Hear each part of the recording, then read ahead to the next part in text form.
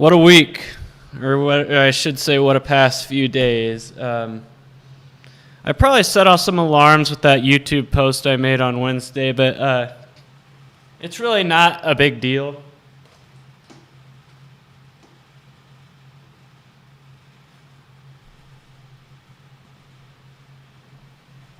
I just need to focus on something right now for the next. I focused on it the last 3 days, and I still got today and 2 more days after that. But I told myself if I got half of it done by noon, then I would do a live stream today, and I got half of it done. So I'll do the other half after I am done streaming today. But I just wanted to motivate myself to get after it this morning. I don't want to go into too much detail because I don't want to put the cart before a horse or anything. But just think if you had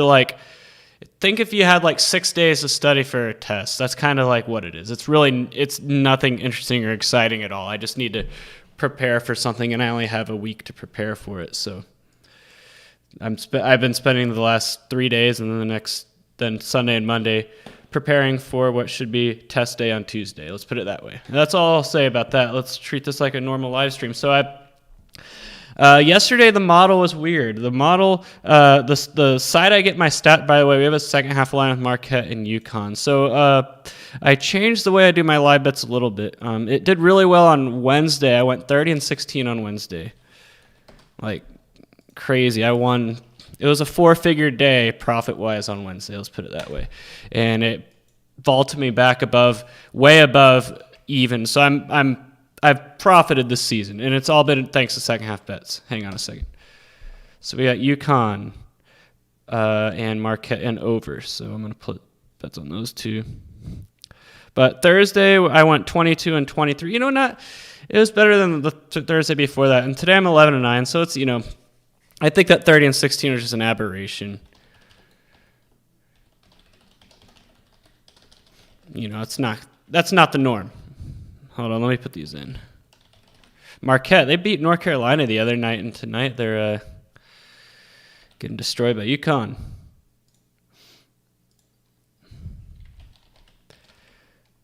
And I just put in single units on it. Although I'll get back to this in a sec. But let's see. Since I last streamed, I was 24-18. So I went 9-4, then I went 11-6, and then I went 2-3 on Monday.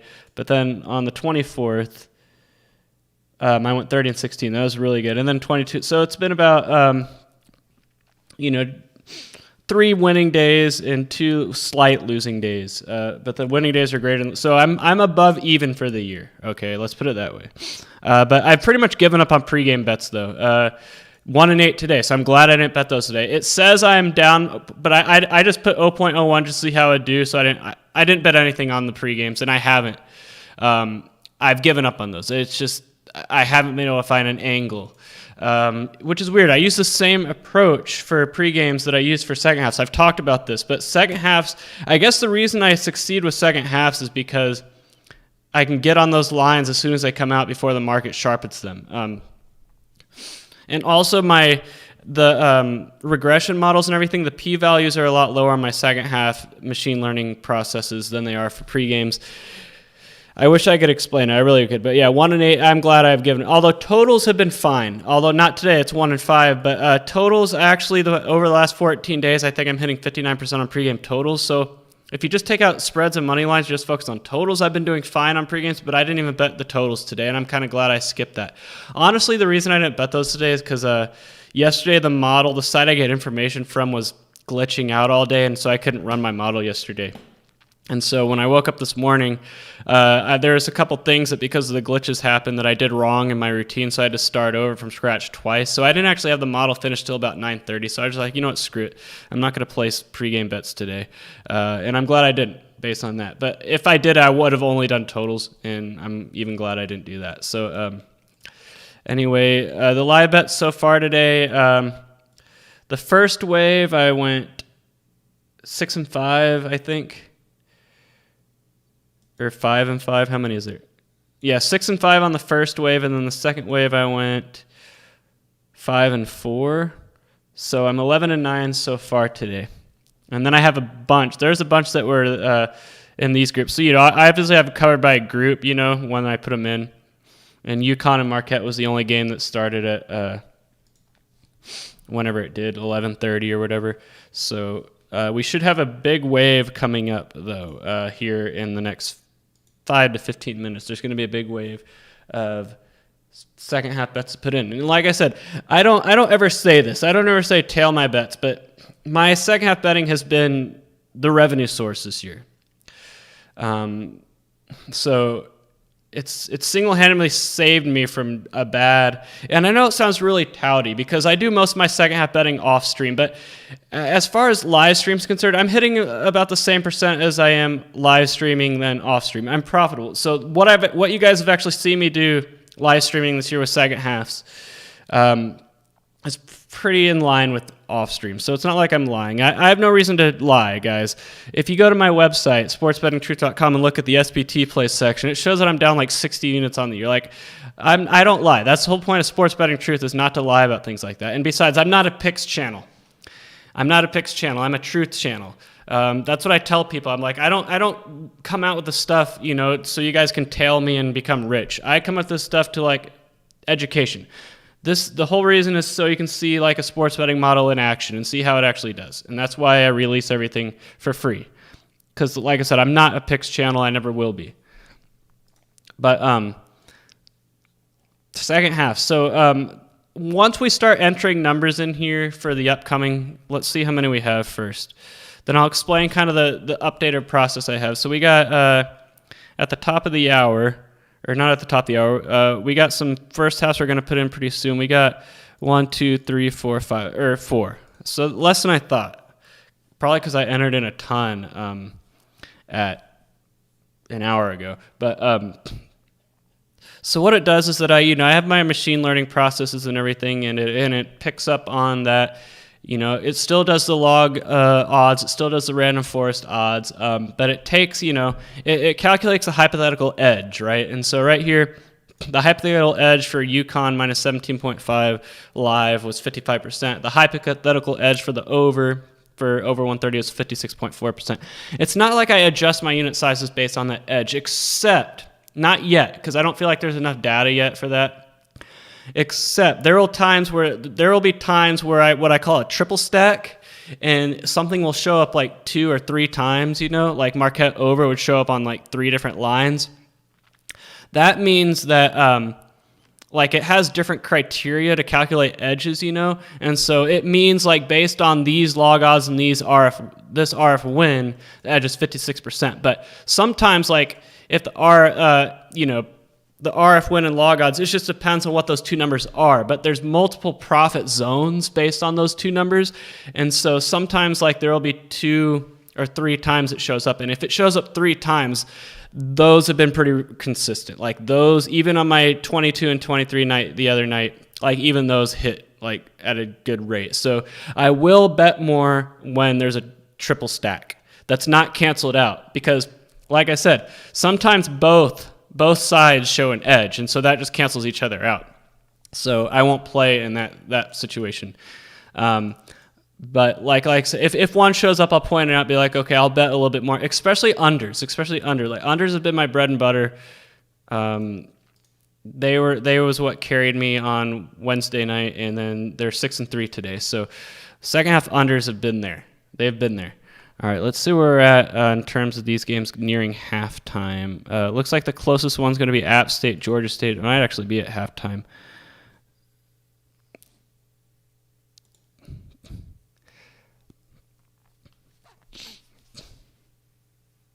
Okay, not yet, but yeah, we got 4 games that are getting ready to near halftime, as well as I would say some games that we can resolve and grade probably at the top of the hour. So spreads haven't been there. I started off 0-4 on spreads today.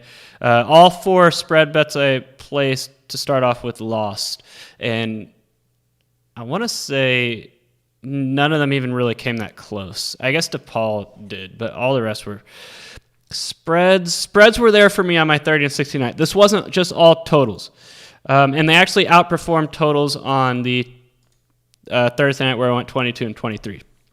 But so far they haven't.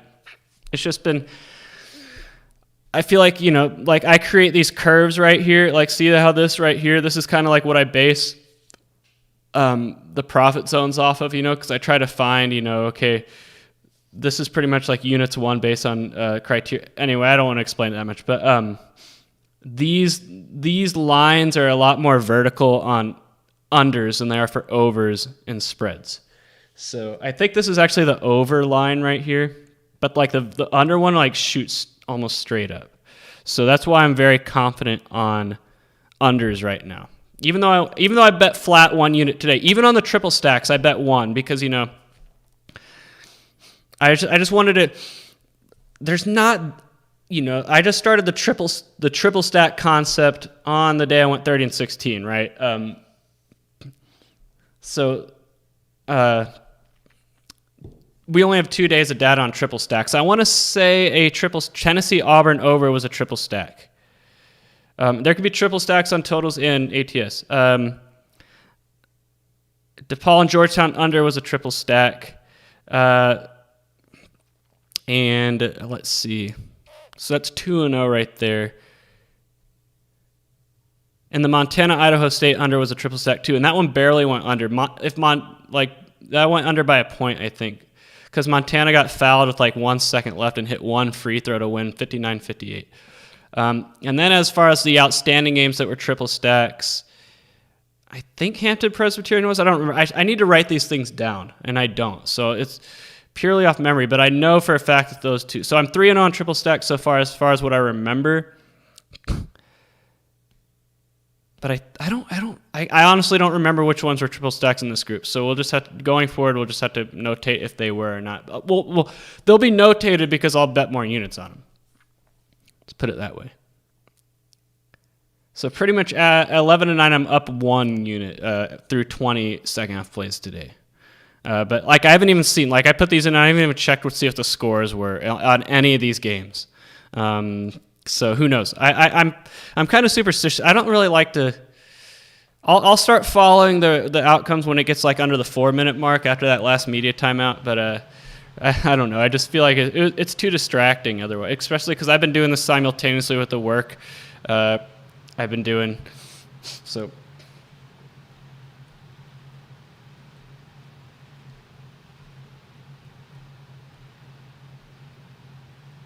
No, Richard Poplis, he asks this every week.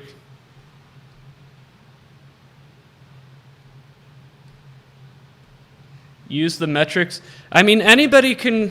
I'm not saying a 30-9-4 run is impressive or not impressive. It is. I'm very skeptical on 38-4 on spread bets, though. I'm very skeptical. Very, very, very, very skeptical. But people have been commenting on my YouTube videos accusing me of blackmailing touts and stuff, or blackmailing handicappers, what they call them. I haven't done any of that, guys. We were making fun of him on the stream last week, but that was just all good fun. It was nothing serious. As far as how would you blackmail a tout, right? I'm guessing blackmailing a tout would be buying their picks and then going on YouTube and saying, hey, these guys are lying about the results. Their picks aren't winners. Would that be considered blackmail? Because I fully support something like that. I've considered doing that. I've considered buying picks to show the real results, but I haven't, because I don't want to waste my money, first of all, and second of all, you shouldn't have to buy someone picks to prove that they're liars and scammers. You don't need to do that. But if you do that, good for you. That's not blackmail. That is not blackmail. All right, so any of these games coming down to the wire? Okay, App State and Georgia Southern. I'm going to put that one in. Let's see if we got a triple stack. I don't know why I call it. It's a triple. You'll see why I call it a triple stack. I didn't intend for it to be that way when I was programming the concept, but it's just how it happens, All right, let's see what we got with Georgia Southern and App State. Okay, not a triple stack, but we got Appalachian State and under. The log odds is 60 here. That's a higher bracket. That's a higher bracket. So if the log odds are 60%, that's actually higher than. Because you have different levels right here, 55%, 60%, and 64%. So 60%, I'll place a little bit more on the under than I do on the spread. All right, so I'll place 1.1 on the under and then just a normal 1 on the spread.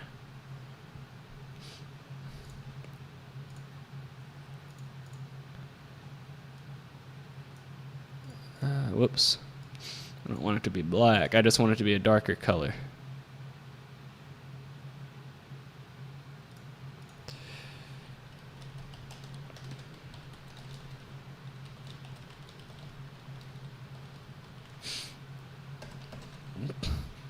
And our numbers were 2 and 130.5. All right. So I saw that American game was coming down to the wire. I mean, the total's going to be very close. I have under 144.5. Oh, yeah, I think that's going to go over. I don't know. We'll see. Weirder things. I thought that Montana-Idaho State game was for sure going to go over, and it didn't. And it was the same situation. All right, we got another one. Lipscomb and Northern Alabama. Okay, I need to say halftime before I can enter it in.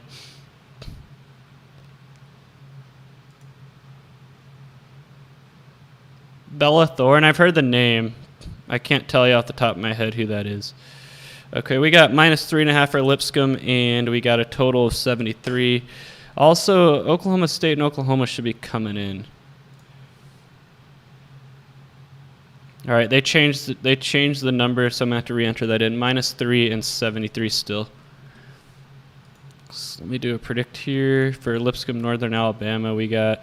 One thing I've noticed that it's not very picky. That's why the volume is high. But if you have an edge, high volume is good, and that's another 60% edge. So I'm going to put in 1.1 units here. Yeah, I had a decent 4-figure profit on Wednesday. It was nice. All right. You're going to see a lot of unders, but that's just where it is. I feel like they haven't adjusted yet. The books, they just need to set higher second half totals, to be honest with you. I just think it's bad line setting. Maybe they do it on purpose because I know most people tend to bet over. It's kind of like craps, where even though the don't pass line has better odds in craps, most people play the pass line because they don't want to be a contrarian. Maybe it's the same way with second half totals. Yeah. Maybe that's why they purposely, set high second half totals that are right for under pickings. Maybe I'm onto something here. Where's Oklahoma State and Oklahoma? We got Oklahoma State plus 2 and a total of 74.5. So let me run that through and see if we got a triple stack here. That is a triple stack. Okay, see, that's what I'm talking about. That's a triple stack. So under triple stack. So I'm going to place like a premium. I'm going to place, let's do like a fraction, some higher units here. Let's put it that way. I don't know. Let me calculate how many units I just placed. Okay, 1.31, 1.32. That's a triple stack. And 1.32, just a little bit more. See, because it met all three profit zones. So that means, like, no matter what profit zone I used, it was following all of them. And those have had a very good track record. Like, since I implemented this, they're 3-0 today. I can tell you that. I don't like I said, I don't remember which ones. I know there was at least a couple in this group. So we got one more, by the way. Boston U and Army, waiting on that one. But there's like maybe 2 or 3 triple stacks in this group. I just can't remember which ones. But at least we'll know which ones they are in here because I'll bet 1.32 on the triple stacks. Okay, just waiting on Boston U and Army, and that one's up. I just need that to say halftime. And you want the API to say halftime. Because there will be sometimes it'll be like 0.01 and people are like, why don't you just put it in? Because there's times like the score will change, even if it says 0. Sometimes the score changes because sometimes like the refs are reviewing a shot that was made at the buzzer, And so you want to make sure it says halftime before you run the odds. I made the mistake the other night with that. Thankfully, I still won the bet. Thankfully, it still won, but ooh, wow, that's rare. Nothing for that one. But yeah, it was Arkansas and Alabama. Arkansas, I entered it in as if the second half line was -5, and I placed a bet on Arkansas and the over, I think. I forgot. I won both. Let's put it that way. I won on Arkansas. They won by like 15, and then the game went over, or under. I forgot. It was one of the two. But either way, I accidentally entered the wrong number, and I still won, thankfully, but I learned my lesson. All right. We got some games that are over. Miami and Clemson. Pretty sure I had the over there, and that did not go over. Yeah, like I said, unders are a lot more reliable than overs, so that's a loss. 1.1, and we're going to add that up here. And then Weber State. That didn't look like it went over either. That's 142. Weber State. I had over. Yeah, so over is not good for us. The rare times I bet overs, at least those two lose. So now I'm negative for the day.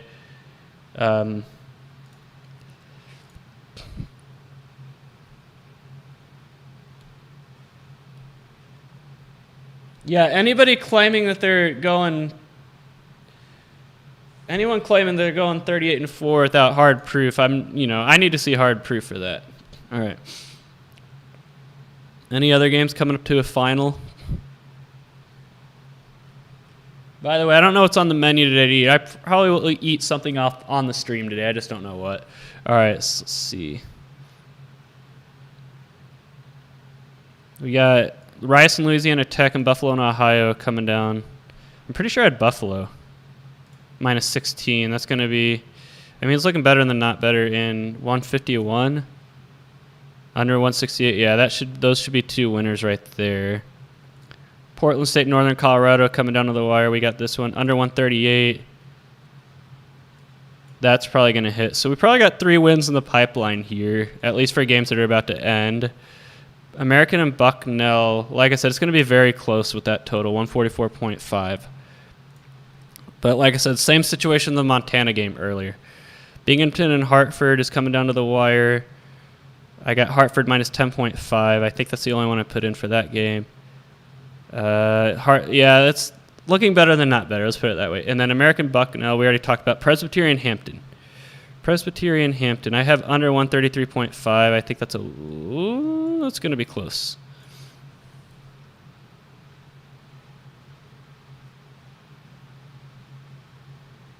Yeah, I heard they have tout commercials on the radio here in Las Vegas. It's funny to you're listening to talk radio, not even a sports station, and then someone comes on sign up today for our picks, get 20% off. I just laugh. I get that account executives at radio stations they don't give a crap as long as you can pay for airtime on the radio station, but still it's just funny. I thought you only heard that on sports radio stations, but I guess the people who work I heard it on KXNT, which is kind of the conservative talk radio station here in Las Vegas. I forgot what it was called, BetIQ or something like that.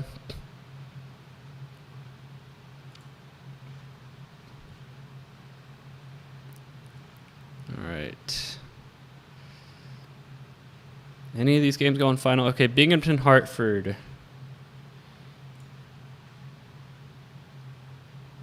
Yeah, Hartford should win by 10. I don't see how that won't happen. But I don't. Oh, we're gonna have an overtime here possibly with Presbyterian Hampton. That's not good. American Bucknell. Yeah, that looks like an over to me, so that's a loss. Let me add to my under loss total here. So I'm an 11-12, but like I said, I might have some wins coming up in the pipeline.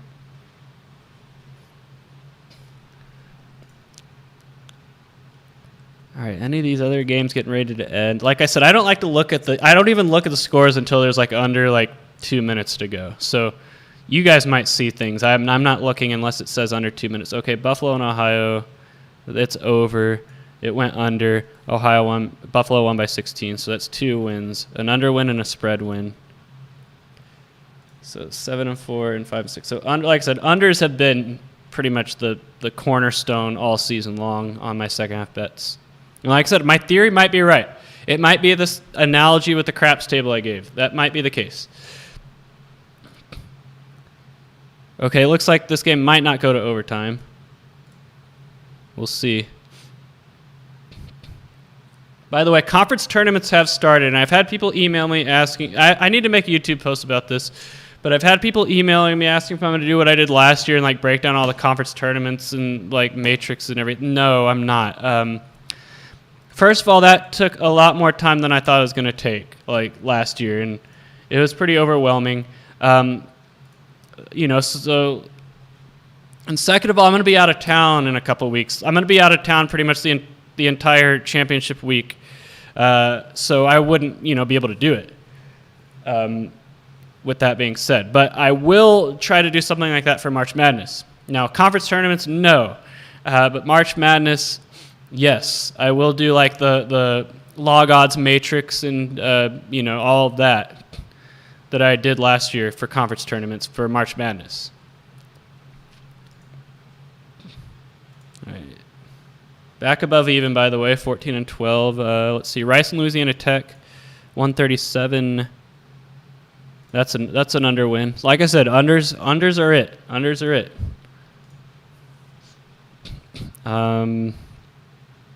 Northern Colorado and Portland State. Where are we at? I mean, that's probably going to go under.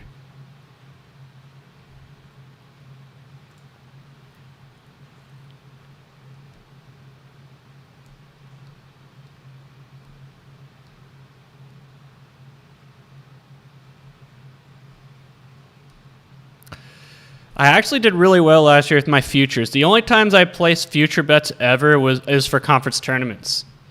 And that's the thing. I would do it if I wouldn't be out of town from March 8th to 12th. I will be gone out of town. So that's honestly the main reason I probably won't be betting conference tournament futures this year. And also, I don't even think they're going to offer them. Like I haven't seen them offered for the conference tournaments that have started. And I think I know why. Because what if I guarantee you there's going to be some team that has to pull out because of COVID or whatever. And Presbyterian Hampton, by the way, went under. And so, yeah, that's probably why they're not even going to bother. And so, in that case, like, why should I bother? Okay, let's see what else we got here. Portland and Northern Colorado. What's the number I have there? Okay, getting a little too close for comfort there. A little too close for comfort, and that's because Northern Colorado has made a run. They've made a game of it. That's why. Okay, that's not good. That's not a good sign. But hey, I'm 16 and 12. I can afford a loss. All right. Any games up here that are coming to a close? None of them are under 2 minutes yet, so I'm not going to look. Oh yeah, I'll absolutely do NIT picks. I mean, whatever game is on the schedule, I'll do. It's not just going to be March Madness, but that's going to be my focus, March Madness. I won't make like videos about the NIT. But I just had a lot planned for March Madness last year that I had to scrap, and I was so disappointed. I was like, this is going to bring so much traffic to my channel. So that's why, okay, I'll just say it. Every spring I take a ski trip, and so I'm going a week early this year so I can focus. Usually I go, the days between Selection Sunday and the first day of the NCAA tournament is usually the days I go skiing. That's usually how it is. But because I want to focus very heavily on my YouTube channel for March Madness, I'm going a week early this year. So that's why I'm going to be out of town from March 8th to 12th. I'm going to be in Vail. And the reason I'm going back to Vail, even though I was there for Christmas, is because half the mountain was closed when I was there for Christmas, So most of the back was closed, which is like the whole point of going to Vail. And so I wanted to go back to make sure I could ski the back.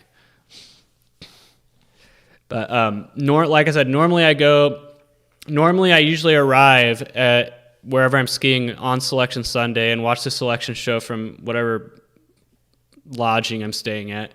And then I ski, and then I usually get back in time for the first day of the March Madness. But like I said, I want to give full undivided attention to March Madness for my YouTube channel this year. So expect a lot of content. Now the question is, what am I going to do for March Madness itself? Am I going to go to a book to watch it? Am I going to stay here and watch it? Will I stream? I don't know. Here's the deal.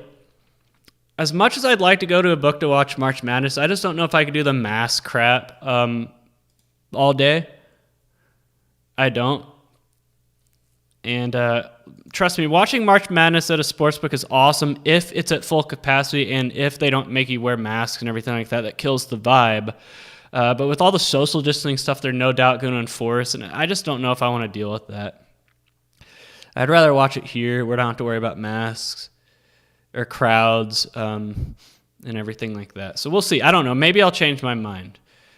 Like, I invited my cousin to come for March Madness, and he might want to go to a book, and maybe I'll take him there. So we'll see. Honestly, it'll probably come down to if my cousin comes or not.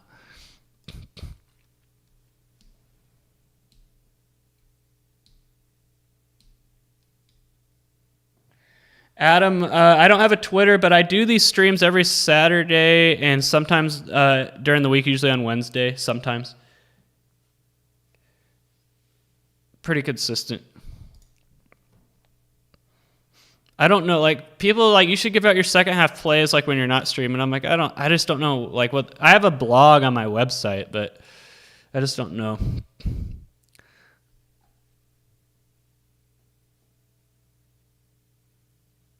Yeah, the BetMGM website's tough. Or website, no, app, yes. Man, I think I have Illinois live, and I have the game on TV, and Wisconsin's making a run. They're on an 8-0 run. I had Illinois minus 5.5, and they're up by 4.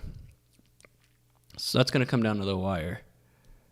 And I also have the over in this game, which won't happen unless it goes into overtime. But speaking of which, I think that it was looking bad for the Northern Colorado game. 138, that's right on the button, right? Yeah, so it's a push. Okay. At least, I thought I was going to lose, so I'm kind of grateful. Okay, Stetson. Where's Stetson? That Stetson game has to be over. I don't even see it on here. North Florida and Stetson.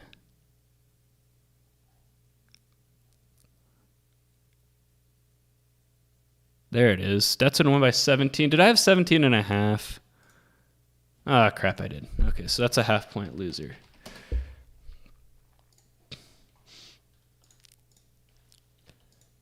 Okay. Illinois is back up by 6, but Wisconsin shooting free throws. If you want to know what I think about a certain game, just go to my website, sportsbettingtruth.com. As far as from like just a non-model perspective, I think Baylor's. If you watch them play the other night against Iowa State, they looked very rusty. So we'll have to see if that'll carry over into this Kansas game. Because remember, they were off for 3 weeks. We'll see. We'll see. But Kansas actually played them pretty close in Waco a few weeks ago. So, like I said, it'll be close.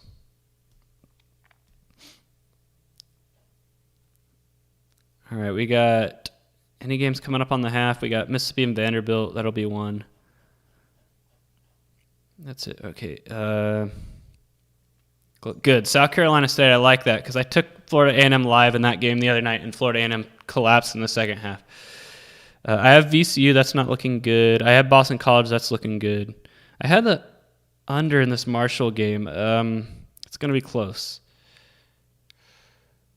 Or is it? No, it's going to go over. I thought I had a higher number than that. Okay, so that's probably going to be a loss. Whoops. I need to switch this around. That LSU one's definitely going to be a loser, by the way. Okay, the ATS. Like I said, unders are really it. Unders are where it's at. Except for North Texas and Marshall.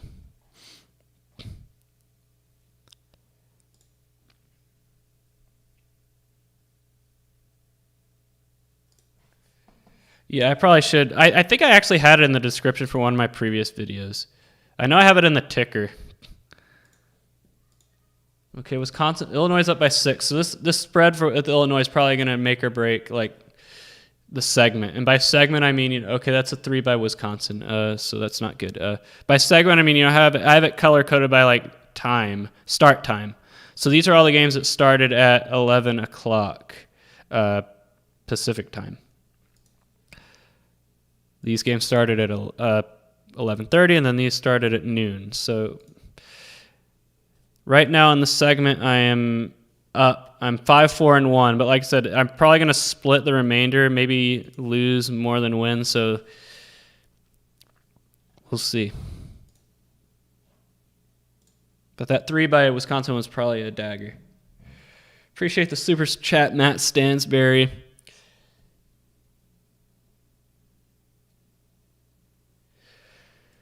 But I'm just glad to be doing something other than studying. Let's put it that way. And when I say studying, I mean, like I said, think of if you had to study for a test,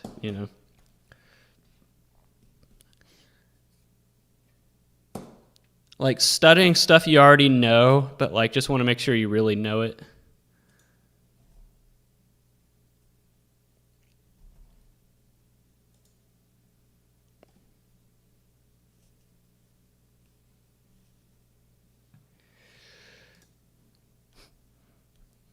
VCU. That VCU plus 3.5 is going to be very close as well. This game went over, by the way. I'm going to add that as a loss. Whereas North Texas and Marshall. Usually North Texas games go under because they're good at slowing down their opponent, but those are two diametrical opposite teams in terms of pace. Marshall plays very fast and North Texas plays very slow. So I guess Marshall won out in terms of the total.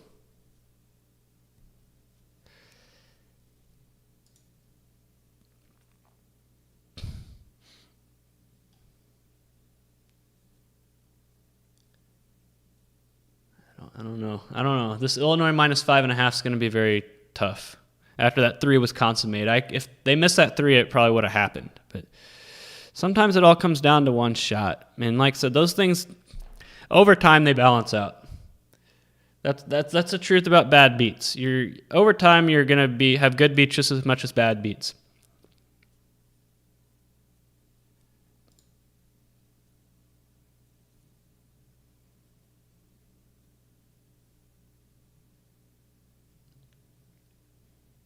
Of those four teams, probably Florida State, just because they're inconsistent. I like the other teams, although Baylor, I would say, it's a one-game sample size, but Baylor looked very bad against Iowa State the other night. And for those of you who don't know, Iowa State is 0-14 in the Big 12. Like, Iowa State led most of that game. I think taking 3 weeks off is not ideal. Michigan did it too, and Michigan didn't pay the price, but Michigan did it earlier. Like, it's one thing to take 3 weeks off like in January. It's another thing to do it like right before, postseason.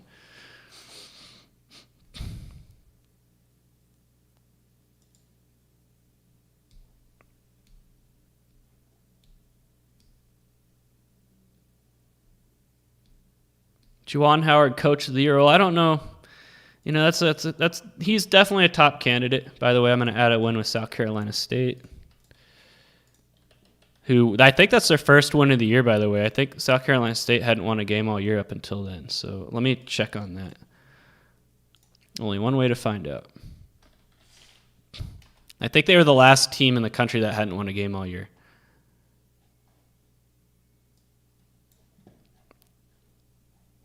Like, win a game, I mean, like, you'll see some teams that haven't won games in my power ratings, but this is just because it's only against Division I. Like, some of these teams that haven't won games, they were 0-16 coming into the day. Yep, so that's their first win. Congratulations, South Carolina State. You guys got one.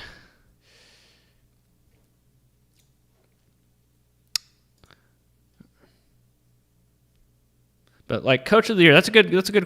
Who else could it be? Let's look at the power ratings. We got Juwan Howard. I don't think Mark Few is going to get it just because he is what he is.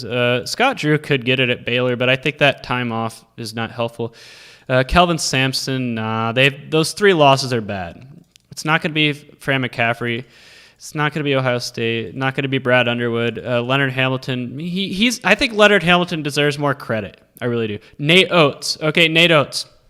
It's probably going to come down to Nate Oates and Juwan Howard, because remember, Alabama wasn't even a tournament team last year, and they were very bad defensively last year, and now they're number 3 in defensive efficiency. Like, last year, they were in like the 150s. I think maybe even worse. So, yeah, I think it's going to come down to Nate Oates and Juwan Howard, Coach of the Year. Wisconsin just hit another 3. Jeez, they were hitting 3s like nobody's business. Back to back. Like, if they missed that 3, I probably would have won the Wisconsin 5.5, but now it's only a 2-point game. Or I had a good chance to win.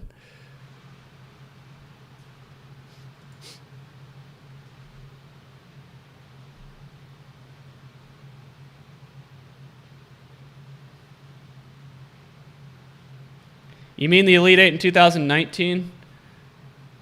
Because in 2016, Gonzaga, they were I want to say they were a 10 seed that year, and they didn't make the Elite Eight. But Texas Tech didn't make. They made the tournament in 2016, but Texas Tech was an 8 seed in 2016, and they lost in the first round to Butler. All right.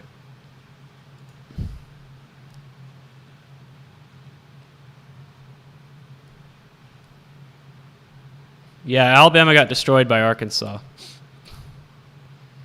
By the way, VCU did not cover, and the game was 122, so that's split, I think. Or no, I had the over. No, I had the under. Okay. So an under win, but a spread loss. That's probably going to be the theme today. Spreads are going to tread water, but unders, I'm hitting 67% right now.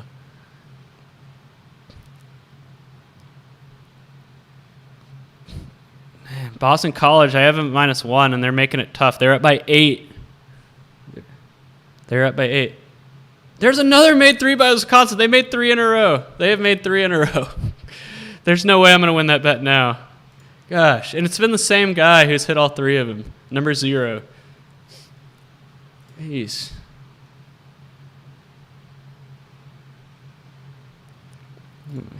Oh, well, like I said, it is what it is. I'm not worried about it. Ooh, LSU's making a little bit of a run. What do I have them at? I had them at 1, so that's not going to happen, but I think they're going to make the game go over unless Arkansas is running the clock out as we speak. Washington and Arizona. I didn't place a bet on that one. I was actually surprised. Illinois, Wisconsin. I think all these threes, though, that Wisconsin making is going to make it go over. It's at 134 right now, and I need just one more point. So maybe all these threes is not a bad thing. It'll allow me to hit the total. And as long as Arkansas is not running out the clock right now, in an 8-point game with 24 seconds left, I don't know, then that game's going to go over. Okay. Got what we needed. All right, good. So LSU is going to be a loss, but at least we got the over win. That's good. Okay. Yeah, spread bets just aren't there today.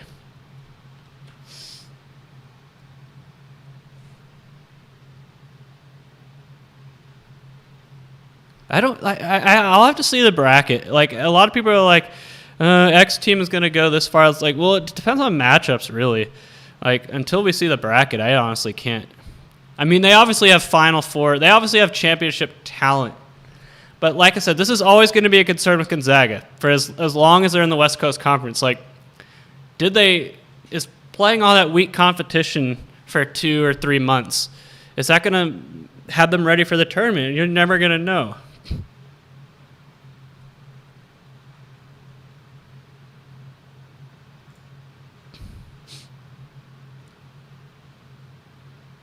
Okay, so 70-69. That's over, right? Over in Illinois, Wisconsin. Yeah. Okay, so maybe all those threes are a good thing. All right.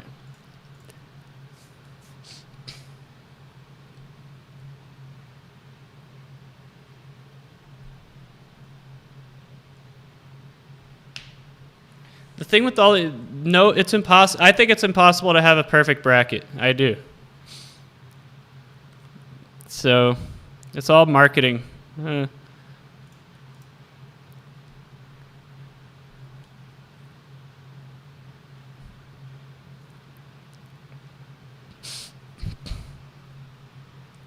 Like, I had a guy email me about, like, bracket pools, and he's like, a year ago or 2 years ago, I was in the 99.9 percentile on ESPN, and I told him, it's a crapshoot. It really is. He was nice. I'm not disparaging him, but he was trying to get some advice on how to do a bracket pool, and I told him, there's things that can increase your odds, but ultimately it's like a daily fantasy contest that has like $1 million top prize. Honestly, to win, it's going to be luck, So I told him to work backwards. I told him to work backwards. Pick your Final Four first and then go from there and pick your first and second round upsets and everything.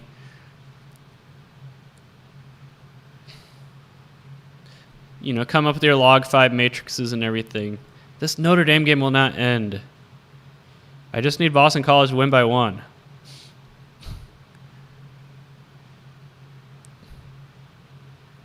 So we're just waiting on the Illinois game and the Boston College game to close out. But we're going to have Ole Miss and Vanderbilt coming in here pretty soon. Let me get logged back in so I'm ready. Yeah, that 2017 tournament started off a little slow, but the later rounds are pretty exciting. Like, honestly, the first 2 days are always my favorite just because, it's 4 games going on at once. You usually take off from work and are just kind of like watching basketball all day. And also, it's those are my 2 favorite days of the tournament. But the later rounds usually have more drama. Like by drama, I mean, you have the heavyweights going at it. I just remember that Purdue and Virginia game and the Purdue and Tennessee game from a couple years ago, and like all those Virginia games that came down to the wire that Virginia snatched victory from the jaws of defeat in. Man, those are some epic games. What made those games even more epic was a crowd, and I know they're gonna have fans in these arenas, but gosh, Wisconsin missed the free throw they needed for my Illinois -5, and I have to have a prayer, so I think that's going to be a loss. Let's go ahead and put that in. 7 and 10 on spread, so I might have to pull back on spreads a little bit. Might have to pull back just a tad. Or maybe this is just short-term noise. It might be. But I might place more bets on unders from here on out.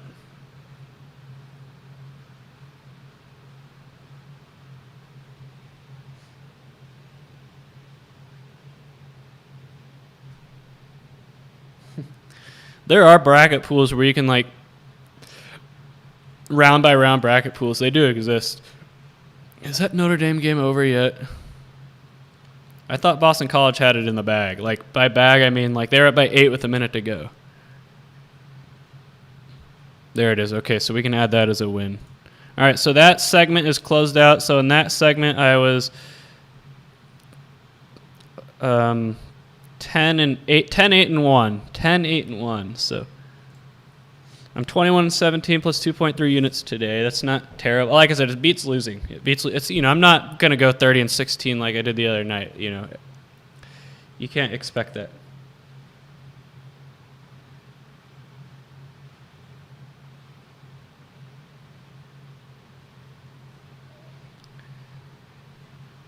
I remember I watched the Virginia-Auburn game because my sister lived in Los Angeles. Like, the first, 3 months I was in San Diego, my sister was living in Los Angeles as a travel nurse there.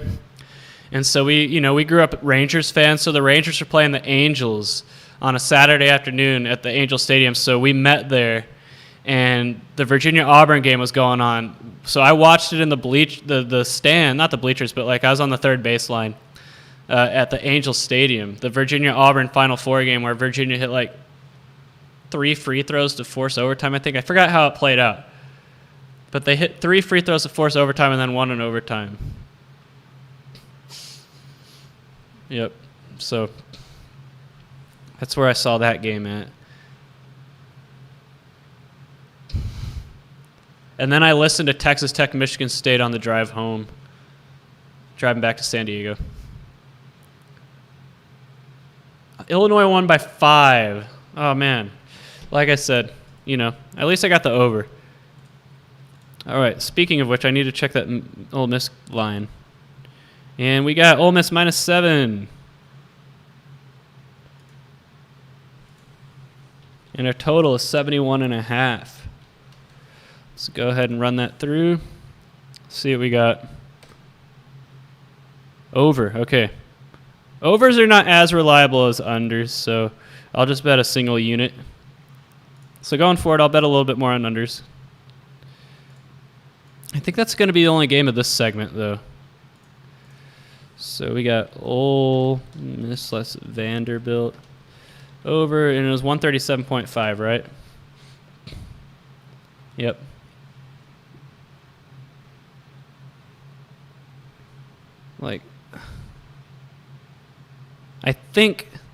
I think this might be the underline that's about to come up right here in the play. Yeah, this is the underline right here. It's just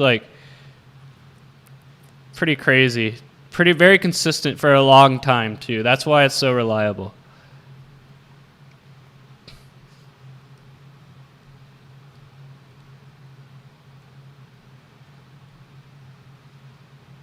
No, I wish I knew the answer to that, Clint Richardson, because I hate having to log in all the time, too.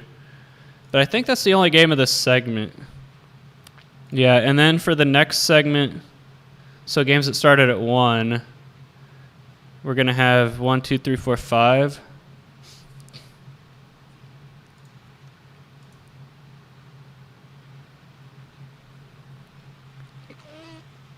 By the way, I haven't even... Money lines, I haven't really... Very briefly this past week, I experimented with money lines one day. And it went... Or maybe 2 days.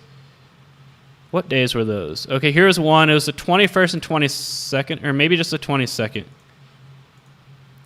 22nd and 23rd, I experimented with money lines.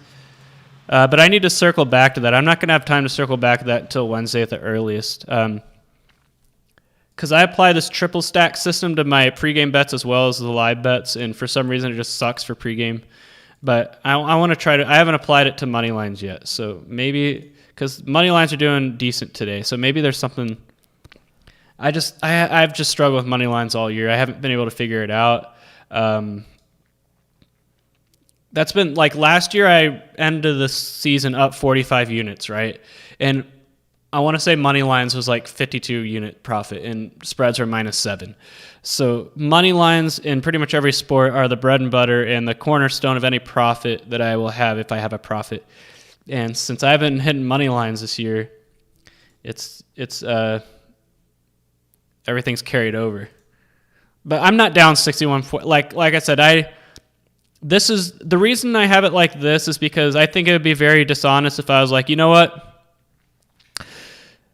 I bet 100 units on this game, so I'm actually at 40 units on the unit. Because that's what touts do. They'll be down and then they'll bet like 5,000 units on a money line, big money line favorite, and that's a tout gimmick. So I'm going to do 1-to-1. So my results are as if I bet 1 unit on every single game since January 9th, right? Which I haven't done. I'll bet half units or third units or even nothing like today, but I still have hypothetically, here's what I would have bet today right here, right?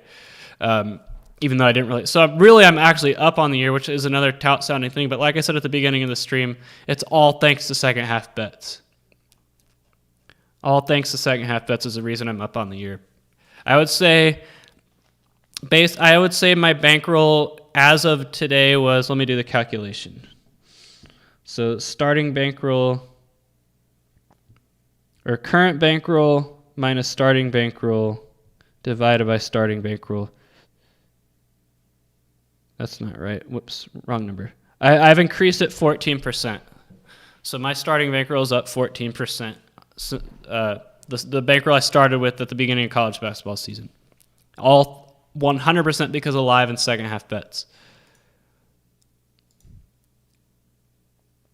TCU money line today. Good luck with that. TCU basketball is just so disappointing. I wouldn't take it.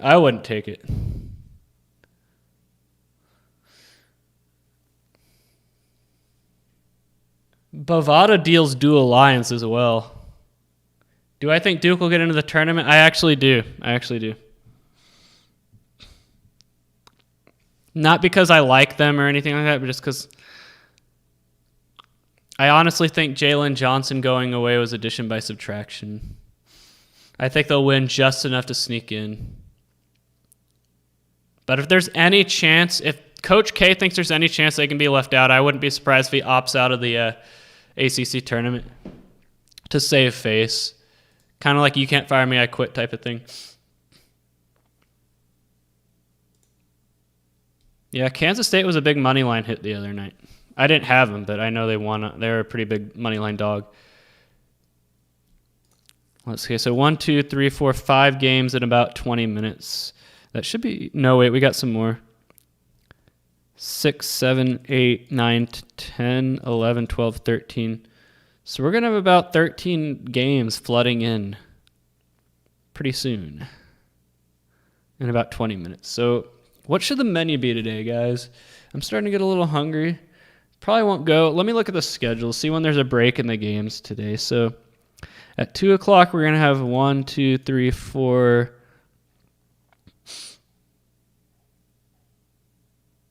We also got some 130s coming up, so 5, 6, 7, 8, 9, 10, 11. So there's a ton of games at 2. And then 3 o'clock we got...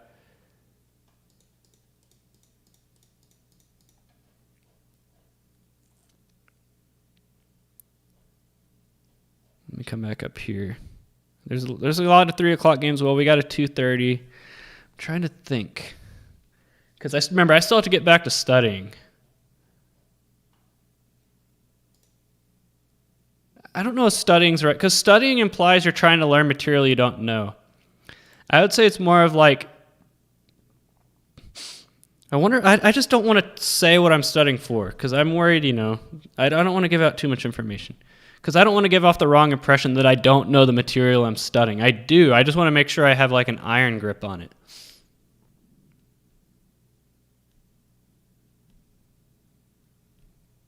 Yeah, but even though I've increased my bankroll 14%, I probably lost about 28% of my bankroll from baseball. So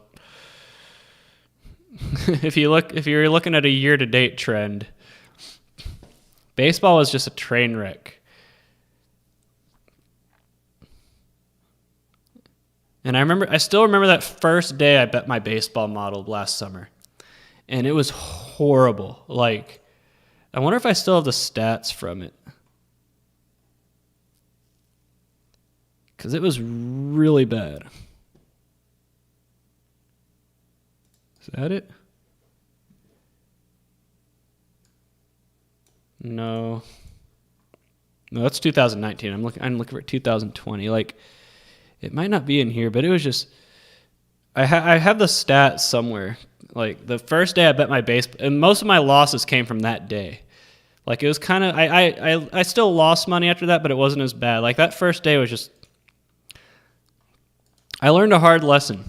Like, don't go all in on your model right away. Like, because I thought it was going to be good. I worked hard on it for 2 months, and I was like, it's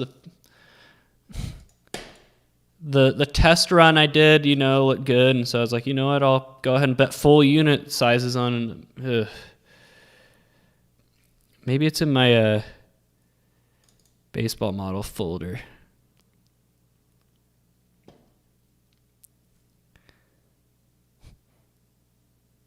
I don't know, but I want to say I went something like. I'm not joking when I say this, but I want to say I went something like, because I place a lot of bets, first 5 team totals, first 5 totals, first 5 money line. I place all kind of bets, and I want to say I went something like 8-52 or something like that. 8-52, and I want to say I started off like 2-38 or something, really, like first 40 bets I was 2, because I remember I posted on my Twitter as this was happening. Like, I was like, I am 2-38 on baseball bets today. It was really bad. Like, and I'm not exaggerating at all. But yeah, and I just put myself in a big hole to start.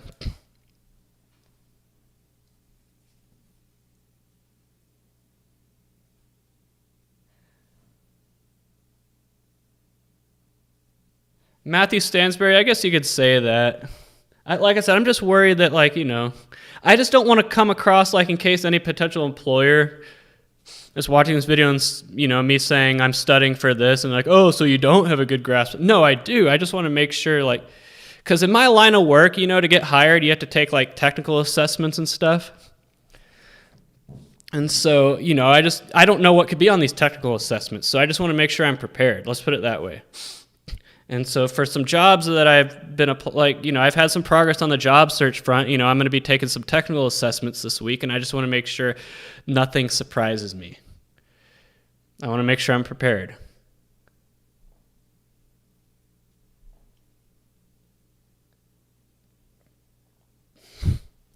And so, I don't want any, say any potential employers watching this live stream right now, like, oh, so you're studying for these upcoming technical assessments because you don't know the material. No, it's because I want to make sure, like, nothing surprises me.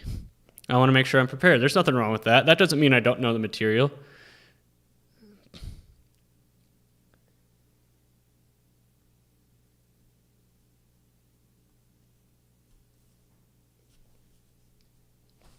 Anyway, I'm trying to find out when the best time is to go get some food. Last week I went a little bit earlier than I normally go, just because, it was the Jack in the Box. But by the way, I think I ended up the day eating 6,300 calories, and I could have ate more. I could have ate more, and I did actually eat a little bit more of it after the stream was over. I don't know if I added that to the list though. Okay, so I ate the loaded tiny tacos after the stream was over. And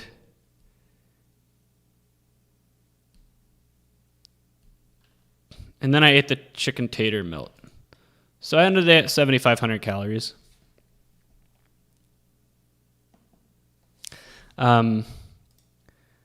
Which is, I'm not going to eat that much today. I'm not going to do that again today. I'm going to do a refeed day. I do a refeed day once a week, and I was like, I'll do it on Saturday. A refeed day is kind of like when you eat a little bit over your maintenance calories, because when you're as lean as I am and you don't have a lot of fat to lose, you kind of have to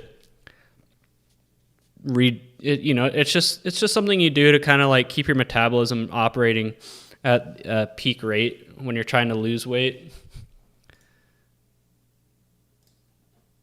And so since my body fat percentage is getting lower and lower, you need to do more and more refeeds. But anyway, I just don't like these games at 2:30. That kind of throws a wrench into everything. But we got one game at 2:30. Do we have any 3:30 games? I don't know if I want to go that long, though. We have 2:30 games. You know what? I can probably just skip the 2:30 games. So I'll go right after I enter in the live lines for the 2 o'clock games. How does that sound? Well, so I stepped on the scale the next morning and I was up like 5 pounds, I think. But by Thursday, I was lower in weight than I was on last Saturday morning. So like I said, if you do it right, if you do a refeed day right, and that was more of a cheat day than a refeed day. So there's a difference between cheat days and refeed days. A cheat day is where you kind of just eat, whatever you want and don't really pay attention to the calories. But then even then, okay, so there's a difference. There's cheat meals and cheat days. A cheat day is just where you eat, a cheat meal is just where you cheat like once in the day.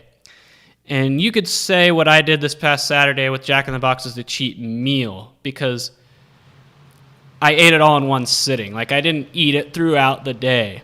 A cheat day is where you eat throughout the day.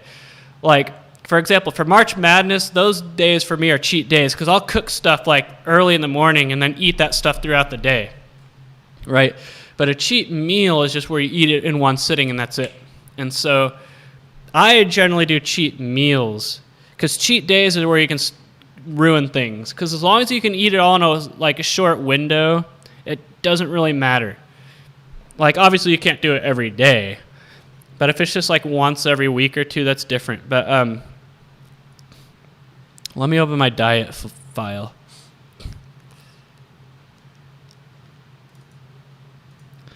But and then you have refeed day. So a refeed day is where you just go, you still count your calories and everything, but you just go slightly over your maintenance calories. Like I usually go 20%. So if my maintenance calories is 2,500, it's probably higher than that. But when I'm losing weight, I like to go lower. So 20% over that, 3,000. So I'll eat 3,000 calories today. That's a refeed. You still count your calories. You still manage it, but it's different. A cheat day, you don't really count your calories, and you probably go way over 20% of your maintenance. But anyway, so here's my graph. So last Saturday, I weighed 165.1. And then the next morning, I was 170.2, so that's 5.1 gained. But then by Thursday, I was 164.5, so that's 0.7 less. So like I said, if you do it right, your trend of weight loss will continue, regardless of your refeed or cheat day, if you do it right. By do it right, I mean you don't do them very often. So like when you're as lean as I can, you can get away with one a week, and don't eat all day. Do it in one sitting. Like I pretty much gave myself 2 hours last Saturday to eat as much of that Jack in the Box as I could.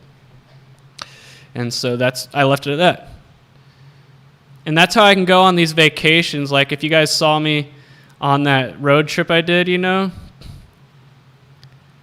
the road trip right here. I had 18 straight days of just eating whatever I wanted, but I only ate once a day. That was the gimmick.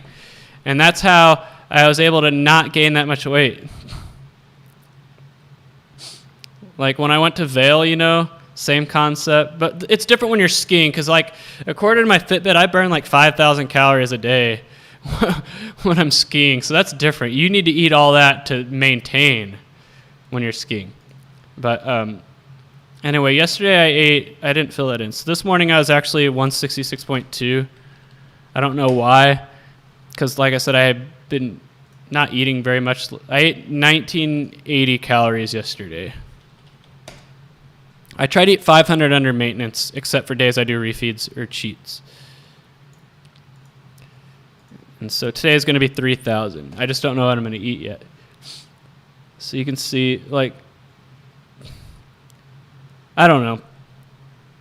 I think part of the reason my weight loss is also slower is just because I don't have a lot of fat to lose. Because if in the pictures I take, I actually look leaner than I looked like 2 years ago when I weighed 158, for example. Because I've gained muscle since then. So maybe 166 pounds today is the same as 158 2 years ago because I've gained 8 pounds of muscle since then. I guess that's my theory.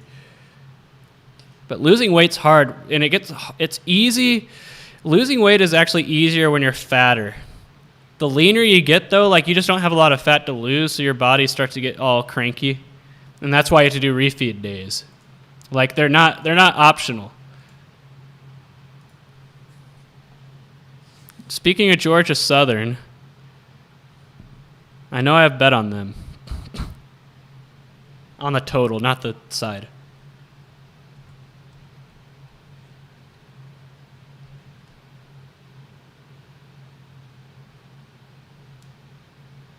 Do I plan on doing any updated baseball videos before the season? I'll probably touch up on baseball at some point. The thing is, I'm probably going to rebuild my baseball model from scratch.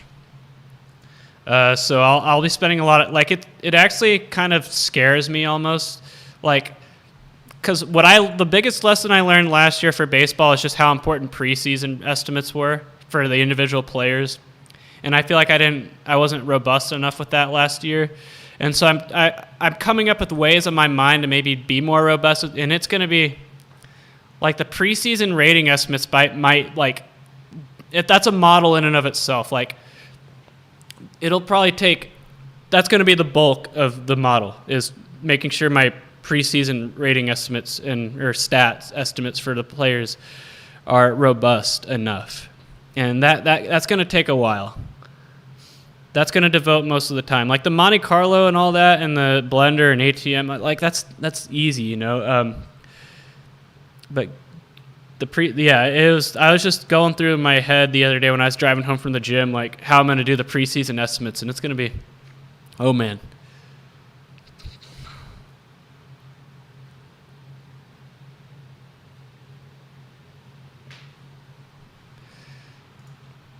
All right, we're probably about 10 minutes away from the avalanche of second half lines to put in. Okay, here's one. Appalachian State, Georgia. So I know I had App State. That's probably going to be a loser. Like I said, the spreads aren't there today. Under 130.5. That could happen.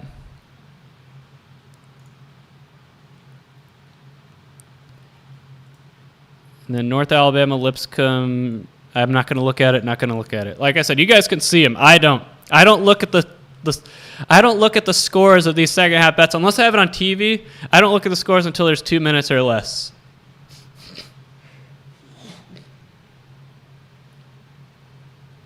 Is Trevor Bauer worth his pay? I don't think he's worth what the Dodgers are paying him. The Dodgers overpay everybody. They're like the new Yankees. They just spend. And the Padres are trying to keep up with them. I don't know why. Like, I lived in San Diego for, a year and a half, and it seemed like nobody gave a crap about the Padres. Like, I could see the stadium from my balcony in my apartment, and, like, that's how close I lived to Petco Park, and nobody cared. At least, the people I interacted with.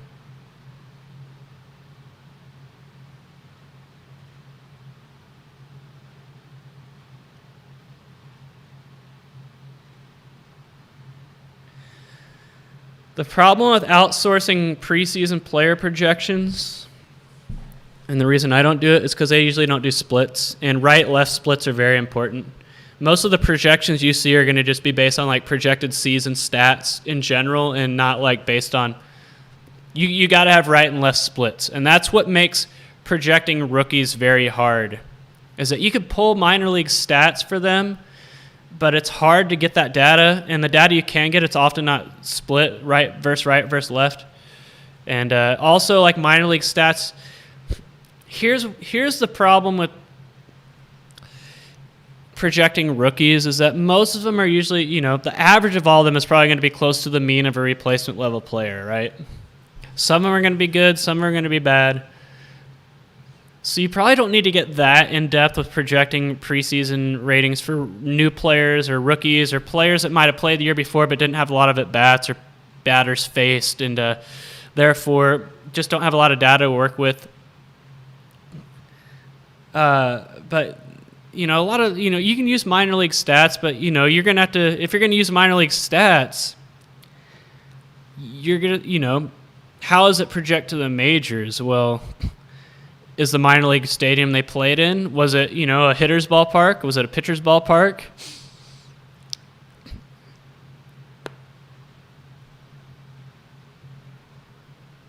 So, yeah, there's a lot of things you have to think about to project preseason ratings. And I don't think my approach last year is bad, but I didn't, when I was programming my preseason rating, statistic approach last spring, I didn't think it needed to be that robust because I didn't think it would be as big of a deal as what I learned it was going to be.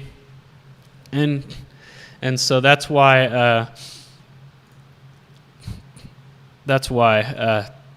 going to go back to the drawing board once basketball's over.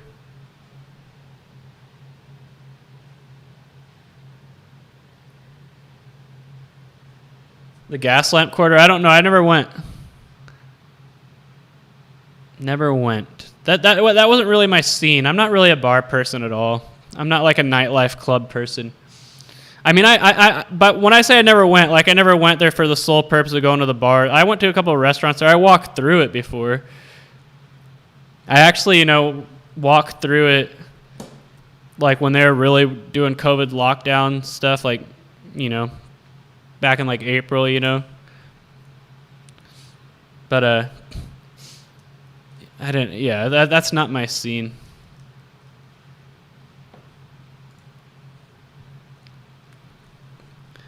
All right, I'm gonna get ready for this avalanche of second halves.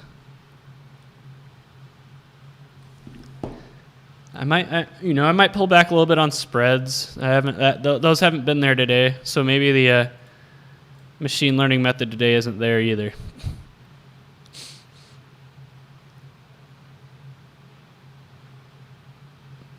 I mean, most of them are just based on 55% anyway.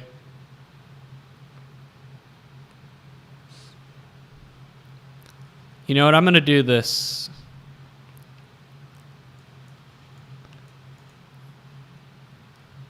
I'm gonna only base spreads off of the higher end.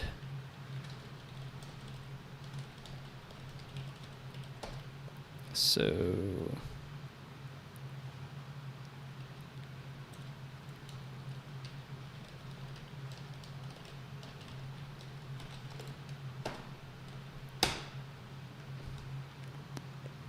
this might help. This might help things right here. There, that's what I'm looking for. All right, maybe that'll get us a little bit more picky on spreads for second half spreads. All right, let's see if there's anything up yet. No, not yet. I don't know if any game has hit halftime. I mean, I'm just going to do a refeed day. The one thing I care about most with the refeed day, another thing you need to focus on, which is usually not a problem with cheat days just because you're going to eat so much on a cheat day, is hitting your protein targets. So that's why I wouldn't get like a pizza on a refeed day or something like that, because unless, you got a pizza with a lot of meat on it, you're not going to hit your protein target. So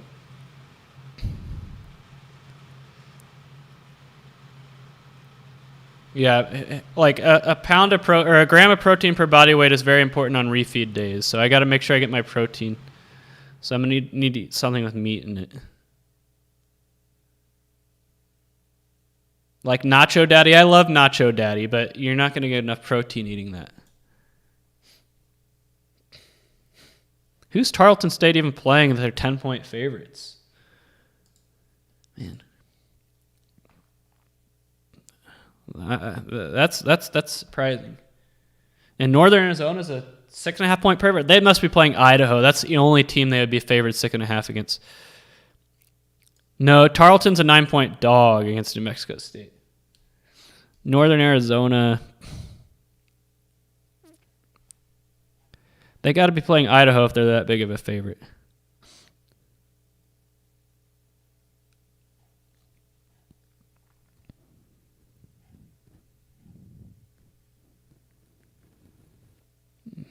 I don't see him. I'll find him. Anyway, that UConn game has to be over by now. All right, so App State game's over too. It went under, thankfully.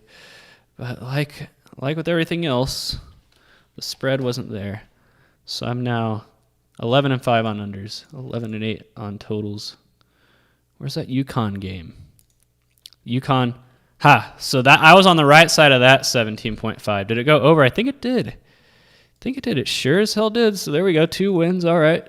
That's a positive development. We got a spread win and an over win. So I'm actually hitting the same percent on overs. So totals, I'm 60. If I just stick with totals the rest of the day, I should be fine. Like I said, I'm going to place more bets on totals. Okay, we got some second half lines up. We got Belmont, Morehead State, and Oregon and Cal. Oh, Northern Arizona played Southern Utah the other night, so I'm guessing they're 6.5 point dogs because Southern Utah is better than they are. All right. So, by the way, I think I said this last week, but when I was driving from Vail to Las Vegas back in December, I stayed at a Hampton Inn right by Southern Utah University. All right, like right across the street. Okay, where are my halftime games? Okay, that's not what I'm looking for. They're up here. All right. Belmont is a -3. By the way, coming off a pretty surprising loss I think they got destroyed by Eastern Kentucky the other night. I forgot who Belmont lost to the other night, but they lost by a lot. Maybe Jacksonville State. Belmont is not the juggernaut that people thought they were. Like I said, my problem with Belmont, and this has been my problem with Belmont for, probably the better part of 15 years now, is they're too reliant on the 3. And that's always been their identity. All right, we got a triple stack. Belmont under, so keep that in mind. And also the under in the Oregon-Cal game and Morehead. So I'm going to, place triple stack units on the under in the Belmont game. And then just a regular 1.1 unit bet on the under in the Cal game, and then just a flat 1 unit bet on the spread in Morehead +2. I think Belmont's not playing with a lot of confidence right now, so I like that Morehead +2 halftime bet. All right, so we got Belmont / Morehead State, and then Morehead. I knew a lot of people went to Morehead State, by the way, when I lived in Kentucky. I'm guessing that was like the Texas Tech of Kentucky, like the school where you went if you couldn't get into Louisville or Kentucky. Texas Tech is a school you go to if you can't get into A&M or Texas or pretty much anywhere else in Texas. All right, or Rice, but Rice is like, I'm not going to include Rice with that comparison. And then we have Oregon / Cal. I need to put my phone up to the window. The reason I put my phone up to the window is because that's how it acquires my location, I'm guessing. All right, we have 130.5. We have 2, and then it was 138. Triple stack. Done. And then 1 and then 1.1. All right.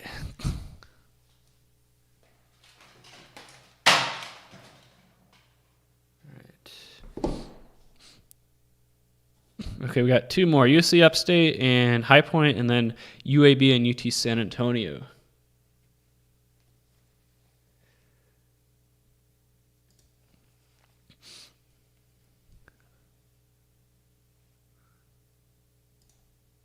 Also, Air Force and Colorado State should be coming up soon, too. Okay, here's USC Upstate. We got 2 at 71. And then where's UAB? Here they are. We got -5 and 77. Seems like UAB games always go over when I place under bets on those games, and they always go under when I place over bets. And UTSA is the opposite. seems like every second half total I bet with UTSA wins. So one thing has to give here. We got a triple stack on the under in the UTSA game, but we also have a canceling out on the total on the USC Upstate game. So just a cancel out there, and then we got UTSA live or UTSA second half +5. All right, so a triple stack means triple stack units, and then a regular spread is just going to be a normal 1 unit play. Triple stack. UTSA/UAB under triple stack. Like I said, something has to give there, though. 152. Something has to give. What was the live line? Was it -4? And then just 1. All right.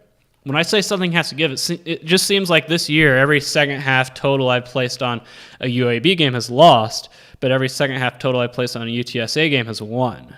So, but with the triple stack in place, I'm confident that it's going to be the UTSA side. All right, Air Force and Colorado State is at halftime, and we got Air Force +9.5 and 71.5. That is, I'm almost certain that's going to be an under when we run that through. Just knowing how Air Force plays and their style. And, it's a canceling out, so neither. But we do have Colorado State -13.5. I think that's more reasonable. I can see them pulling away in the second half, so it's going to be a 1 unit play on Colorado State second half.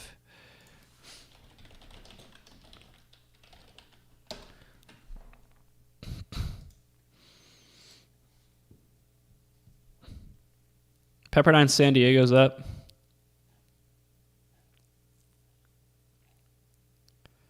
Okay, I need that to say halftime first.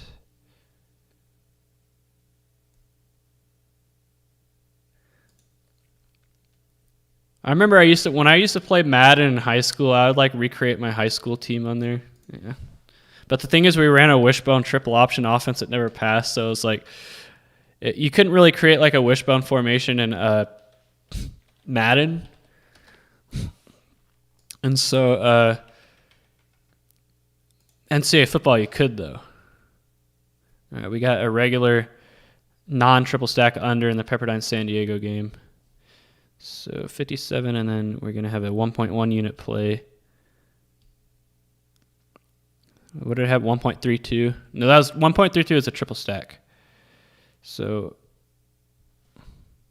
there we go. I'm in on Pepperdine and San Diego. By the way, I need to Pepperdine 1.1 and then 1. And then we have Pepperdine spread -10.5 and 148.5.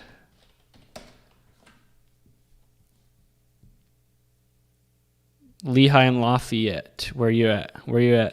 Here we are. We got Lehigh +4.5 and a total of 78. Lafayette's a team that usually goes over, what I've noticed with my experience with them betting second half. Yep, there's the over. I told you. My model knows. All right. So Lehigh, live line of 8.5. Since overs are doing well too, I'm going to place a 1.1 on that as well. And then just a regular 1 unit on the spread. And if these do well, maybe I'll put a little bit more on totals than 1.1. But for now, we'll just play it safe.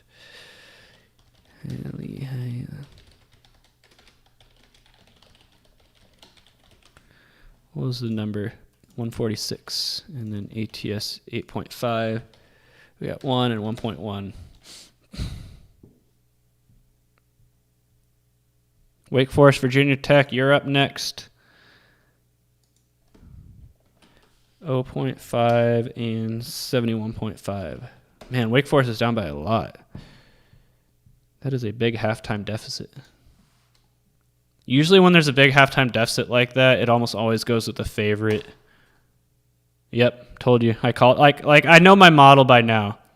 And that might seem like a big line, but those have I feel better about those big halftime spreads like 27.5 than I do at the smaller ones. You'd be surprised at the rate they come through. It's almost like my model knows there's a reason they're up by that much. Let's just hope that they don't let off the gas. All right, we got more. NC Greensboro and East Tennessee State, you're up next. Also, Boise State, San Diego State is going to be coming in soon as well.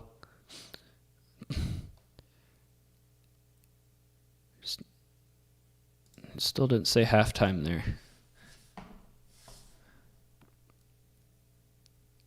Can't enter it in until you say halftime.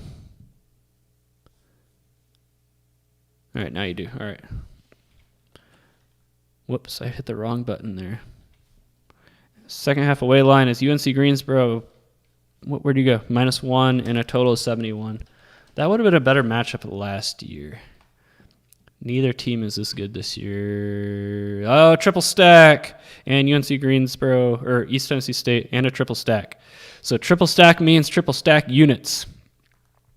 I'm feeling bold. I'm going to go a little higher here. I'm going to go a little higher on the triple stack under.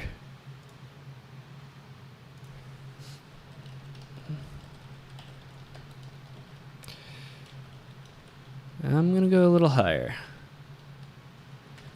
Whoops. What was the numbers? -1 and 131. I know I placed a unit on. Let me do a calculation of how many units I just placed. I went a little higher, 1.4, a little higher than 1.32. I'm not going to get too crazy here. You still want to practice good bankroll management. But when you feel like you have a good edge, you might want to go a little bit higher. There's nothing wrong with that. All right. That's it for now. Just waiting on the others to hit halftime. We're waiting on Kansas State, West Virginia, and Florida State, North Carolina. And I see the game on TV right here. Florida State's up by 16. North Carolina, talk about a team that I don't think belongs in the tournament. They got blown out by Marquette at home the other night. Marquette's not good. Now they're getting blown out by Florida State. I don't know what happened to that program. Also, we're waiting on Florida and Kentucky. All right. By the way, Lipscomb, Northern Alabama. How'd that turn out? What did we have? We had under 141. I think it went under by a point. Went under by 2 points, so that's a win. That wasn't a triple stack, though, but it was a 1.1. It's fine. I'm up 4.91 units now on the day. Or is it 5.2? I don't know what it is.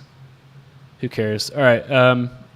That's because this number right here is based off of flat units and not taking into account. Okay, Oklahoma State. That was a triple stack. Are we going to have our first triple stack loss of the day? I haven't looked. I have not looked at this total, but it should almost be over by now.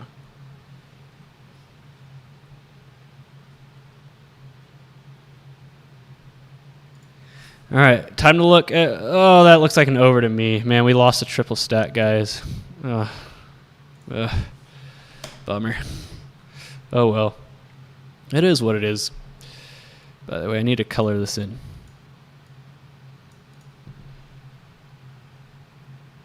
Anybody else up? Oh, there's Kansas State, West Virginia. You guys are up. And Boise State, San Diego State is on 2. I need you to say halftime.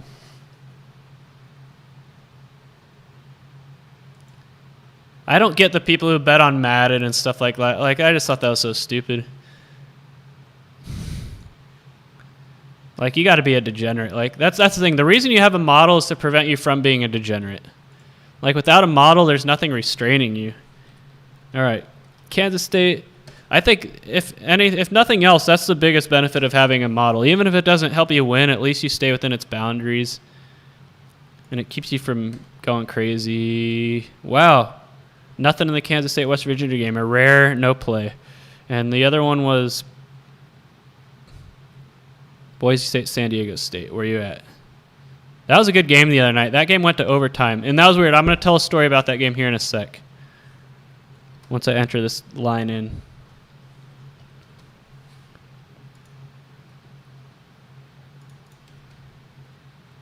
Okay, under. I actually bet the over live in that one the other night. Hold on. It changed to 72. Let me re-enter it.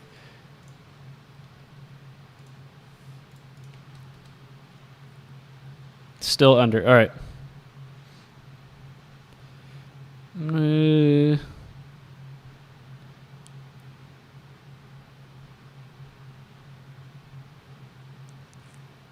I placed a little bit higher. I just did a 1.16 unit wager there. All right. But let me tell you about Boise State, San Diego State from the other night. And that's a small total.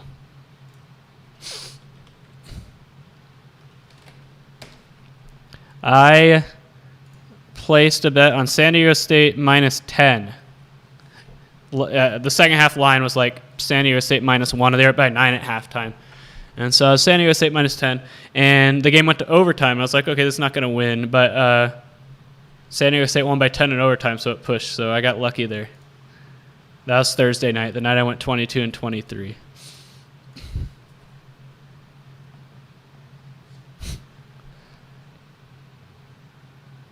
Like, that's the thing. I'm not a degenerate or a compulsive gambler. When my model wasn't, when the stats website that I get my basketball stats from yesterday was not working, I was like, oh well, I'll just take the day off, and I did.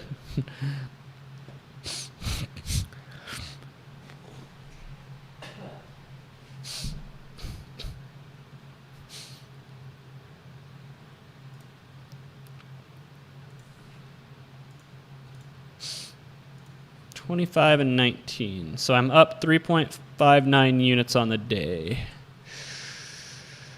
Not bad.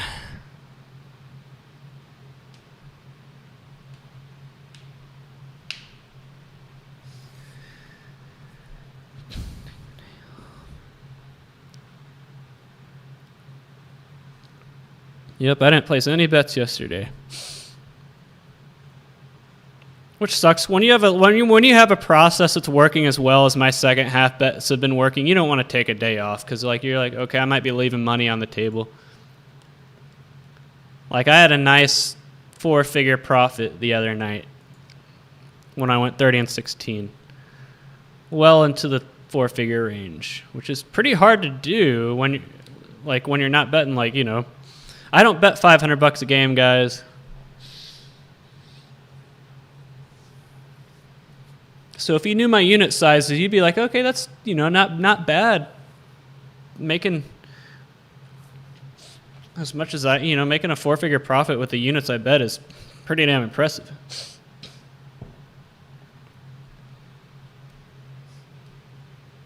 Like, do the math, 30 wins, 16 losses. So that's probably if you bet flat units, that's a 12 unit profit probably on that volume.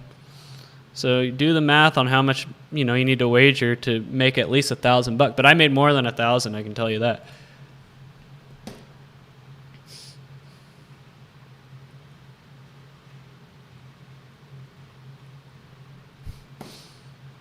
My favorite people are the ones who sweat out bets. Like there's this guy I work with, my job back in San Diego. He was a real cool guy. I'm not making fun of him, but we had the Maui Invitational or something on in my office. It was in November 2019. One of those November college basketball tournaments, and he had a bet on the game. It was I don't remember who it was, but his bet went down to the wire and the game was over, and he was like, man, I won the bet, but man, it gave me a heart attack. And I was like, really? I was like, you must have had a lot on the game. He was like, no, I only had $2 on it. I was like, you're sitting here hyperventilating because you had $2 on a game. I'm not bet size shaming, because I think bet size shaming is very bad because it can lead to people betting more than they can afford. But I don't know, if I had $2 on a game, I wouldn't be sweating it out. Let me put it that way. I don't even really sweat out bets I make these days where I have, a lot more than, I have a decent, it's not like I'm betting cheap, but I don't sweat out bets, and here's why. If you practice good bankroll management, you're not going to sweat them out, because a win or loss isn't really going to mean much for an individual game. Because if you're only betting 1% of your bankroll on a game, win or lose, you're not, in the grand scheme of things, it's not really that much of a difference.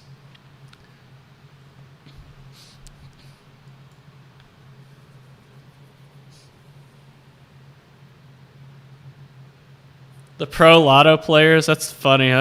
Don't get me started. I don't want to say anything that'll get me in trouble. The pro lotto players. You know what I hate?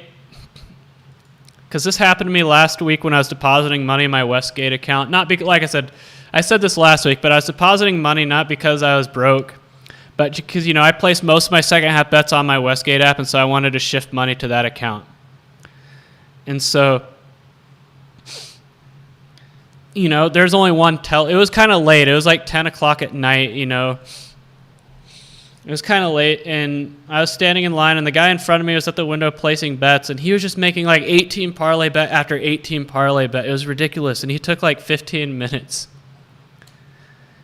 And finally he was done, and he just had all these 18 parlay tickets are like, they're about the size of this phone, if not longer, And I could tell that's what they were because of how long his printouts were, and they were just printing them out one after the other. I just hate the people who hold up a betting window making like these massive parlay bets. That's probably why they limit to 8 teams at the window because of that, for that reason alone. But they don't limit the amount. They need to limit the amount you can make. You know why they don't, though? Because they want people making like 40 parlay bets. They probably make a ton of money off that. All right, Florida State, North Carolina's up.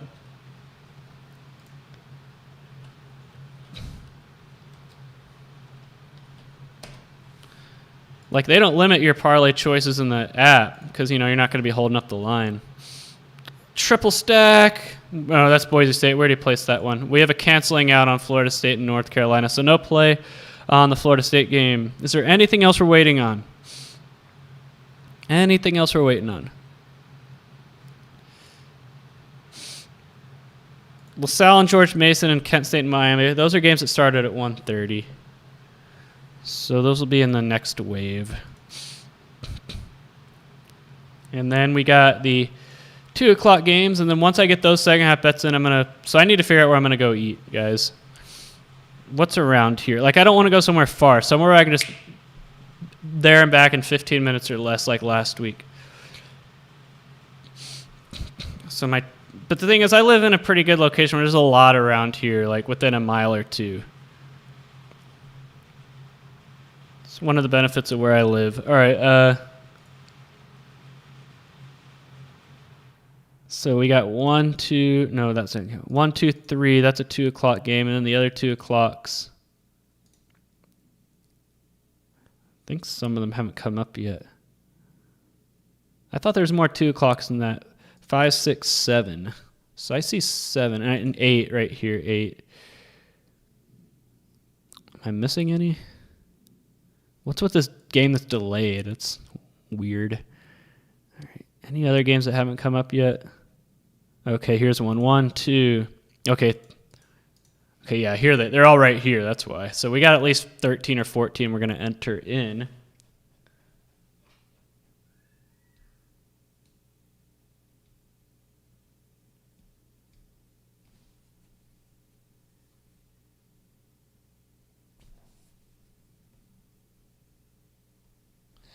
Anybody who tails a parlay of the day deserves to lose. I have no sympathy for them. If they're going to call and complain that the pick lost, like, yeah, it's a parlay. Negative EV, negative EV.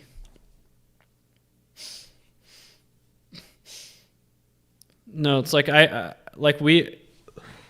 was in like a Secret Santa gift exchange or whatever, White Elephant gift exchange a few years ago, and someone bought $20 worth of lottery tickets as one of the gifts, right? So that was obviously the hotly contested gift because everybody else, brought White Elephant gifts, but everyone wanted the lottery tickets, because, but the thing is I ended up getting the lottery tickets in the end. And so I told everybody, you know what?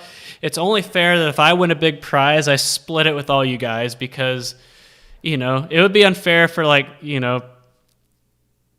a massive prize be won all because off the luck of a gift exchange. That's the only, because that's why I could never buy like lottery tickets as a gift for anybody, because then you'd be really obligated to split a big prize if you won one. And so I went off and scratched them off, and I think I won $17, right? So I didn't split that, obviously. That wasn't a big prize. But that's why I could never give a gift like that. Because then, if they win something big, then it'd be awkward.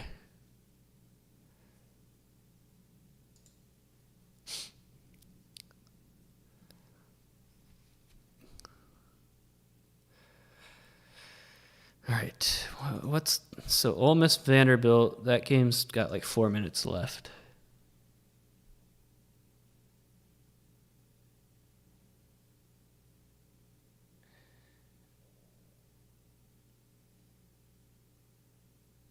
What's my unit bet size? I'm not going to say because, like I said, I don't want to be...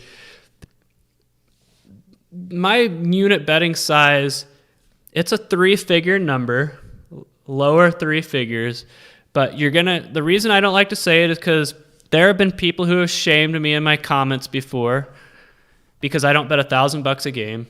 They're like, you're not a real bettor if you don't bet $1,000 a game. And they're like, don't take advice from these guys. He doesn't bet enough. And I'm like, I think I actually made a video on this, and I said the amount of money you bet on a game does not directly correlate with how successful you are. Because there's the guy who lives up above me, like he's a bookie, and he was showing me his players. He was showing me his stuff the other night, and he has people betting like $5,000 on like a 8-leg college basketball parlay, like. And he was telling me just how much money these guys lose. And I'm like, just because you bet a lot of money does not mean you're successful. And I think there's idiots on YouTube that will post the comments on my videos who say stuff like that. Why are you taking this guy's advice? He's not betting enough. I'm like, there's no correlation. There are people who bet thousands of dollars on a single game that suck. And then you probably have people that are betting like $25, $50 a game that know what they're doing. There is no direct correlation. So I will just say my unit size is a 3-figure number in the lower 3. It's not $500. It's not $400. So,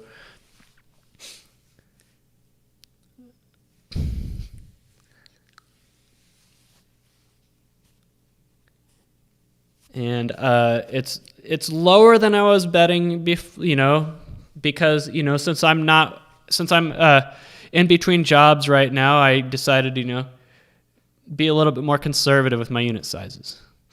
So it's a 3-figure number. If I have a good night, I can still win a decent amount of money. Florida and Kentucky's up, by the way. I was waiting on that one. So we got Florida plus 1.5 and Kentucky spread 76. But yeah, I don't block people from my YouTube comments, but I had to block one guy because all he was doing was just posting all my videos. Why are you listening to this guy's advice? He doesn't know, triple stack, by the way. He doesn't know what he's talking about. He only bets, because at the time, this was over a year ago, my unit size was $225 a game. And he was shaming me for betting that. And that's a lot of money, guys. $225, that's a lot of money. That's like more than what most people in this country probably make in a day, like in an 8-hour shift. That's, almost $30 an hour right there. And a lot of people don't make that much money. And so this guy was shaming me over having a bet size of $225, right? And so that's all you do. He'd just hit and run my YouTube comment section and reply to people. Yeah. He was probably some tout, that's mad about the stuff I was saying. That's another thing that's funny. Like the touts I made a video about this as well. All right. I made a video about touts, or no, not touts, but most of them were touts. Hold on, let me put this in. Was it 153.5? 153. And I did a 1.32. But I would get a lot of emails and comments from people who wanted to collaborate with me. Hey, can we work together? But it turns out most of these people who wanted to collaborate were touts. Either that, or they were people who wanted to, they were just they just wanted to get my information. They probably brought nothing to the table. I'm not going to collaborate with anybody. First of all. Second of all, I don't, no offense to anybody, but I work alone. But why do you want to work with me? People are begging to collaborate with me in emails and stuff. I was like, why do you want to collaborate so badly? Anyway, they're probably just trying to get my secrets. But I'm polite to these people. I just respectfully decline. Yeah. Another thing I like is the people who contact me who claim to be professional bettors, and I made a video on this too. Like they're like, yeah, I'm a professional bettor, and they're trying to like use all this lingo and chat with me and stuff. And the thing is they're professional bettors, yet they're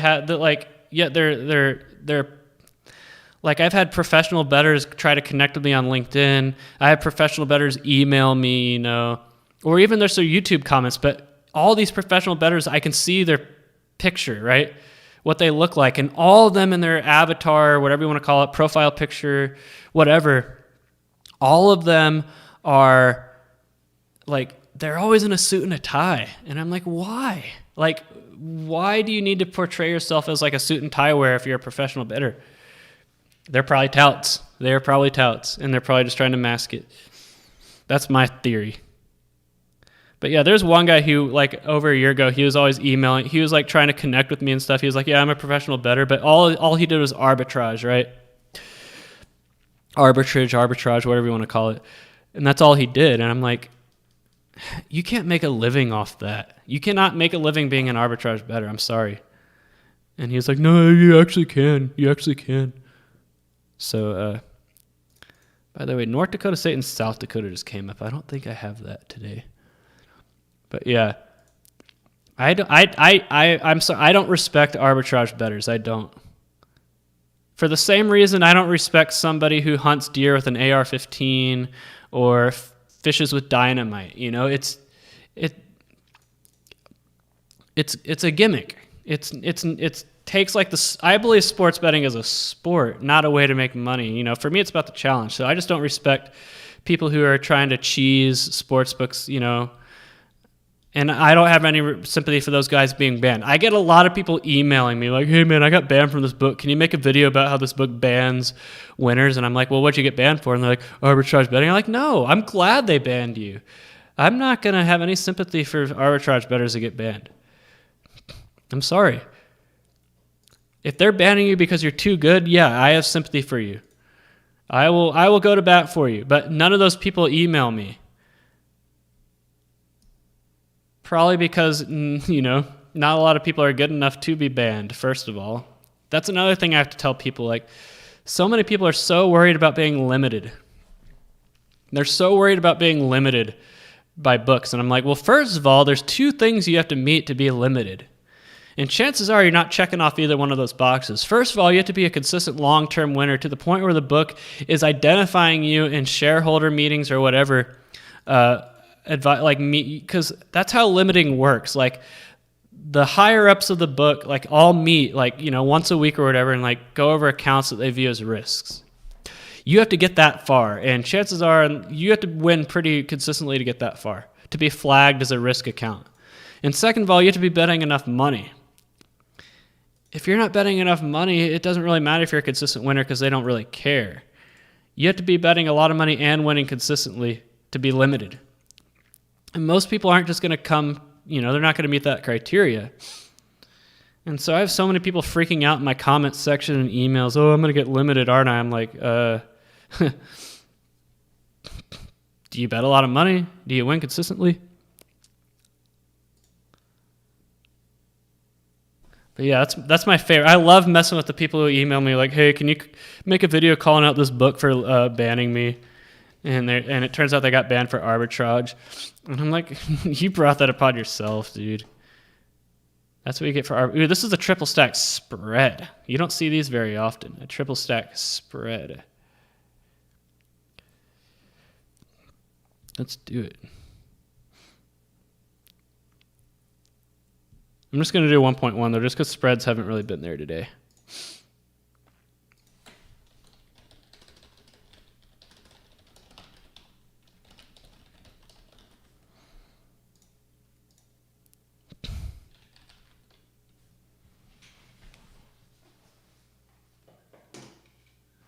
Yeah, I mean, I do most of my betting at Westgate because Westgate's probably not going to limit you. You don't hear a lot about Westgate limiting people. Now, William Hill, yeah, they're probably going to limit you if you're any good. But that's what I tell people. I was like, All you have to do is search, Google, William Hill limit, and you're going to find an endless conga line of articles about people being banned from William Hill because they have a known reputation for banning people and limiting people. That you should have known that before signing up for William Hill. I'm not going to lend a sympathetic ear to you.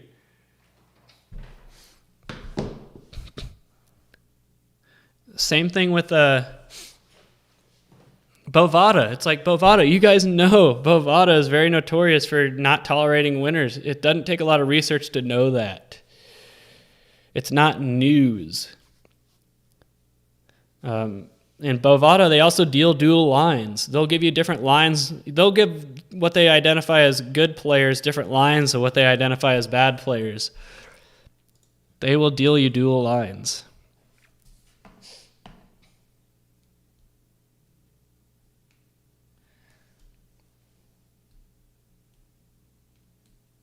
No, I forgot the name of the guy trolling my betting unit size, but he was some idiot. He was probably, I don't even remember his name, nor did I care. I just knew his name from like his comments, because it's not like I looked up to see who he was or anything, but he would just shame me for not, he was also one of those, I only bet with my gut instinct type of guys. He's like, I've only been betting with my gut instinct for the last 5 years, and I've won enough money to retire. And I'm like, he was probably full of crap, you know.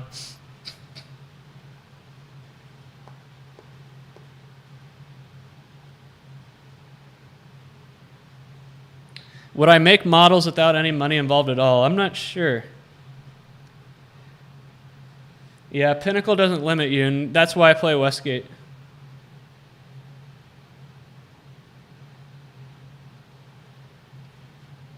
I think it just depends on the book. Like, you're probably not going to be limited if you play at a book that is not known for limiting.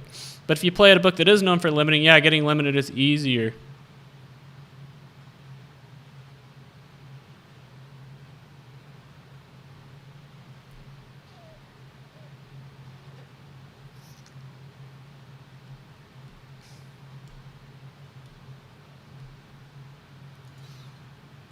But I think there's a lot of people out there also that claim that they're limited when they're really not, just a peacock, you know, to show off. Kent State, Miami, Ohio.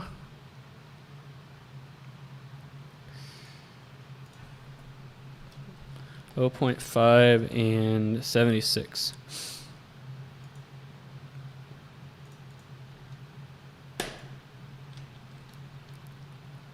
Under, just a regular under, which is fine. Regular unders are still winning at consistent amounts today.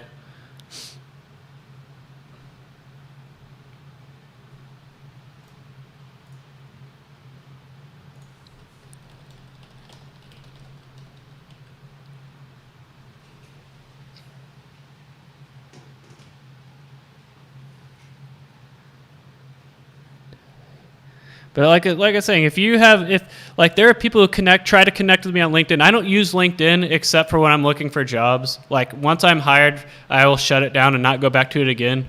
But I still get emails though. And so like, I have so many people who have like their actual job title on LinkedIn. It's professional bettor. Try to connect with me.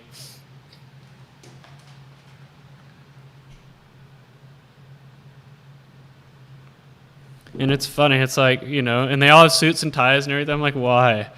Like, if you're a professional bettor, why do you have a suit and a tie? What does it matter? By the way, this line moved to 141.5, and I'm still going to play it. How much money did I just put on that one? I'm not betting flat units anymore. I'm kind of 1.16 again, so yeah.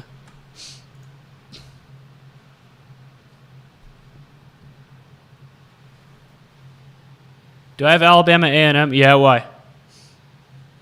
They're in here somewhere. I saw them earlier. Here they are against Prairie View. Yeah. I don't have anything on it, though.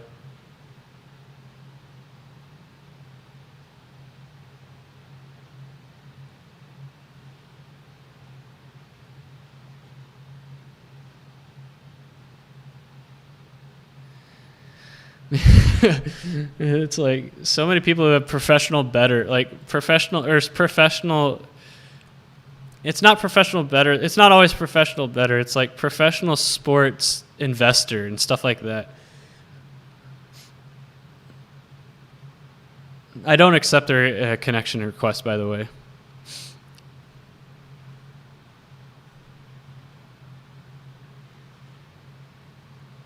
It had Prairie View by 11.8.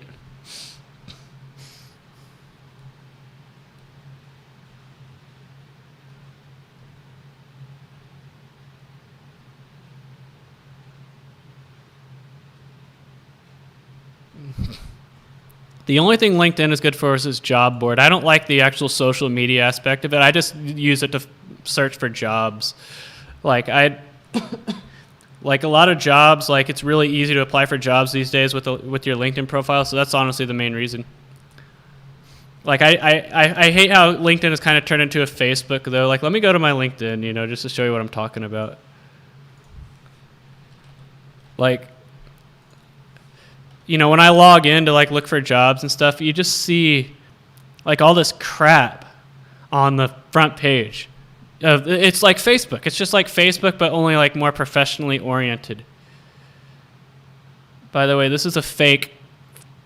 This Connor is a fake profile I made to troll people at my job in Kentucky. I haven't logged into it for like 3 years. I don't know why. Yeah, I made a fake profile called Connor Pulsar that was the community outreach director at the Jefferson County YMCA. And, I was bored at work one day in Kentucky. And so like I was like emailing people with the fake name Connor Pulsar, asking like to sign up for the YMCA 5K fun run, I was just trolling people, and like I started to get like really angry at these people. I'd be like, I've sent out 3 emails to each of you guys at this point, and I'm getting no replies. Do you guys not care about the cause? It was just a troll, like a massive troll job at work one day when I was bored. And so to legitimize this Connor Pulsar guy, I made a LinkedIn profile so people thought he was real. And so that's why. Anyway, let me log into my email. I'm a big troll, like internet troll. We've talked about this before. Like there's this guy named Joseph Cotto, who's like a political commentator, like a wannabe political commentator.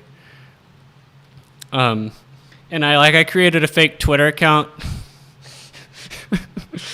pretending to be him. I just troll people. Like I don't really disagree with a lot what he says. I agree with him, on his politics and everything, but he's one of those personalities that's very easy to troll. Like someone who overreacts to things, But anyway, I'm logging into my LinkedIn to tell you why I hate this crap, Like, just post like this, Like, motivational platitudes. I don't even know why I'm following. I don't even think I'm following some of these people. Yeah, here it is. I'm a hustler. Blah, blah, blah. Like, who cares? Who cares that you're in the 13 to 18 bracket? Like, who cares about that crap?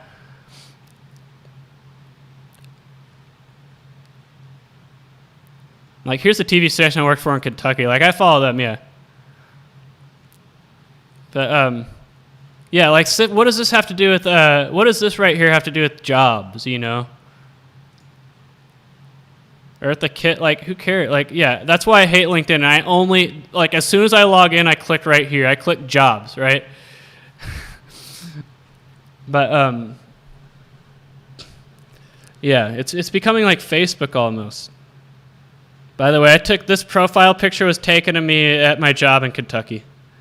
It's almost a 3-year-old picture. Because they wanted to put my picture on the website and everything because I was a department head, And so they take my picture. That was taken in like May of 2018, and they never put it on the website. It was a good headshot though. But they're like, yeah, we want to put your like bio and stuff on our station website. I'm like, okay, and it never happened.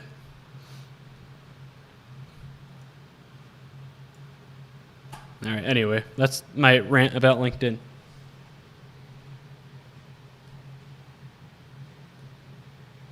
Man, I was like a huge troll. Like that's one of my weaknesses, honestly, is that like when I didn't really do this much in San Diego. Okay, I did do it in San Diego. But I would just create like fake Gmail accounts and then like a fake LinkedIn profile to go along with the Gmail account and like mess with people in emails. That's what I did with that Connor Pulsar profile. That was so funny. It makes me laugh. And I also like did another one called like Sam something, but like Sam Gridiron. Not a tout. I wasn't pretending to be a tout, but I was emailing all the people I worked with in Kentucky with the Sam Gridiron Gmail account about like tackle NFL football. So it was around Thanksgiving. It was in 2017. It was around Thanksgiving, and I like created like a Craigslist ad for like tough physical bruising tackle football at the park. It was like a Craigslist posting like 9 a.m. sharp at Tom Sawyer Park. I am hosting my annual tough physical bruising turkey tackle football game. Only come if you're man enough to play tackle football. And this was a Craigslist post, and I would get like tons of emails from people interested, right? And so I created the Gmail account so I could email the stuff directly to people I work with, and they were out there. Like I had my office, but I had a window so I could see them out in like the cubicle area. And it was funny to watch them like talk about this email they were getting from the Sam Gridiron. They're like, "Hey, did you get this email from Sam Gridiron?" Like, "Yeah, I got it too." Like, tough physical tackle football. Just hear them talk about it. But I got a ton of people emailing. Like, I don't know if anyone actually showed up because I didn't actually like go to the park to see if anyone did. But maybe people did. But you get emails from people like, "Hey, my name is Ray, and I saw your Craigslist ad, and I'm really interested. As long as you can, as long as you have a place for like an out of shape former high school center." You get emails like that. Gosh, I wonder if I searched Craigslist for the posting if I could find it. But it was like a while ago. Let me see if I can. I bet they deleted it. Tough physical, and it wasn't in Las Vegas either. It would have been in Dallas or something, Kentucky. Because I posted it in multiple cities, so I get multiple bites for the troll job, but I probably can't find it. Tough physical bruising tackle football. I wonder if I Googled that. Physical bruising. Because I know I used those adjectives in the ad. Yeah, it was part of a tiger droppings troll.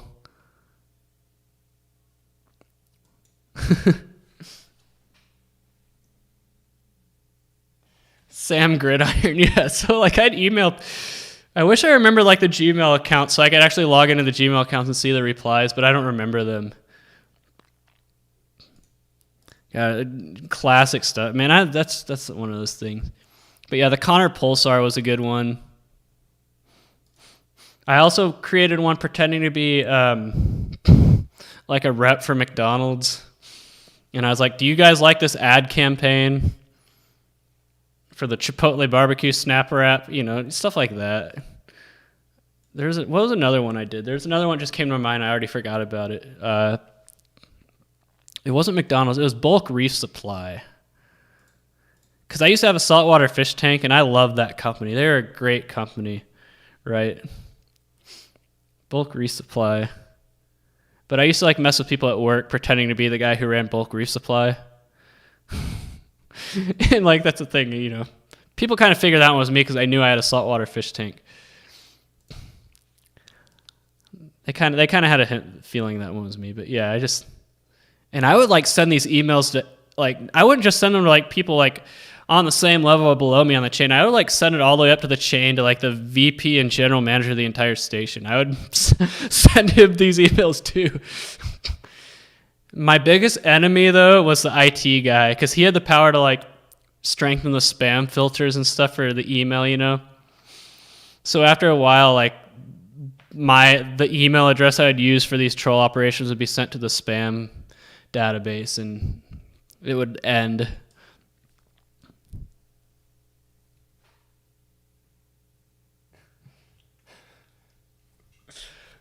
No, but like the cause that I had the fake 5K run for is kind of like that. I got the idea from The Office where Michael Scott did like the run for rabies. And so I think the cause was something like really stupid. I'm trying to remember what it was. Oh yeah, it was a cause. It was to build an above ground pool, an above ground pool for disadvantaged youth in Jefferson County. So like an above ground pool. Like, gosh. This stuff it cracks. It might not crack you guys up, but yeah, I just reminiscing about how funny this stuff was because I remember I'd like close the door and put the blinds down on my office window just so I could like laugh because it was so funny.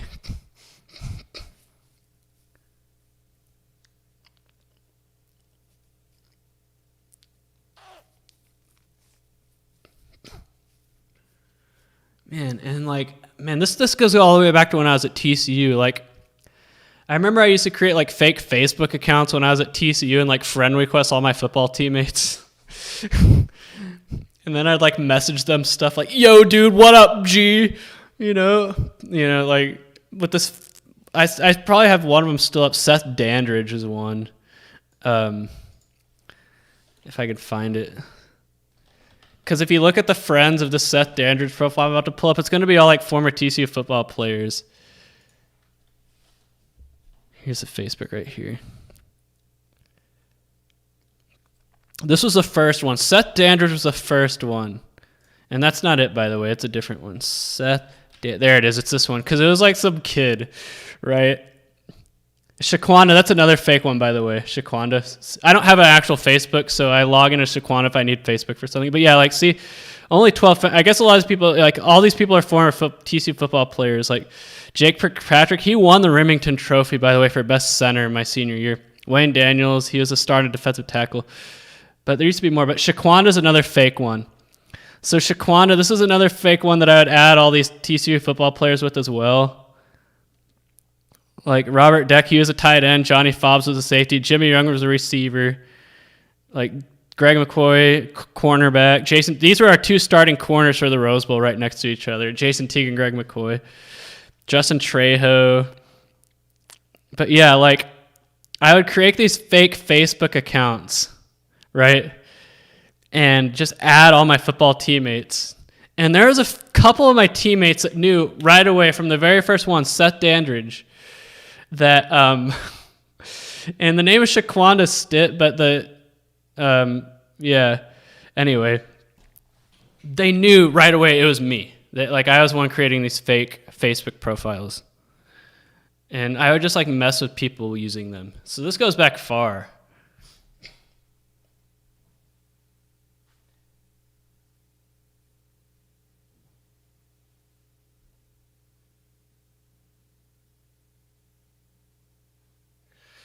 Gosh, that Shaquanda one was really funny. That one was funny. Another thing we used to do at football practice, this kind of ties into the fake Facebooks. But like, how in baseball there's like dugout chatter? You know what I mean by dugout chatter in baseball? Like, hip, hip, hip, come on, go. They talk like that from the dugout. Well, one day at practice, me and some of my teammates started doing like dugout chatter, but for football. I'm laughing because like we did this for like 2 weeks and we were scout teamers. It's not like we were like relevant. We were just scout teamers and we were like, hip, hip, here we go. Come on.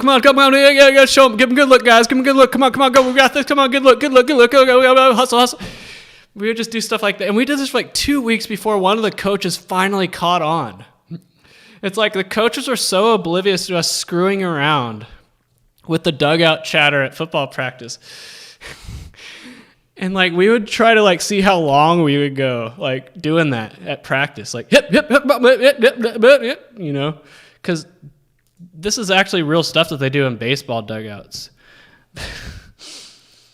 But the reason it ties into the fake Facebook is because one of my teammates started using a fake Facebook account profile name in the dugout chatter.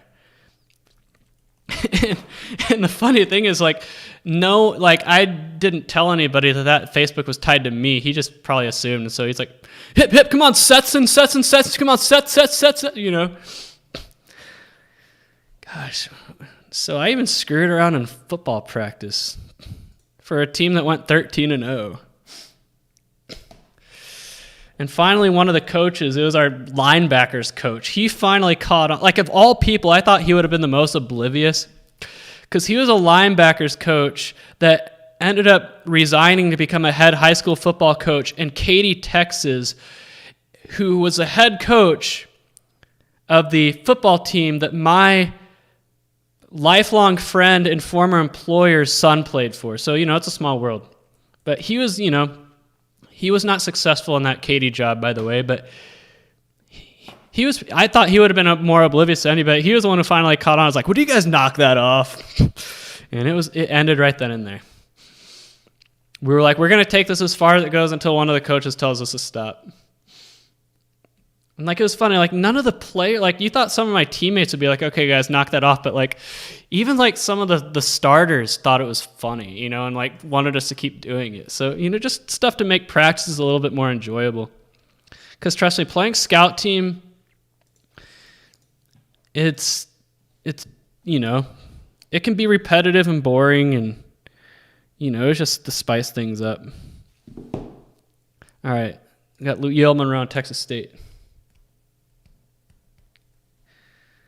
Yeah, I'm going to enter all these incoming second halves, and then I'm going to go get some food. By the way, how does Popeye sound? I know that's around here. Let me go to Popeye's website. Can I create a good meal that's under 3,000 calories? I love their sandwich. I'm definitely going to get some sandwiches. Their sandwiches are good, guys. It's the best chicken sandwich there is. I need to create a menu. 3,000 calories worth of Popeyes. How much can I get?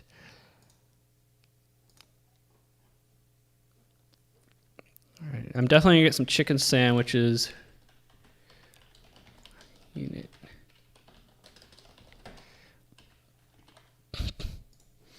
But besides chicken sandwich, what should I get? I'm not going to get the fish sandwich. All right, I'm going to get the spicy chicken sandwich. So one sandwich is how many calories?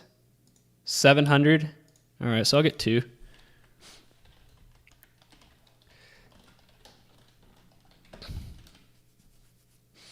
And then I'll get some chicken. Do they have any specials going on? So I have about 1,600 calories to work with. So a 3-piece meal would fit. What about boneless chicken? 3 tenders meal, 5 tenders meal.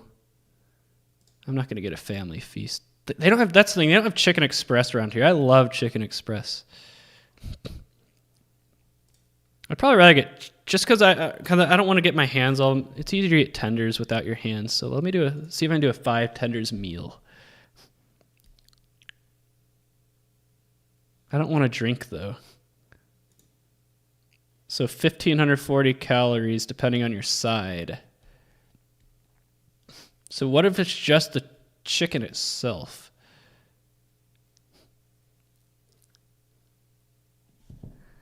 By the way, it depends on the side. What if I just want the chicken tenders themselves?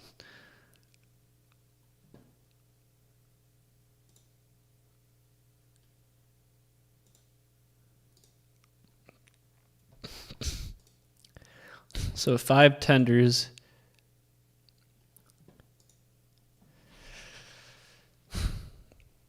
So how much, is there a nutrition guide that I can look at? So I don't have to, so I can do the math here. By the way, second half lines are starting to flood in. I don't have time for this.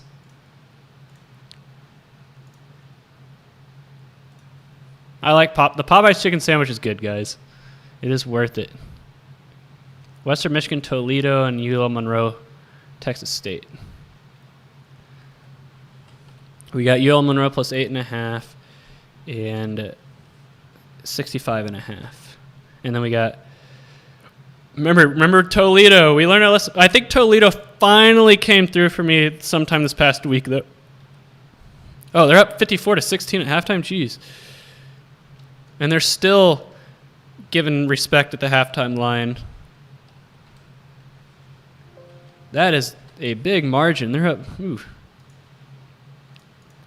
So maybe Toledo will let us down after all. And they still want us to play Toledo at minus 40. Let's do it. You know, you only live once, and under in both. Just a unit, but then we're going to do to win. So 1.1 on the unders. Geez, that is a ridiculous margin.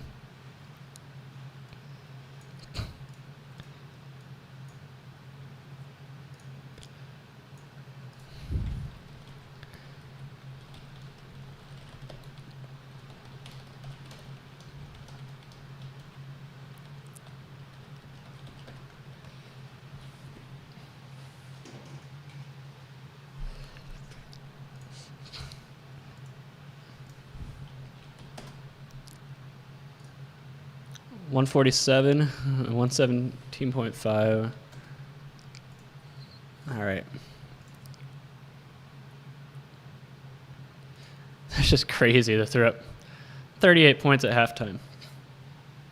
I mean, I know they're the best team in the MAC. I know they're the best team in the MAC. It's not anything, you know, new to me, but that's just a big margin considering they usually tend to toy with their opponents in the first half. All right, Austin P -1. Jacksonville State, they're a dark horse in the Ohio Valley Conference. If you're looking for a value future, if they come out those odds, I don't think they will. But if they do, Jacksonville State will be a good value play in that league. Coastal Carolina and Troy at 75. Let's go ahead and run that and see what we got. Triple stack, Coastal Carolina and Troy, and then Jacksonville State, which changed to half, so I'm going to have to rerun that. So definitely the triple stack in the Troy game. Getting triple stack units.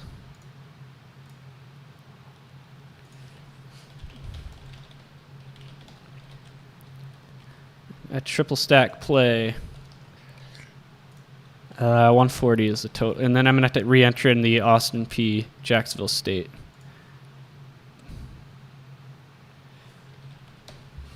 Yeah. The number I wanted for Jacksonville State moved. So it's still okay with playing them at that number, so that's fine. Just a regular one unit play.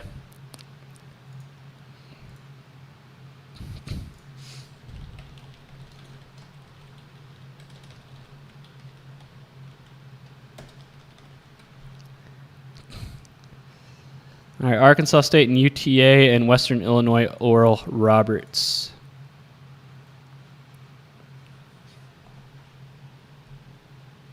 Oh, I don't like Raising Cane's. Too expensive, and they overcharge you for the sauce, which you have to have because otherwise their chicken tenders are bland. Chick-fil-A, I like Chick-fil-A, it's just that there's not one close enough to here. And I like the chicken sandwich at Popeyes better. I do. Nothing personal. And then what's the other one? Arkansas State and UTA. Where are they at? Here they are.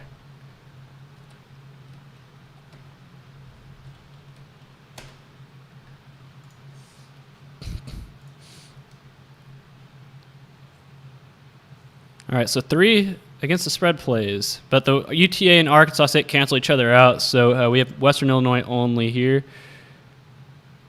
Just a single unit play.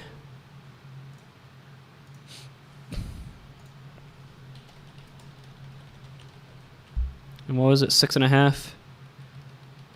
6. Florida Atlantic Southern misses up. They're coming in. They're coming in with the fire. I haven't even graded some of these older plays yet. Speaking of, North Carolina's come all the way back. They're winning now. They were down by 19 at one point. Chili's or Applebee's? Chili's by far. I like Chili's. They have pretty good happy hour. Like, Chili's is good. The only thing with Chili's is that, you know, I worked at Cheddar's before in the past, and Cheddar's used to, like, disparage Chili's because Chili's microwaves most of their food, but I'm like, so what? It's still good.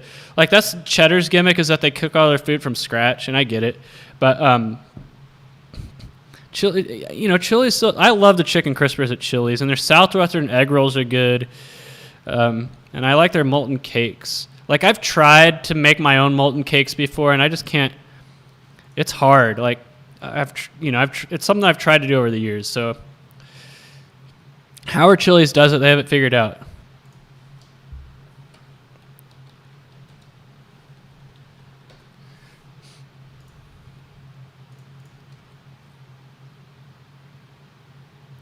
Florida Atlantic and the under. Wait, it changed to... I'm going to have to re-enter that total.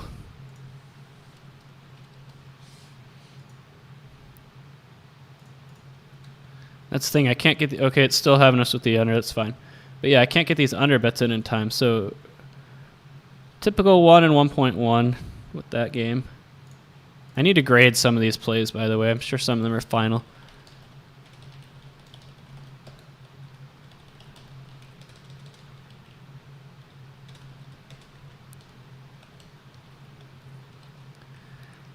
Florida Atlantic -8 and 135.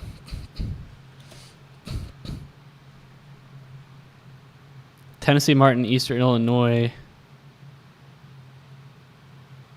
Here they are. We got 5.5. Whoops.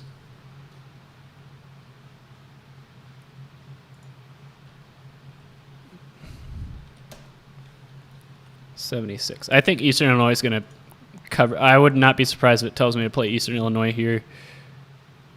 And it canceled out, but under. Pretty risky. Eastern Illinois games seems like they go over more often than not. So I'll just do a 1.1 unit.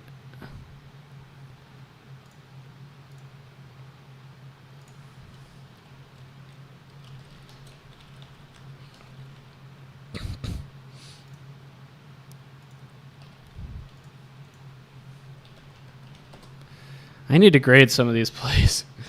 Creighton Xavier, but I can't get them in fast enough.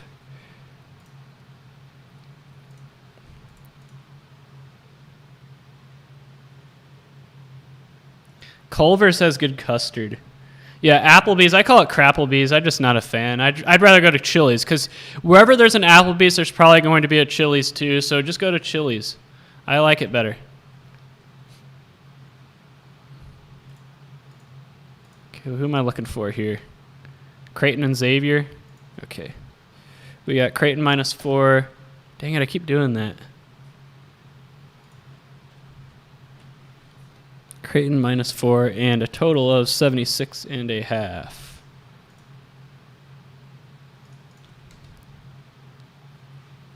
Just Xavier. We got the cancel out.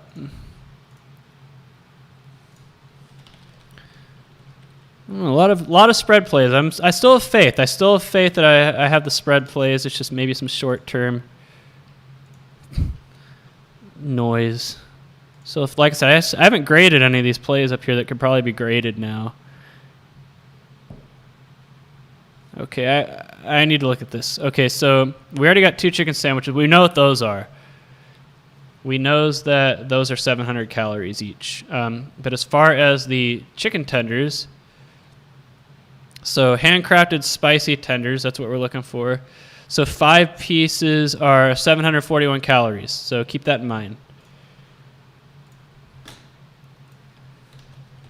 741 and then just 1. So we're up to about 2141. So we have 900 calories to work with. So our sides, 1 biscuit and 1 side. So 1 biscuit is 207. So, and then what should our side be? I like the red beans and rice. It's pretty good. But the Cajun fries are good. I'll just get some Cajun fries. 268 calories. How much do we have now? 26.16. So we have 400 calories to go. You know what? I'll just eat those ice cream sandwiches I still have in the freezer. So that will be my order. I still have 2 ice cream sandwiches from last week left. All right. Well, I got that. And then what else do I need to do? Grade some plays while I'm waiting for more lines to come up. Grade some plays. What can we grade? All right. First of all, I need to place my order at Popeyes. Can I do that on the website?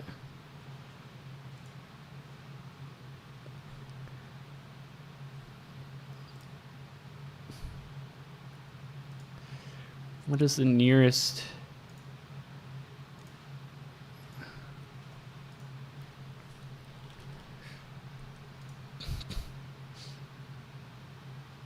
No. None of those are around here. I need to refresh. All right, let me grade real quick. I feel overwhelmed right now. That's a lot of plays to grade. Did Ole Miss Vanderbilt go over? That's question number 1. I'm sure that game's over. 145. Did that go over? Yes. Okay, we got to win. So overs are actually hitting more than unders right now. All right, what about Belmont and Morehead State? Did that go under?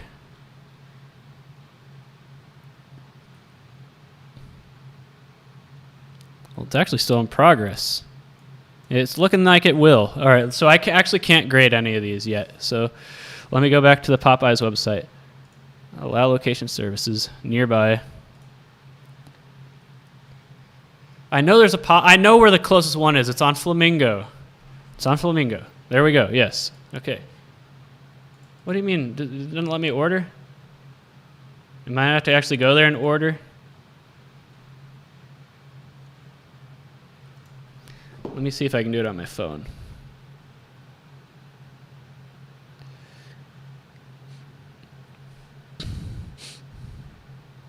Popeyes, it's like not far. I don't want it delivered. I might just have to go order at the store. That's fine. I don't care.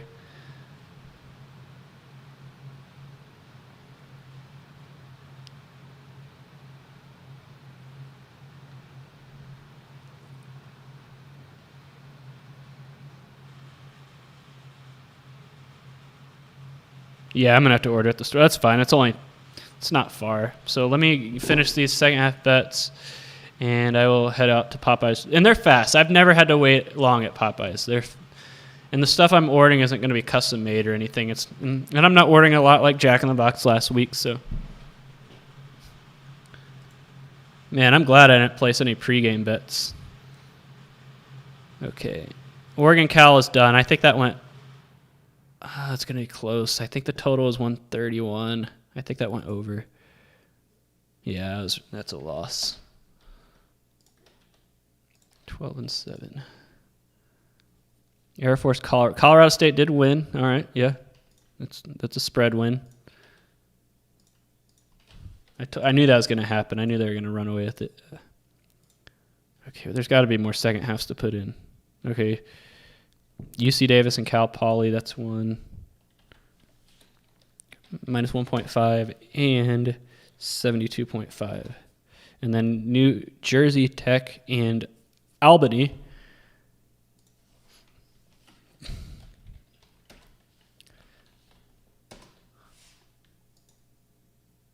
See what we got. Any triple stacks here? Yes, the UC Davis Cal Poly under is a triple stack, as well as the under in the New Jersey Tech game, Albany, and UC Davis. So I'm going to do the big units on the UC Davis Cal Poly game.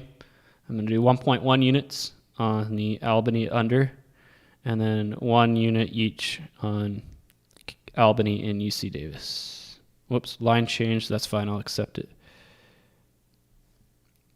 It actually moved in my favor.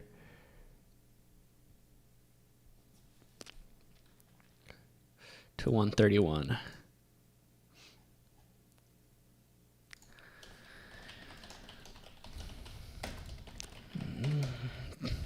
And then Albany, NJIT, and then Albany. 1.32 and 1.1. Under. It's been a while since we had an over. Kind of worried. Maybe too many unders might not be ideal. But that's fine. 131. UC Davis minus 7.5. They're coached by Jim Less, by the way, former Bradley coach. Albany minus 16. And that's a conference tournament game, by the way, the Albany NGIT game. I don't know if it's quarterfinals or a play-in round, but it's definitely their conference tournament. All right, any other games we're waiting on? I might just grade and go. Grade and go. I can grade that Virginia Tech. Remember that Virginia Tech line? Yeah, they easily covered that. Virginia Tech, grade and go. All right. Are there any other games that haven't got to halftime yet that we're waiting on? Like these right here. It's just that when do I go get food? That's the question. I'm hungry. I can afford to let some go. All right, Belmont and Moorhead. I think that looks like an over to me.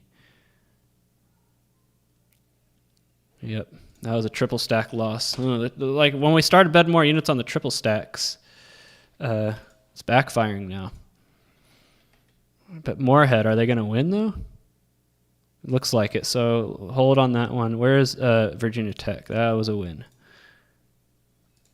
We're back to even on spreads.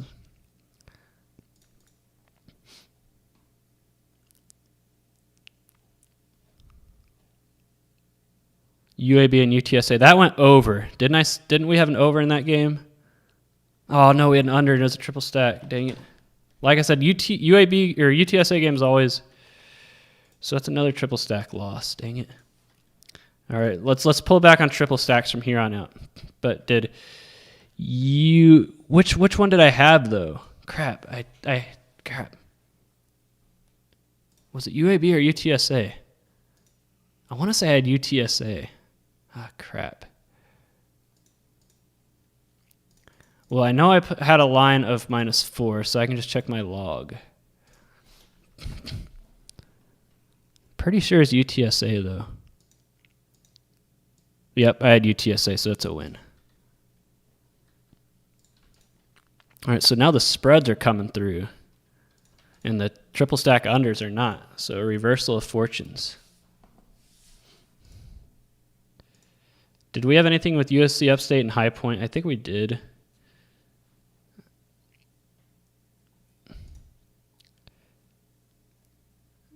Or did we? Actually, we did not. All right, so this Boise State, that game's going to go under unless it goes to overtime, which is what we have. Moorhead looks like they're going to pull it out, so we should be able to add another win to. So, I can come back and grade these when I get back from. It's going to go to overtime. No, Belmont hit a 3 to force overtime. Dang it. Oh well. I'm going to go get some food, and I will be back. Hopefully to add more second halves. Yeah, I think of Wendy's every time I say triple stack too. I don't know what else to call it. All right, let me put my Be Right Back on. Change the text real quick. It's not Target, headed to Popeyes. All right. You guys can look at this so you can grade the plays as they finish. I'll be back, guys.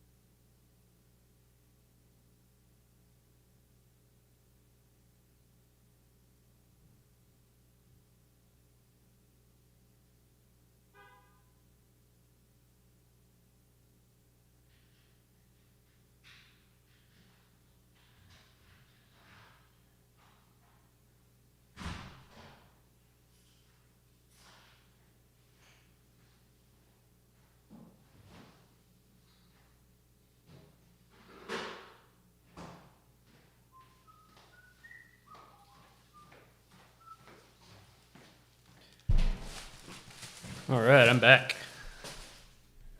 That Popeyes is not far. Like, it takes me like 2 minutes to get there from where I live. All right. I need to take this red banner off like I did not do last week. And let's see if we got any second half lines up that I can bet real quick. Probably is. Got to log in, though. Probably do another location acquirement. Connection error. What do you mean connection error? Also probably do some grading. All right, there's 4 second half lines up. Whoa. All right. 3 of them are SWAT games.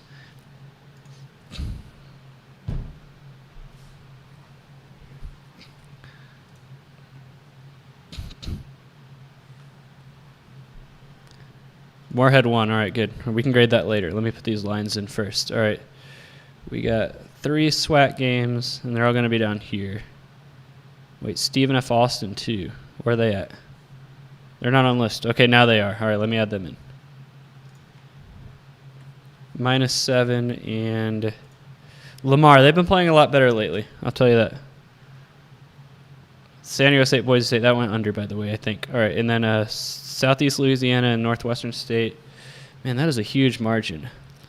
We got Pick'em and 77. Like, just because those teams are pretty evenly matched. They're both bad, but that's a big margin. We got 4 for Alcorn and 75.5. And then Texas Southern, Alabama State. Texas Southern -3 and 77.5. Let me see if I entered those in right. If something tells me I pressed the wrong button there. No, I put them in right. Yeah, all right. And then finally, Prairie View, A&M, Alabama. Someone was asking about that game earlier, by the way. -7 for Prairie View and 71. All right, so that's 4 games I just entered in. Going to be a lot here. All right, let me sort it. First of all, any canceling outs? I don't think so. I think these are all unique. So Alcorn and under. Lamar. The Lamar total cancels out. So let me do this. So we got Alcorn under.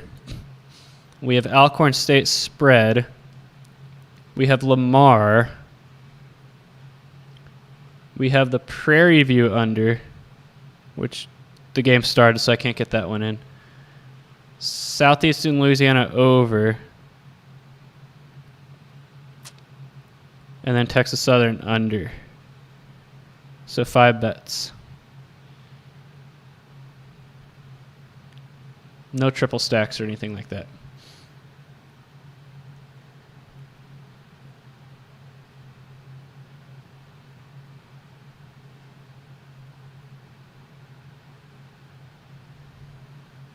So let me add these to the roster. These are going to be formatted with this color. We got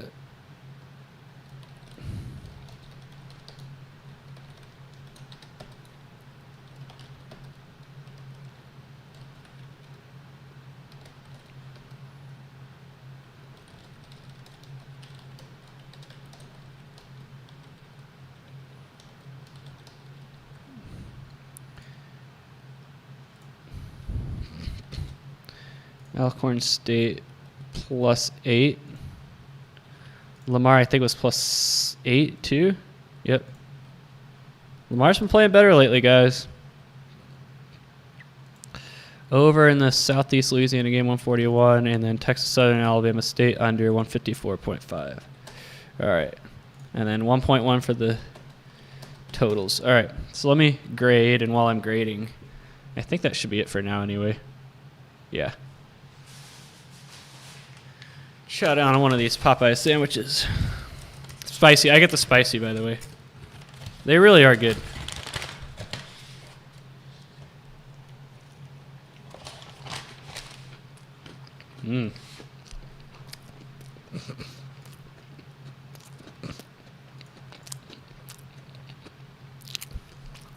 Actually profitable on spreads now.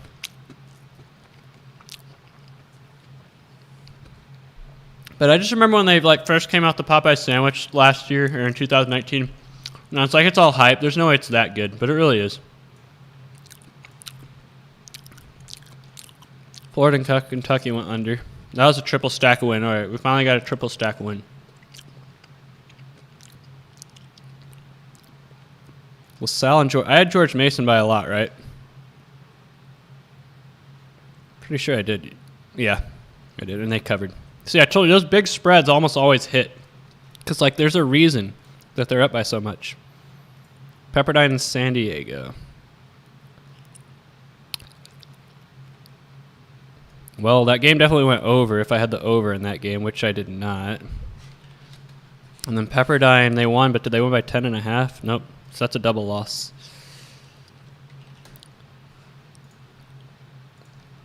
All right, unders are starting to come back down to earth a little bit. Still 56%. It's not bad, but Lehigh. So Lehigh lost, but they covered, so that's a win.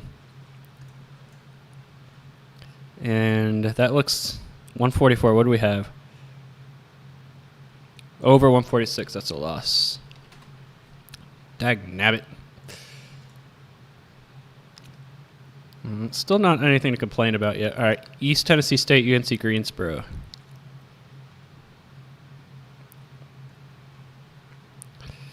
Just passed it. All right, East Tennessee State. Oh, that went to overtime. So if I had an under there, that's not good. Which I did, but I don't think it would have mattered. And that one lost too. So double loss. We're starting to come back down to earth a little bit. Boise State, San Diego State. Oh, wait, did it go under? No, it went over because the total is so low. Jeez. All right, maybe I should stop putting so much money on unders. They're negative now. All right, that should be it. So I'm barely above water. I'm plus 33 and 28 plus plus 0.74 units. So things are starting to regress to the mean a little bit. Kent State and Miami of Ohio.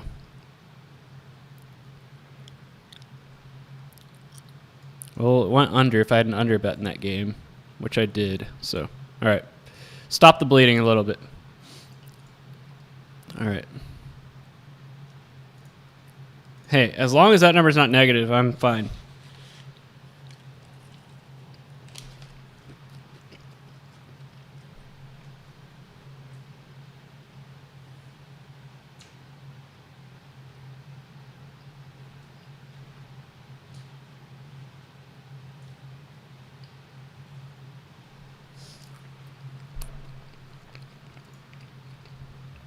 Yeah, Garrett Wine. When I lived in Seattle, like, I think I hated it more at the time than I do looking back in retrospect, but I told the story about why I left Seattle a couple weeks ago. I mean, it's not like I was ever planning to stay there long term, but I was, there was something that happened when I lived there. I was like, okay, I'm out of here now. And I literally was out of there in 3 weeks after it happened. Moved to Kentucky.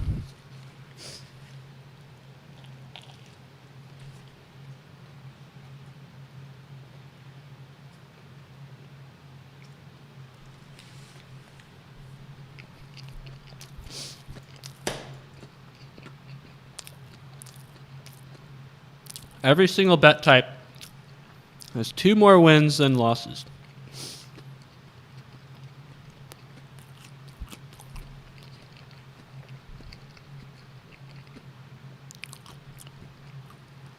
Man, that's a bummer right here. So the games that have gone to overtime today, both of them have screwed me.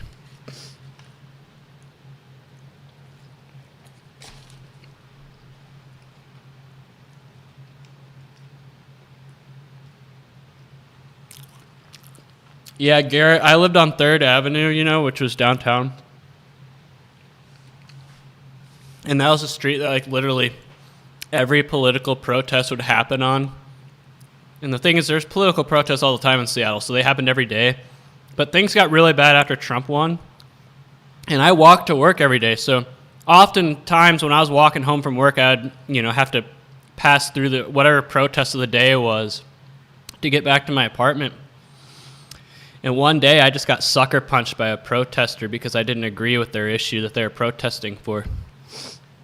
Sucker punched. Like, but it was a weak punch. This guy was total wuss, weakling, you know. So instead of letting him get away with it, I actually chased him down, tackled him from behind, smashed his face into the pavement. And, you know, but I was heavily outnumbered, so it got broken up. But the Seattle Fire Department came over, because this happened like right by the Seattle Fire Department station on 3rd Avenue. And they broke it up too. And they took me in and bandaged me up because my hands are all bleeding because, you know, we were on the pavement and I tackled them and everything got all scraped up. And the firefighters like, man, we can't stand those, you know, I'm not going to use the word they said, but we can't stand those disparaging term for the people protesting. It was like, if we weren't in uniform, we would have helped you kick that guy's ass, you know, because anyway.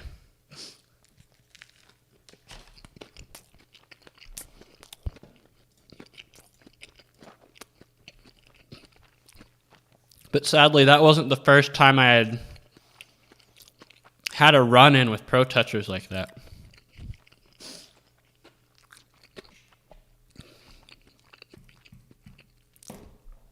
So I just got tired of dealing with that stuff.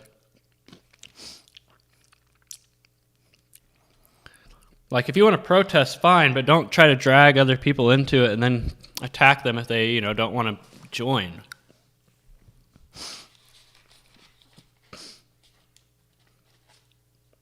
The protesters are like, you're either with us or against us if you don't march with us.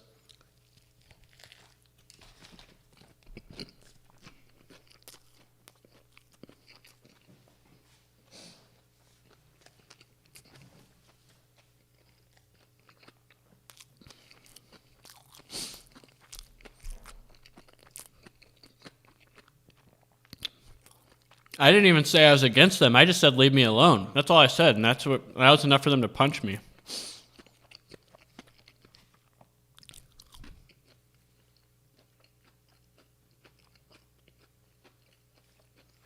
The thing is, it was a sucker punch, but it was weak. Like, the guy I tackled was not... Like, I didn't see him very much. You know, I mean, I saw him for like a couple seconds because they had someone distract me, right? The guy who was getting on to me for not joining him, he wasn't the one who punched me. It was somebody else. I'm guessing that was how they did it. They would get someone to, like, divert attention, and then someone else would come sucker punch you. The guy who sucker punched me was a weak, scrawny dude.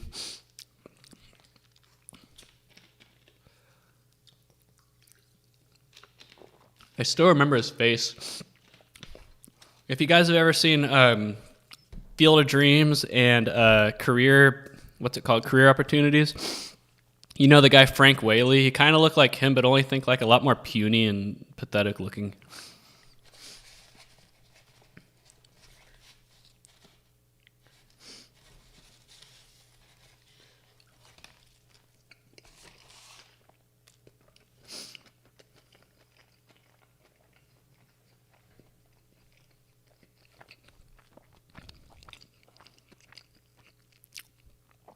Yeah, if you guys want to know, yeah, you guys are joking, but, you know, I get emailed a lot from viewers, right?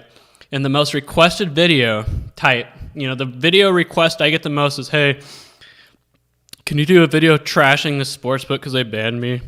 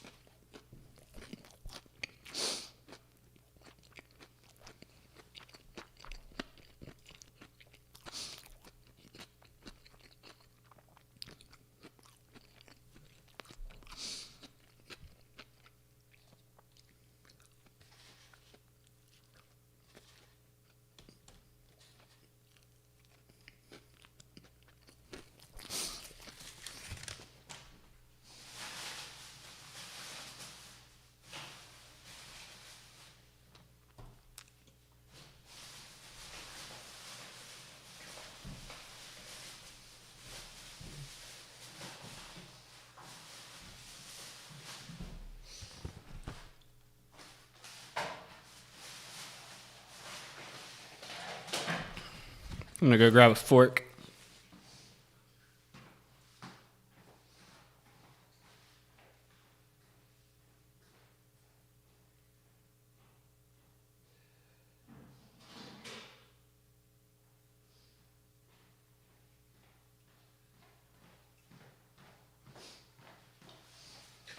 Yeah, my Seattle apartment, I had these like two lesbian neighbors across the hall that were always fighting. And I'm like, it was like, why don't they just break up? Because they would fight, out in the hallway, not just in the room, but out in the hallway at like 3 a.m. and wake me up.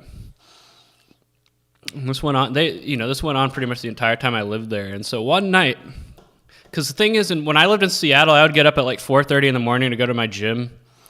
Because that was like the only time I could go to the gym when it wasn't crowded. And so I would get up early. I wasn't in the mood for that crap. And so one night I was just like, you know what? I'm going to tell them to shut up. So I opened the door, and I'm like, STFU, I said it. I said all 4 words.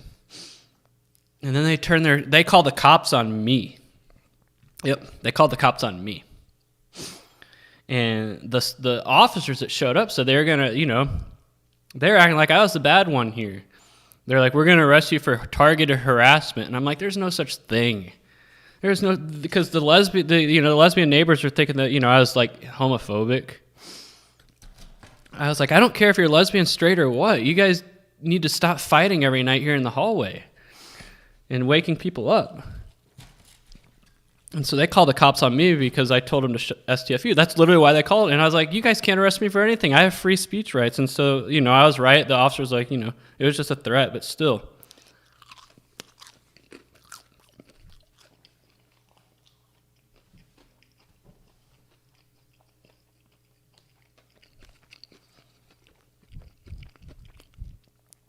That was a weird apartment. I mean, downtown Seattle, what do you expect?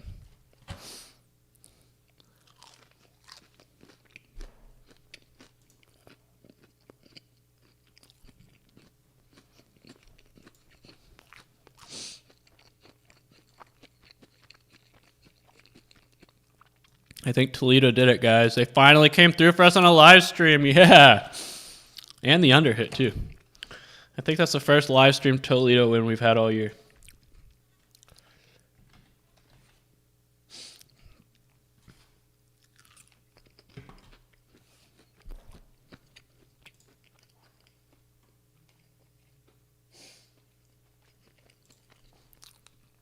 Yeah, I had a lot of Seattle drama. Garrett, one time, like my gym or my apartment had like a small gym on the first floor, just treadmills and stuff, not like actual, just treadmills. So I'd go there every now and then to run on the treadmills or whatever in the morning. Yeah, but like I said, I do it really early, like 5 in the morning. And so one morning, I went in there, and the thing is the lights turned on automatically when you got in there. There's no switch. So it was dark, and I walked in, I got on the treadmill, and it turns out, because it was dark, but I stepped on a homeless guy who was sleeping on, he had snuck into the apartment gym and was sleeping on the treadmill, and I stepped on him. And he starts freaking out. He's like, man, what the hell, man? What the hell? And I'm like, dude, what the hell? What the hell are you doing? Why are you telling me what the hell? I was like, I could call the cops right now and get you kicked out of here for trespassing. He's all freaking out on me because I stepped on him. I'm like, dude, you're the one who's sleeping on a treadmill in an apartment you don't live in. That's the thing. My apartment had a big problem with like homeless people getting in and sleeping inside at night. There was another time, like we had like a media center in the apartment as well that had like a kitchen and stuff. And one time there was a homeless guy who snuck in and he was cold, so he started the oven and kept it open for like heat, and it set off the fire alarm. And we had to do like a fire, for like 2 hours outside in January in Seattle. It was raining, it was cold, all because some homeless guy got in and was using the oven in the media center for heat. And the thing is, the apartment didn't do anything about it. This stuff continued the entire time I lived there, like hire security or something, but they wouldn't do that.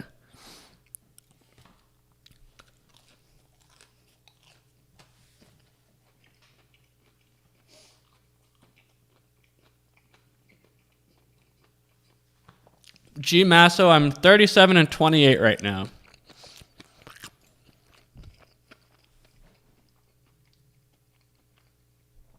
Oh yeah, it was really bad. I didn't even tell you, Garrett, about the time one of my neighbors threw a lit firecracker at a homeless guy outside the window. Because they would, deal drugs and get high and everything outside of our windows and stuff at night and just cause a lot of trouble and ruckus and chaos. And one night, one of my neighbors was having none of it, and he threw a lit firecracker at one of the homeless guys outside.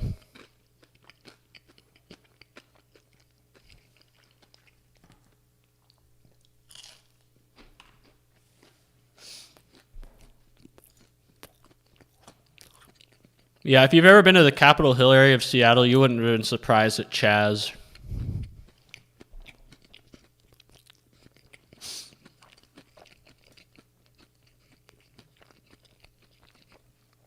Yep. That is I've lived in a lot of cities. The Capitol Hill neighborhood of Seattle is by far the most left-wing neighborhood I've encountered anywhere.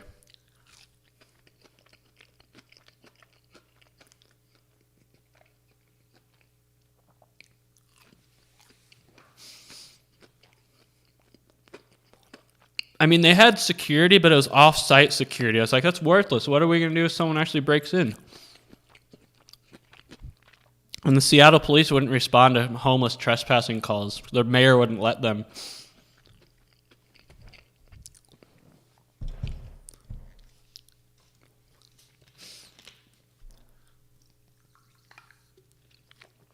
So it's no wonder we have homeless people setting up shop in our apartment in our facilities every night because the mayor allows it. But I was like, with the amount of money we pay to live in this apartment, because Seattle apartments aren't cheap, but with the amount of money we pay to live in this apartment, there should be some sort of security that deals with stuff we shouldn't have to deal with that.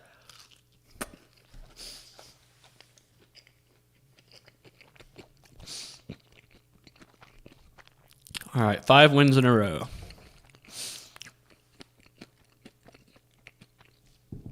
Oh, crap. There should be some games coming up. Second half, yeah. Charlotte and UTEP.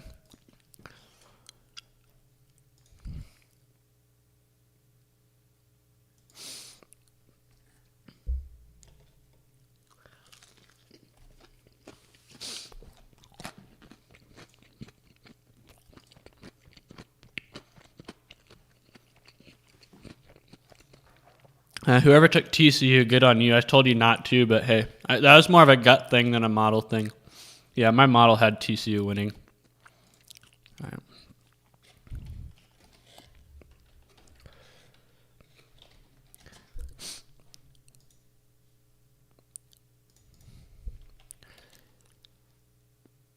All right, we got UTEP and under.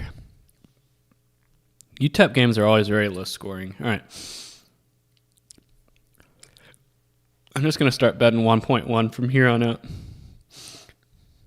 Flat 1.1.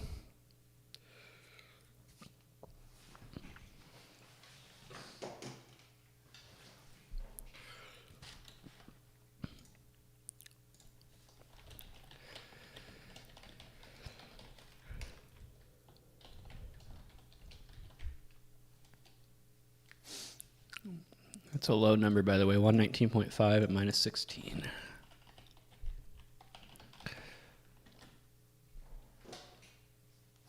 All right, Indiana State and Valparaiso. Oh, crap. I entered that UTEP line, by the way, before it was halftime. That's on me. I apologize. Good thing the score didn't change, so we should be good. Ooh, Indiana State, that's a big margin. They're probably the third best team in the Valley, and you can't be behind 21 at halftime to Valpo.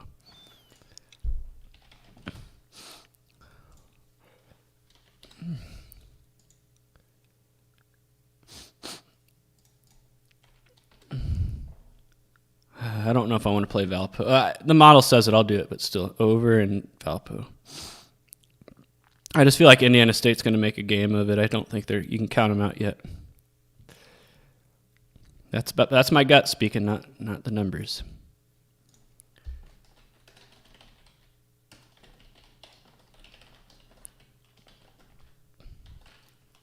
Over. Wait, that was an over.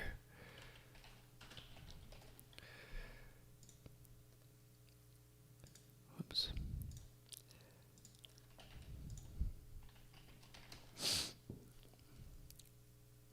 Nebraska, Omaha, and Denver.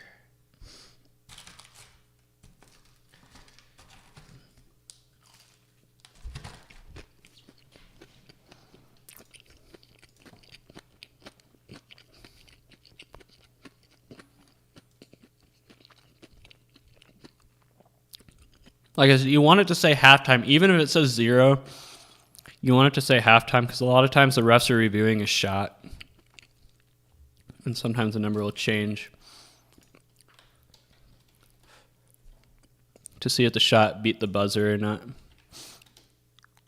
That is a triple stack on Nebraska, Omaha, and under. But like I said, I'm just going to go flat from here on out.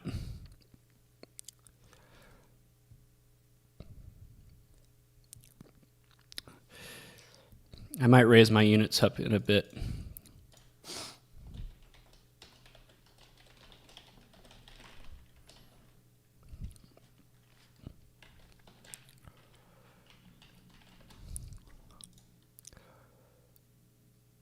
$130 and 2.5.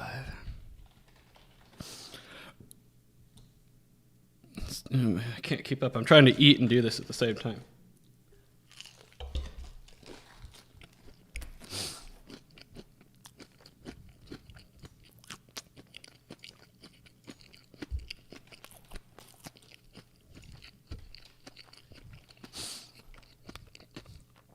Alabama and Mississippi State.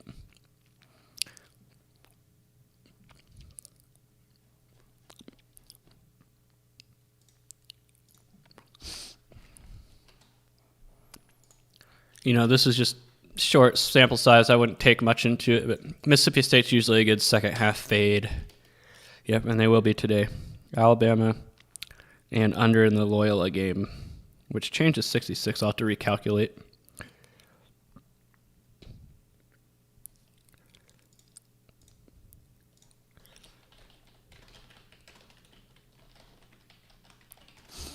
It was 13, right? So I need to recalculate the Loyola total.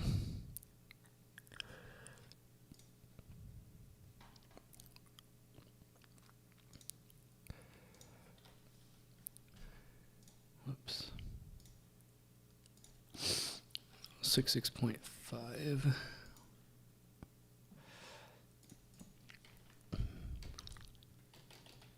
Okay, now it cancels each other out, so that's a no play. If it goes back up, I'll play it. If it goes back up to 130.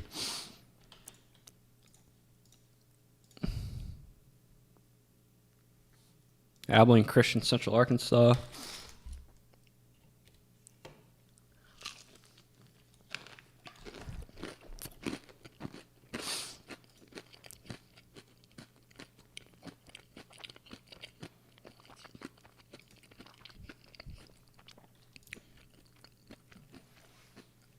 There we go. I'm projecting an over here. I really do think this is going to give me an over in the Abilene Christian game.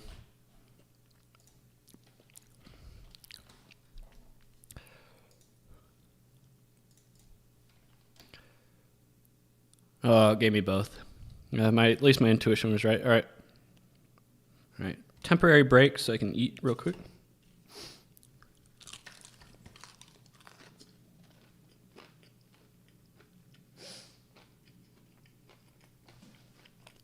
Jarrett, I do all my betting on the apps. I just don't like doing the whole mask stuff, and I would still do it at the books. I just don't like doing the mask and social distance stuff.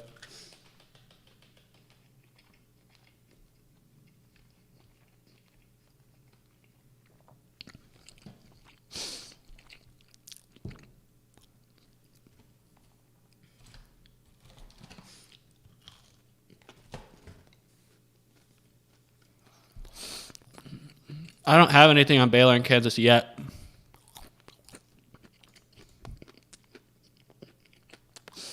The hell is this crap?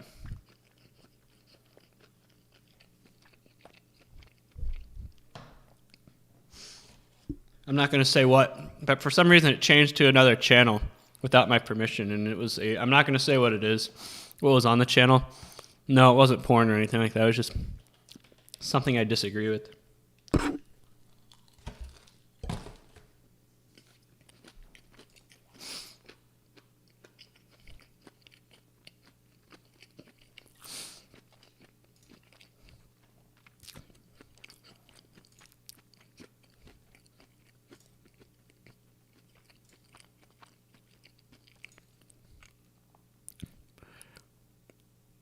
I had nothing in the Arkansas State game. Well, this game went over 118. Yeah, that's over by a half of a point. It went over. Bummer.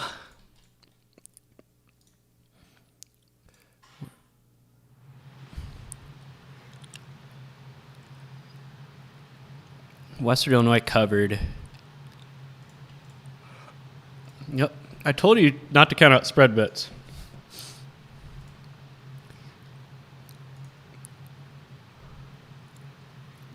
Jacksonville State did it. Or did they? No, it was another half-point loser. No. Man. I think I've had one half-point winner today and 3 losers. Coastal Carolina, Troy. Eastern Illinois. Didn't I predict an over there? I don't have a play in that game. That looks like an over to me. Bummer. Yeah, the unders are starting to regress a little bit, guys. They start out very hot, but not anymore.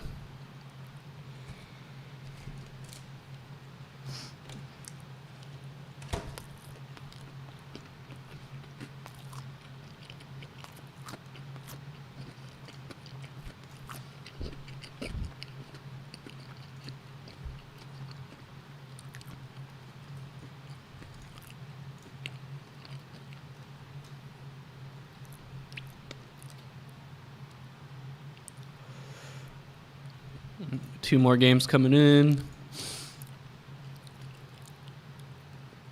Looks like we got TCU in the under, and then Southeast Missouri.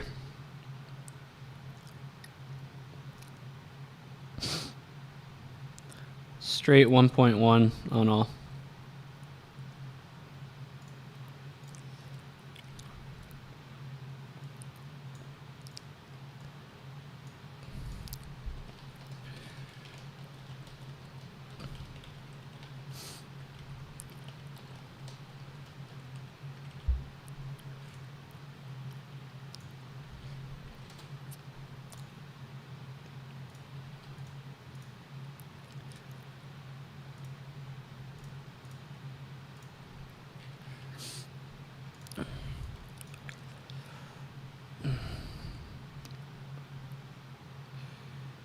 Louisville and Duke, and then Elon, UNC, Wilmington are up. Man, I can't get to this food because I'm so busy with this.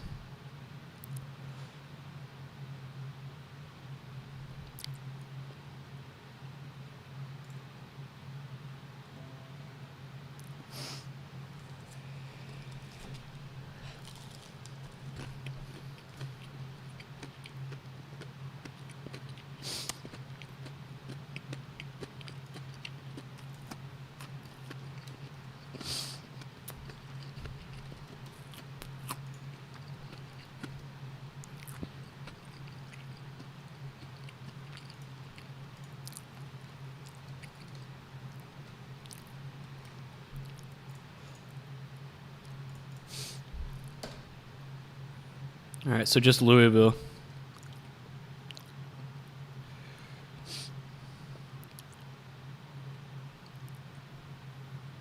Well, I don't know if I like that bet.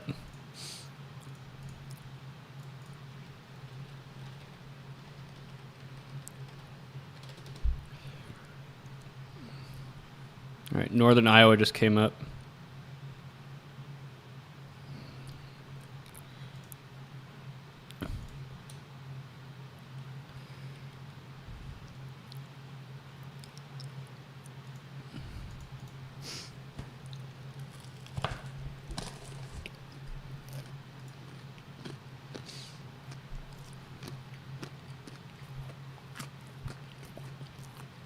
I'm going to wait for that to say halftime.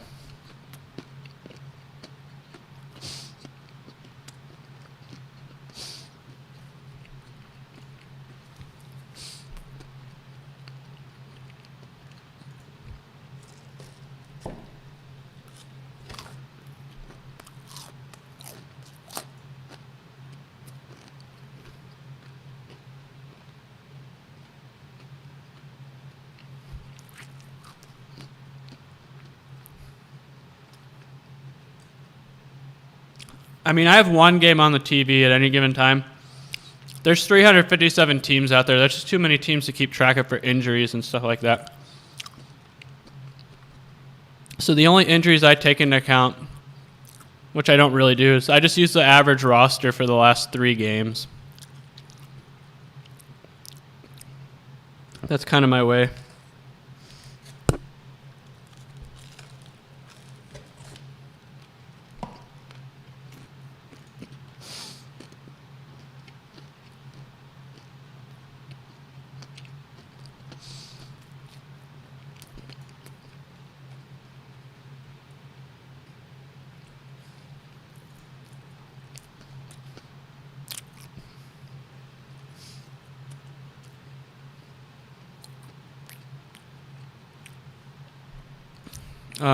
I actually think injuries in college basketball are overrated. Unless it's a very high usage player, it's probably not going to make that much of a difference.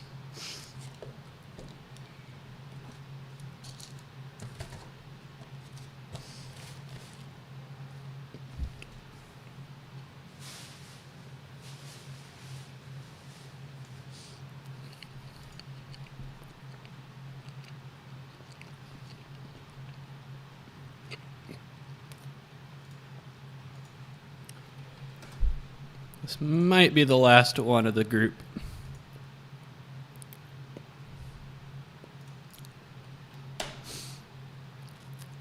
Illinois State in the over.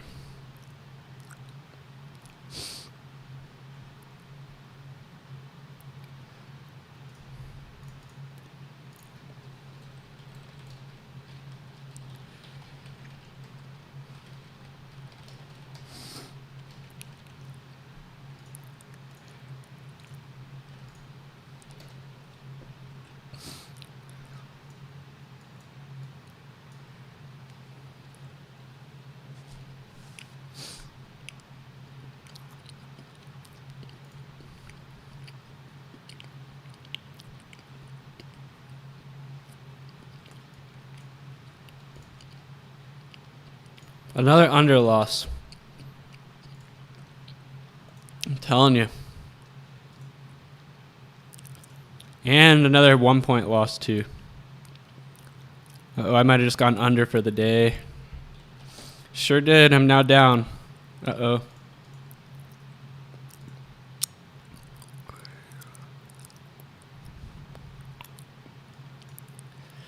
$141. That's an underwin. Okay, we're back above water, slightly.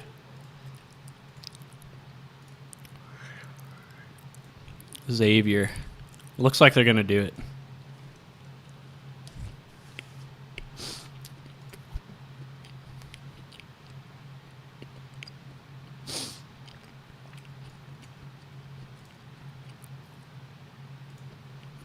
This one's going to be very close.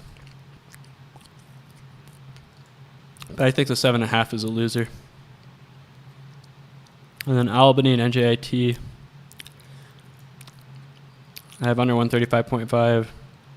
That one's going to be close. And the minus 16 is going to be close too. I think best I can hope for this series is 3-2.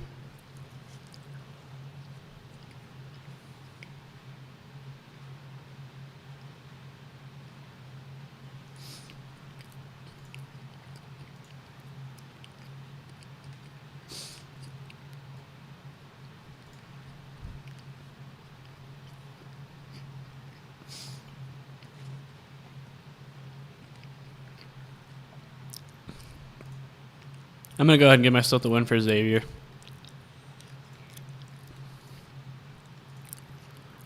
Yeah, I think best case scenario is I split these. and then move on to the rest.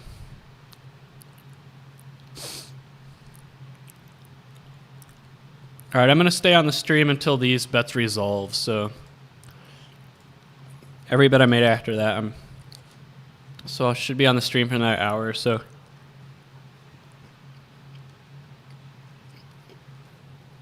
I got to get back to work.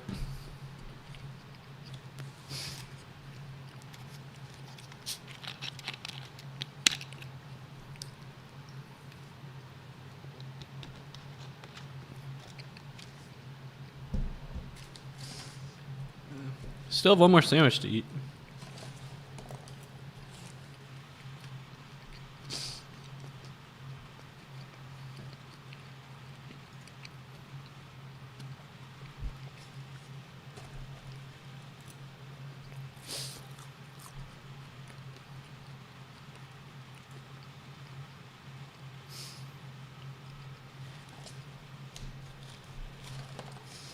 Good old Cajun fries.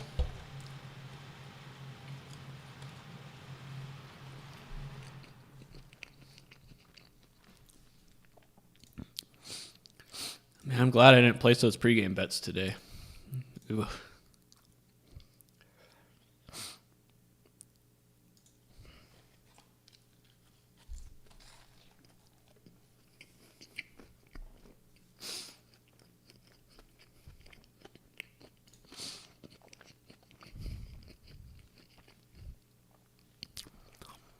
I think the Albany game's going over.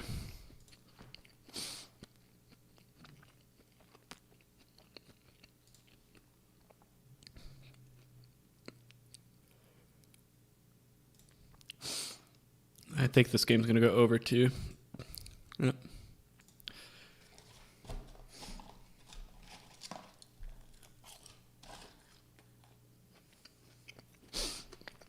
Might go 0-4 in this group, guys.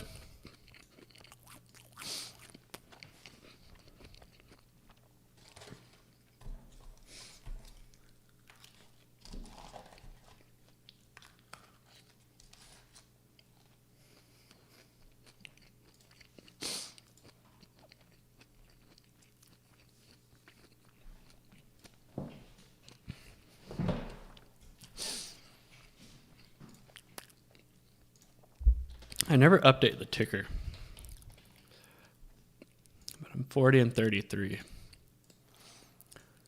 Then why is it that I'm only up 1 unit over here? I know I'm doing variable unit sizes and everything. I did do better early on when I was but actually, yeah, it's because of variable unit sizes.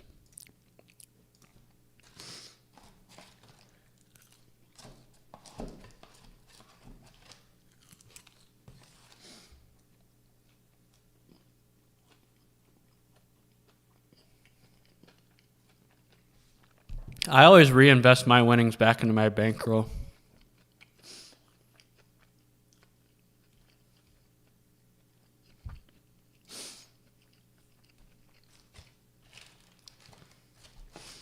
By the way, is anyone betting college football right now?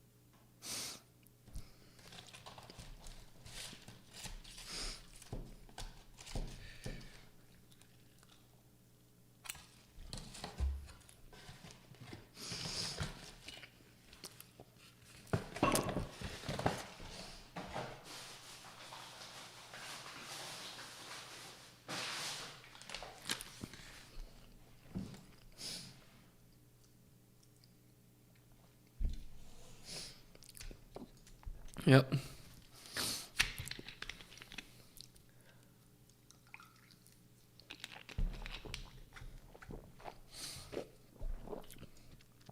I would say the chances of me going 0-4 with this group right here are greater than going 1-3 or better.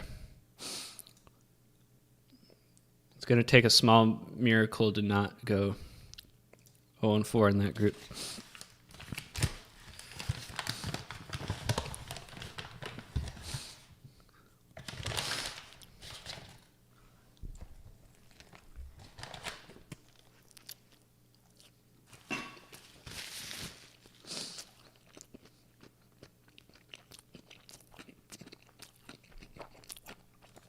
I think that change I made with spread bets was the difference. Remember I changed the matrix?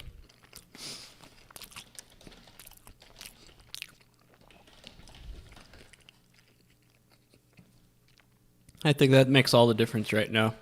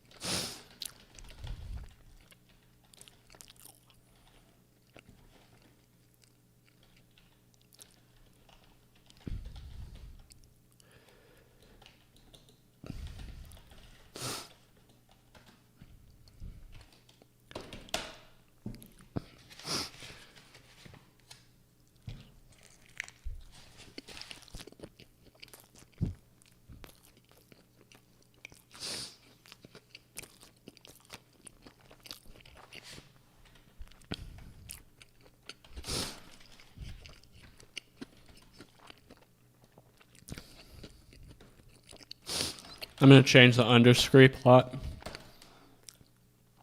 There we go. I'm going to change the under to that.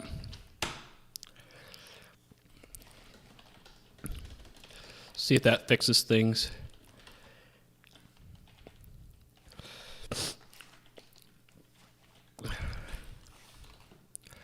I think it will. Or at least that's the same change I made with the ATS. I'm going to do it with unders. Live and learn. All right, we are now using a different... Although you guys won't see the results, but I will. I'm now using a different threshold for my underplays.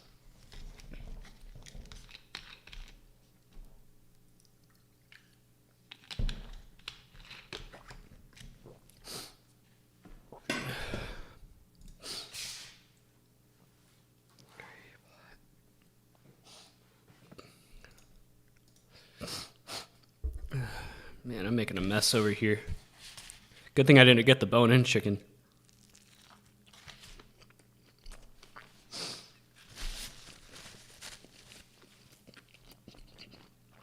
This game went over. So I'm back in the negative.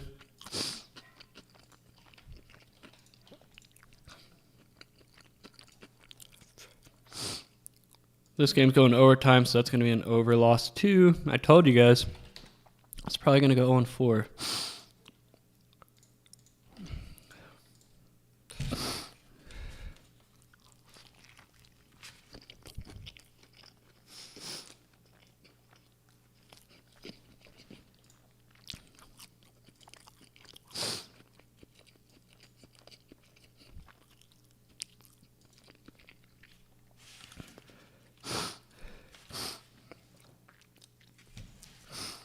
I'm trying to keep from making a mess right here.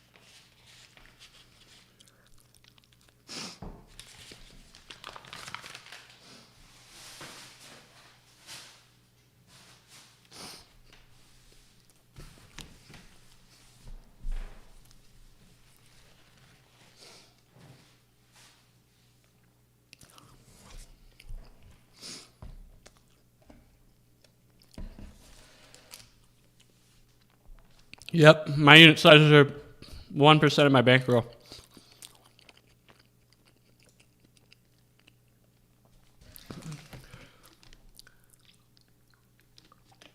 I'm going to go get those ice cream sandwiches. I'll be right back.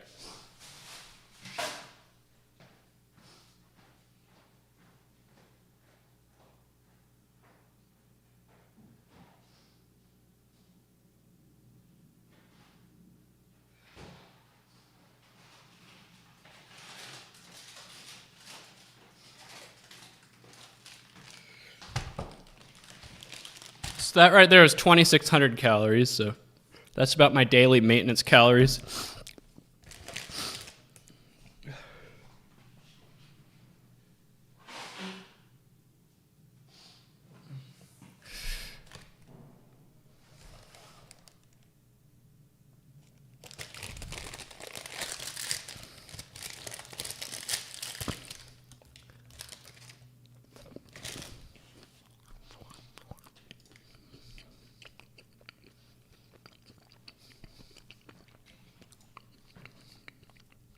I mean, I guess UC Davis could win by 8 in overtime.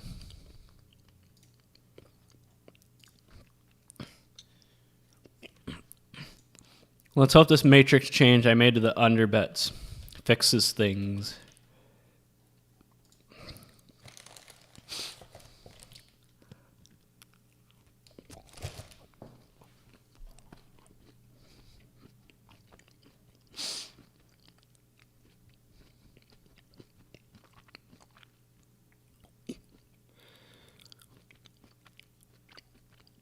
I think one of the problems with my unders is I'm just not picky.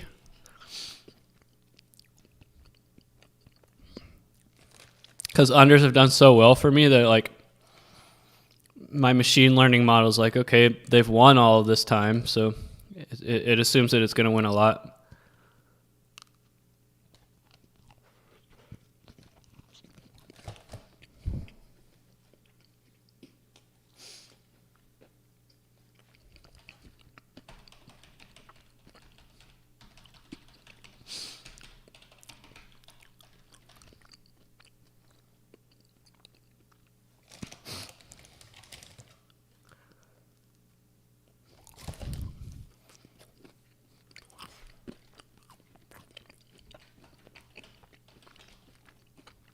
Let me show you my scree plot on unders.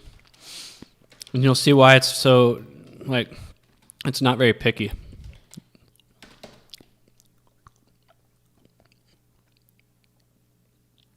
Here it comes. It's coming. It's loading. See how it shoots up at about 52% like a rocket right here? That's why it's not picky, because it assumes that almost everything above 52% is profitable. Like, so that's why it's not very picky.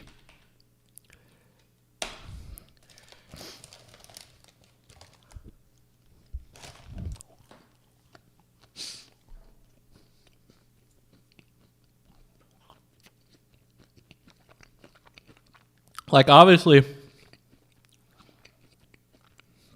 everything less than 50% like falls off like a rock, obviously. Like, it might look like it's going up right here, but there's really, the number of values that are less than 40% on this are very small. So this is just noise. But look at that. This is all like negative because it's less than 50%. But above 50%, it shoots up.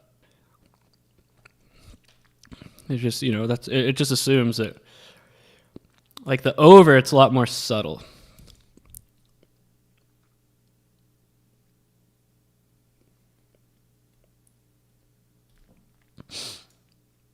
Are you talking about this chart right here?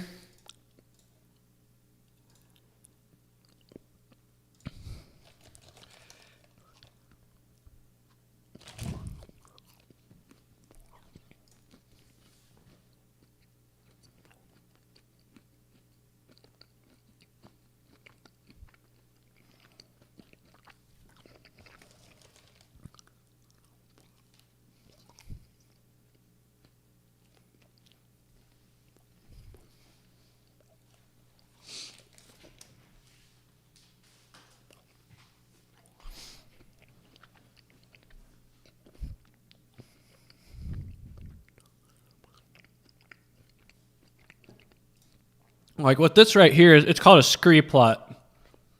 What you're looking for is an angle, a sustained upward trend. And you get that pretty much between 52 and 62%. So basically everything between 52 and 62% is profitable when it comes to unders.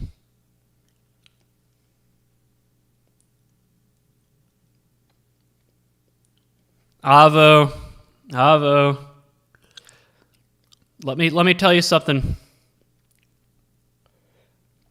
Let me tell you something about betting the SWAC, which I did it too. I'm guilty of this, but they point shave. So did it end up going over? Yep, sure did. So that's two more losses to add to the ledger. I'm now down about 4.5 units today. Man, things start off so good too.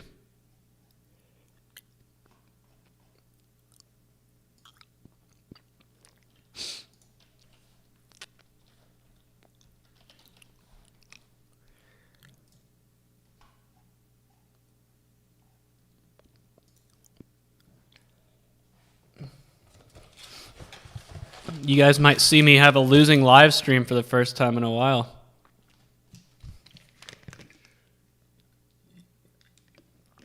But like I said, I made the under fix to make things a little bit more picky.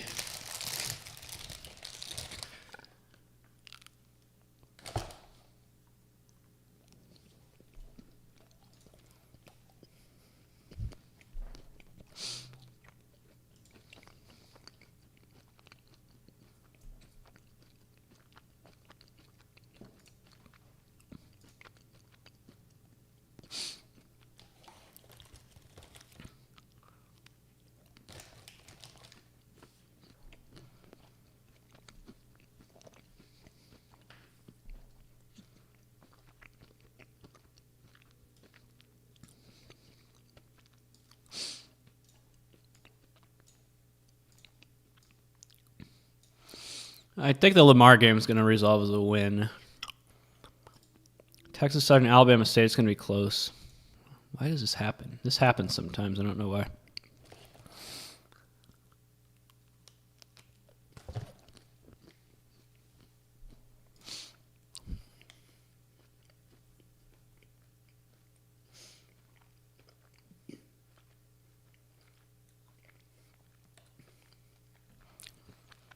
No, I've never looked into trading stocks. It doesn't interest me. In order to build a good model, the thing you're building a model for has to interest you. Otherwise, you're not going to have the patience to stick through it. Because 90% of building a model is trial and error and learning from,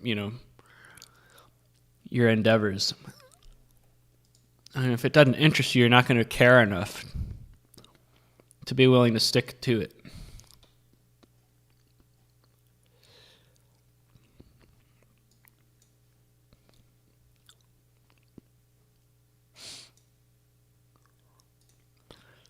It looks like we're going to have more losses coming in, guys. Apart from that Lamar game, I don't see another win on the horizon, at least in that group.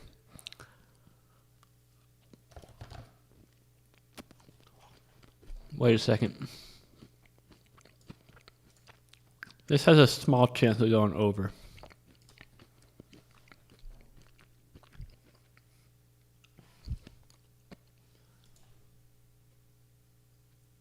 Appreciate it, Tomas. Tuomas.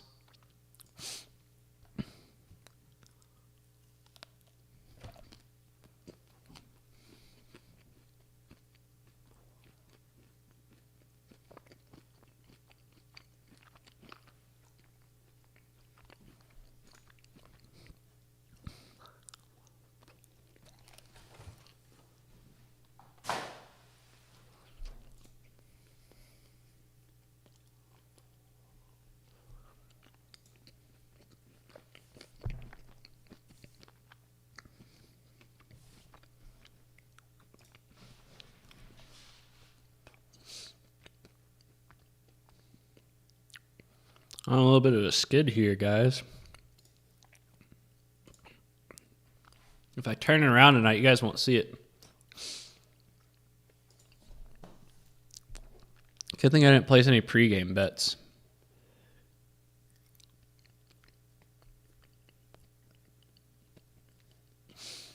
Here's a halftime.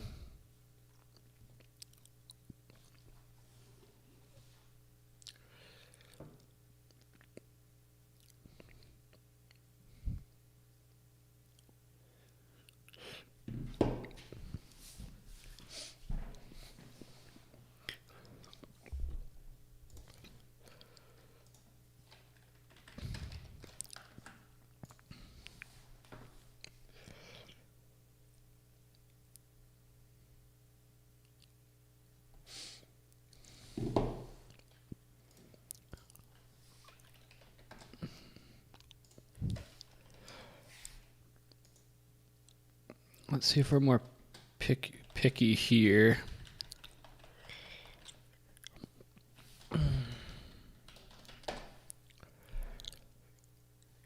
Guess we're still going to be rolling with the unders.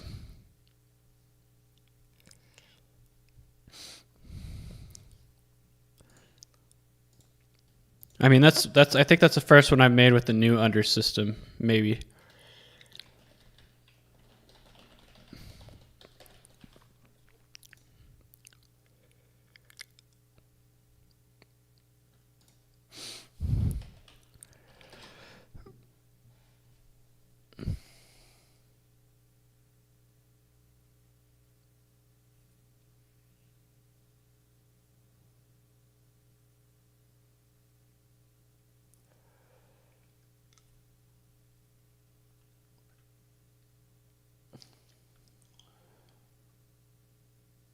It doesn't let me do YouTube story videos for some reason. Even though I have enough subscribers, it doesn't give me the option yet. It said it might take a month or two before it gives me the option.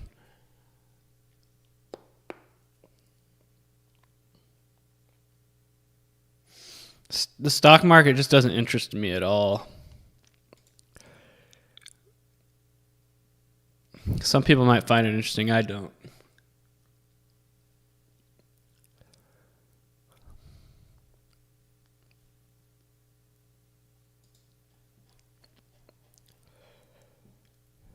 Man, there's been exactly 2 points scored in this overtime.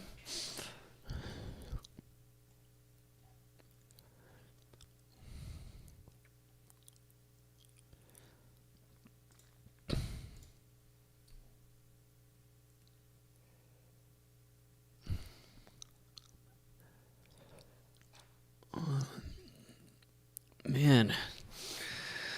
Let's see, Duke's coming back. That's the game I have on TV. That's why I know what's going on. I don't know what's really going on in the rest of these games. Well, I know what's going on in these three.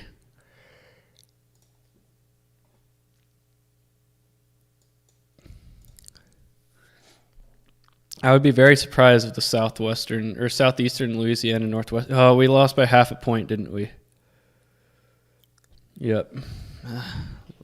The half-point losses are getting to us today. They really are. Wait, no, that was an over loss. My bad.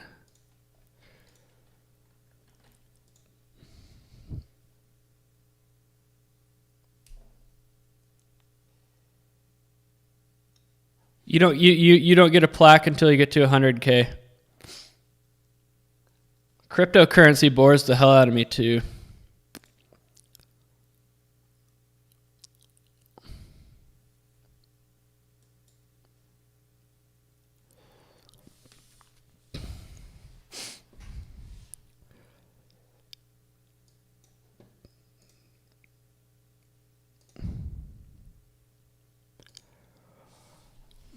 I told you that one was going to be a loss too. We're really skidding now.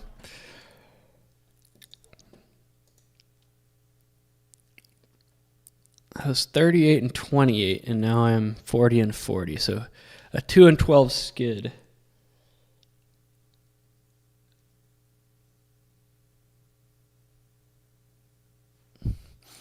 Yeah, I used crypto to deposit to like 5 dimes and stuff back when I used offshore books, but I didn't like the whole process of all that.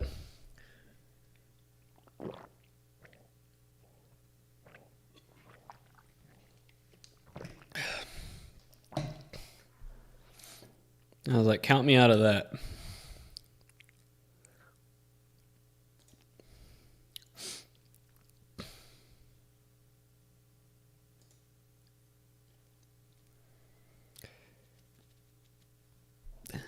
If I can get back up to like even today, I'd be very happy. Because I'm now down 6.71 units. What was my peak? I think my peak was 4.9. Yep.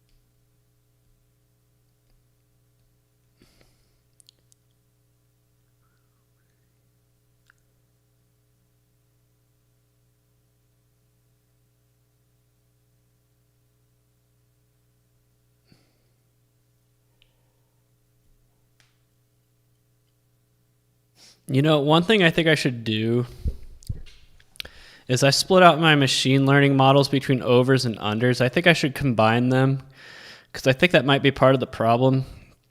Is that since, hold on, let me see this.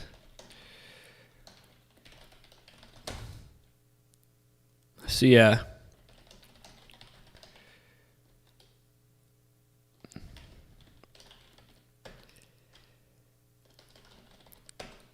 Hang on.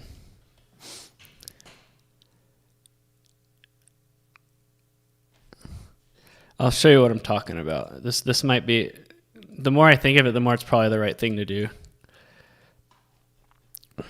Hang on.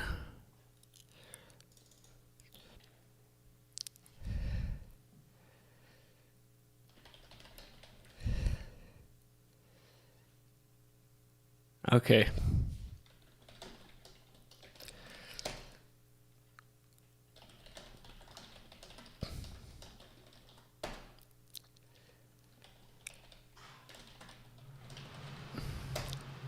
So yeah, unders are hitting at about 53% in my database, and that's going to skew things towards the under. But if I combine it with over, if I ran over in the same data frame, it would be 50-50 each time. That's a change I'm going to make probably on tomorrow morning.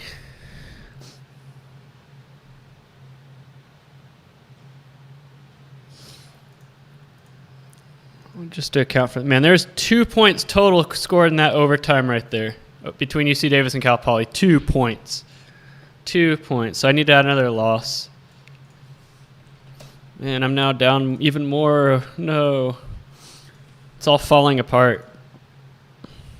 I think Lamar's going to come through, though.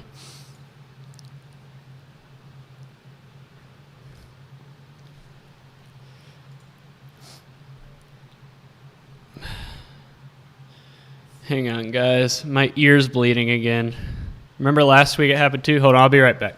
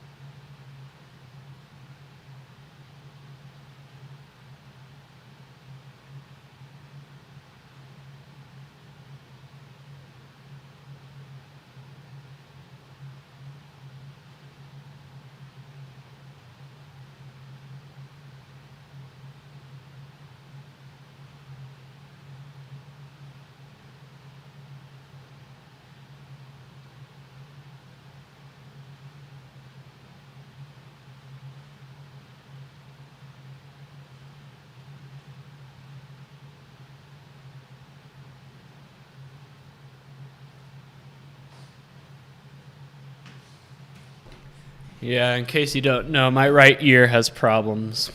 Man, that Lamar game's going to overtime. I don't like that because it gives me a chance for that sliver of hope that I had to lose.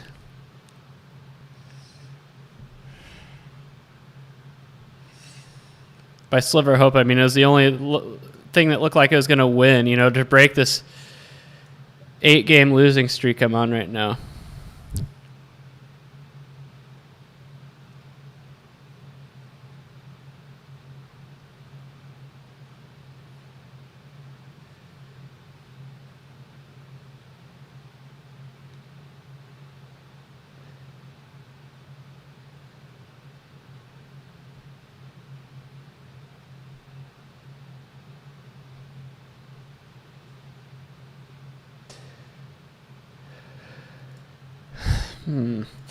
Trying to get the skid, put a stop to the skid I'm on.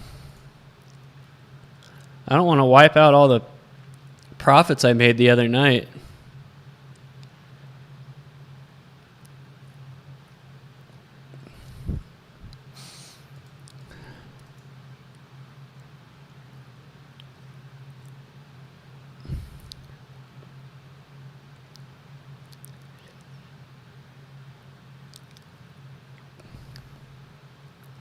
See, I told you that Valpo bet was going to be a bad one.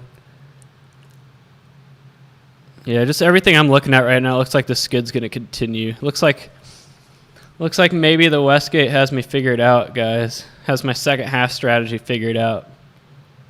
Yeah, literally everything I'm looking at right now, except for the under and the UTEP. These two look like they're probably going to win. But that's probably going to lose. Nebraska Omaha is probably going to lose. TCU spread's probably going to lose. This isn't looking that great. Louisville probably won't win by 4.5. So, it looks like the Westgate. Maybe they use my betting data to sharpen their second half lines.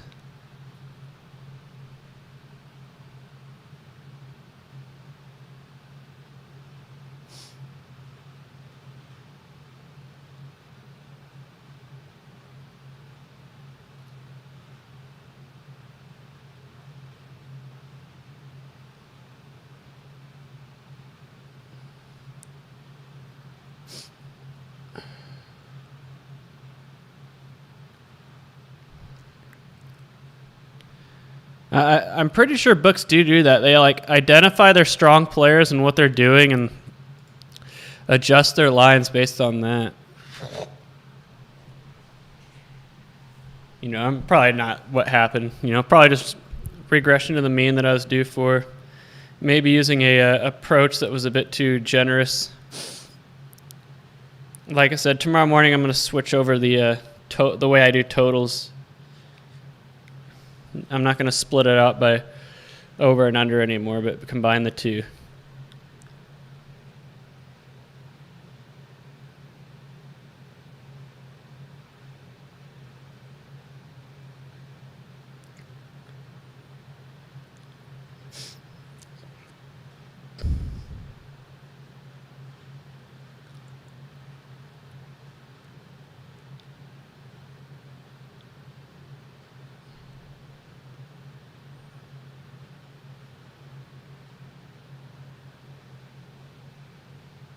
Yeah, I said when I was putting the bet in, I was like, I know Indiana State's going to make a game of it. But oh well. The good thing about a losing Saturday like this, though, is that I can feed it into my machine learning processes.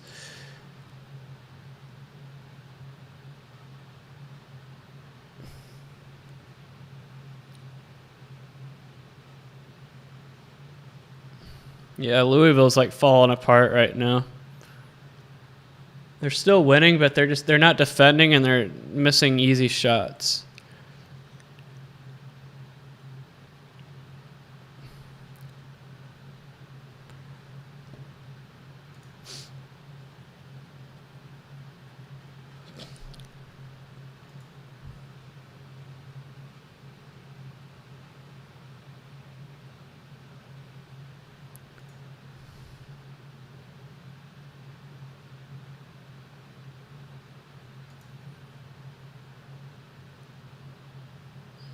All right, there is a Louisville dunk. They just made a dunk, so maybe that will turn things around.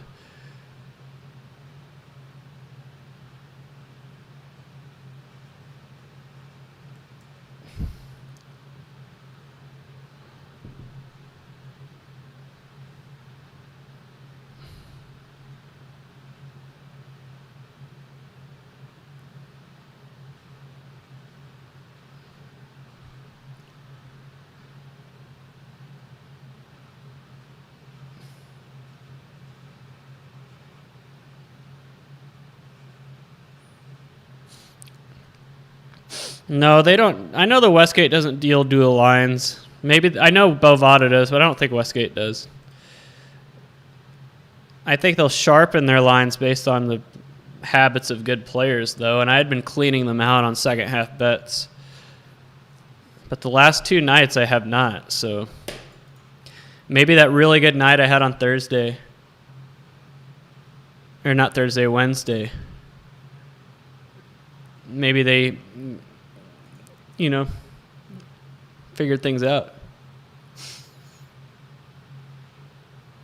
All right, now Louisville has just lost the lead.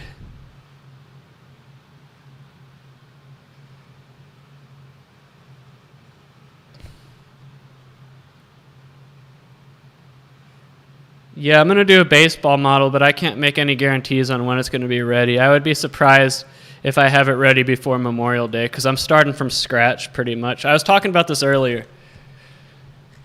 I'm going to start from scratch on it, and I'm going to devote a lot of time to preseason estimates. Because that was the one thing I learned last year, was the importance of preseason estimates for players.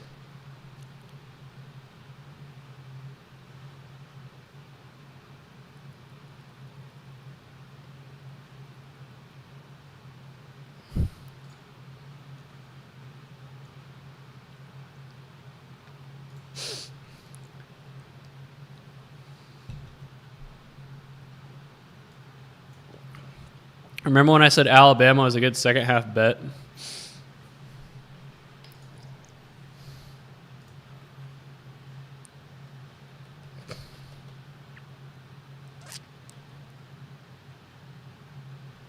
Okay, Valpo might do it. They might do it.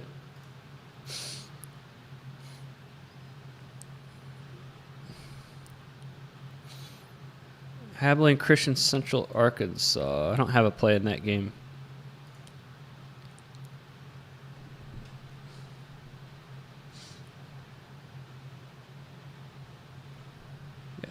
Another second half, 2 second halves.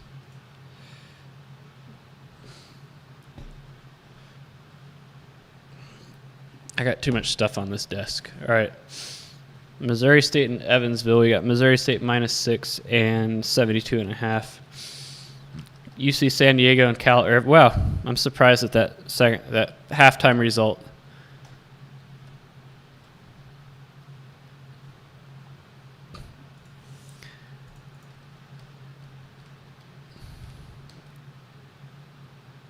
Over in the Missouri State game, UC San Diego, which I don't like that bet, by the way, in Evansville. And I'm going to reduce my unit size here. I've been losing too much. I need to stop the bleeding.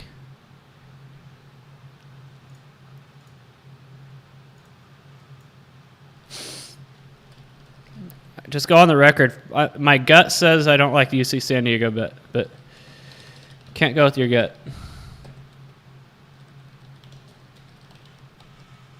And you guys won't, I'll be off stream by the time it resolves, so.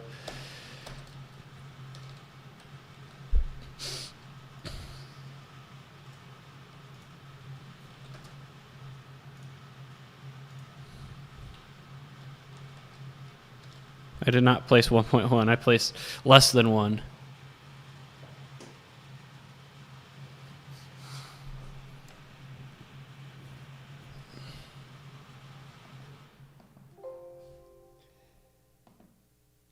Yeah, they trade him to the Rangers, who, I'm a lifelong Rangers fan, and they're just terrible. They're going to have another bad year. I only bet 0.93 units. So one thing you have to do when you're on a, yeah, it's ideal to reinvest your profits back into your bankroll, but when your bankroll decreases like mine has today, you want to, okay, I'm changing my unit size to something lower so it's in proportion to the decrease in my bankroll. Dang it, I had a line change. I'm going to have to re-enter the Evansville line.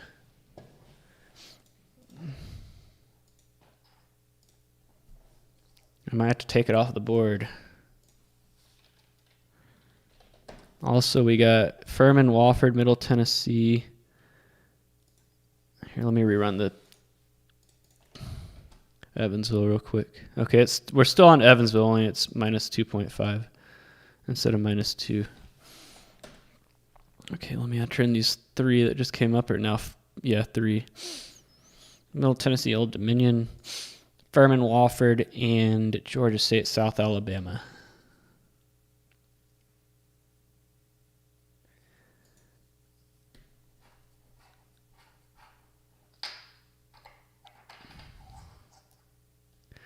Yeah, that's a lot of halftimes, so get ready. Even though you guys won't see the resolution of them on the stream, you can, follow along on your own, but I'm shutting down the stream once the game's resolved. Oh yeah, Furman's playing Wofford. You know what that means. Furman cannot beat Wofford. That is their kryptonite. They can beat everybody else, but not Wofford.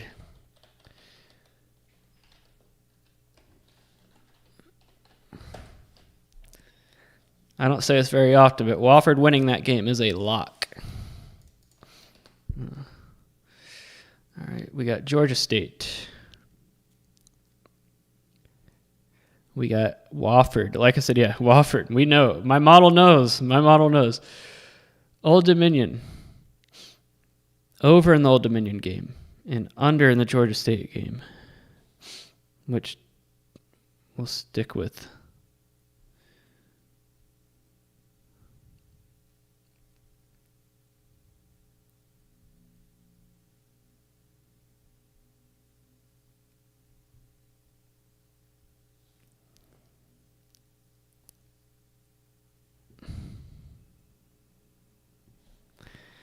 And I can't get ahead of these line changes, man. Although the 2 lines shifted in my favor, but still.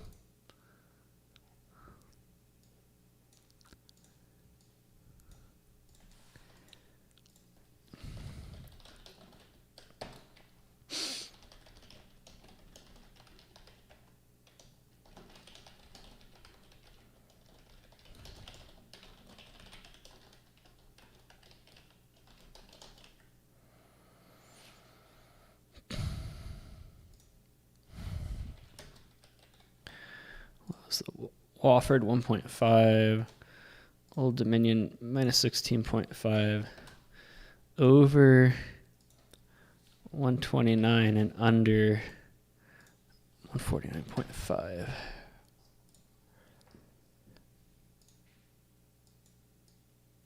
All right, Manhattan and Siena. 7 and 66. Tennessee State and Eastern Kentucky. 6 and 82. Minnesota, Nebraska. Drake and Bradley. Minus 7.5. 71.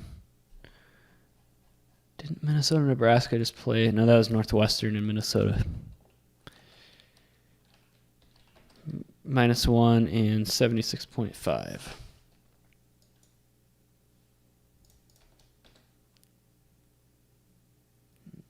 I'm trying to make sense of this all.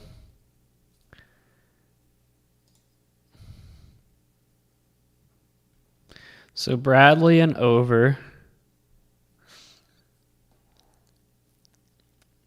Manhattan.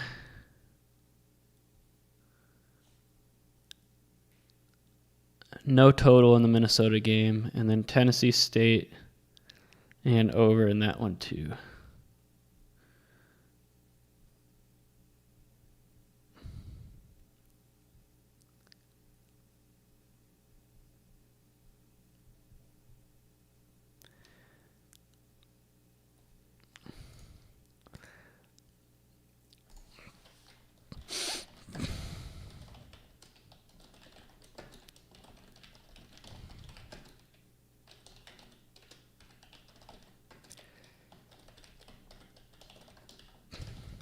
Tennessee State has not been a kind team to me this year when I'm on them, by the way.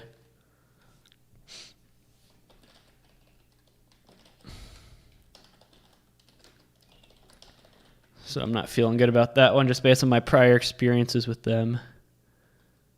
Not just when I'm on them, but when I bet against them, I usually win. So I don't like the fact that I'm not on them.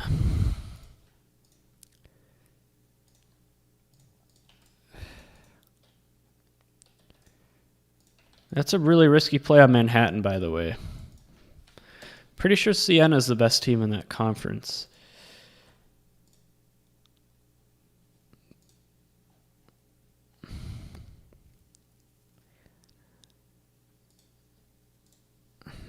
But they have a 6-point halftime lead.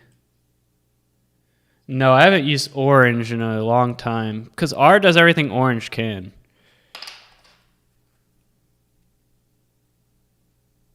Yeah, I prefer R for regression. Nothing against orange. It's a good program. It's just I prefer R. All right, I can grade the Charlotte UTEP game as a win. So if stop the bleeding at least. 2 wins to add. And I should be able to add a third with Lamar.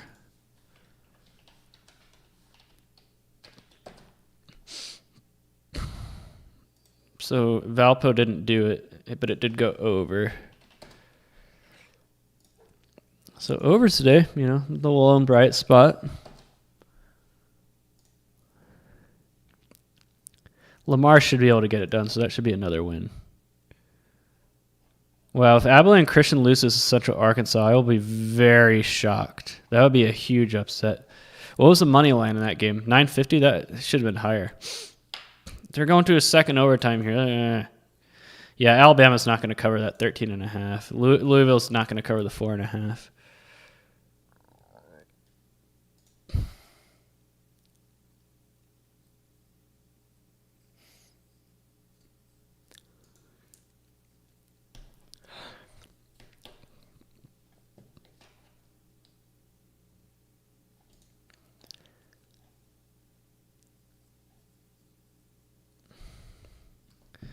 All right, Rhode Island, Duquesne, Nicholls State, New Orleans. I think that should be it.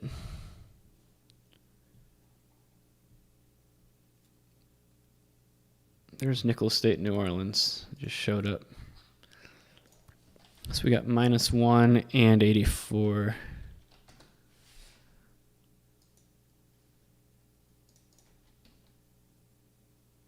Under 181. That's a high number. I kind of get worried when it's that high. But in model I trust. Hasn't been the best today.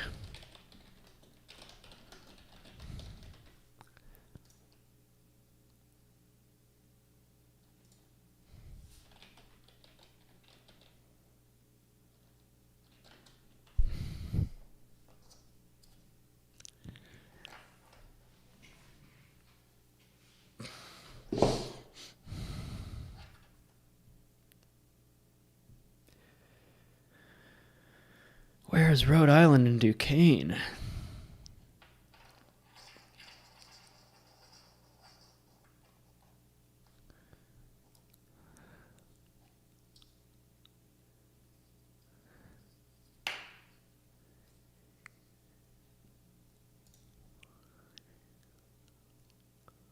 Louisville's up by 3. I just don't have any faith that they're going to cover the 4.5.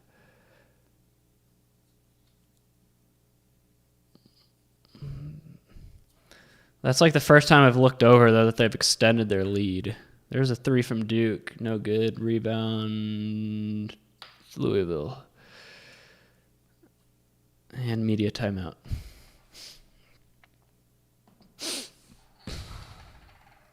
There's Rhode Island, Duquesne. All right. This should be the last second half line I enter in on the stream.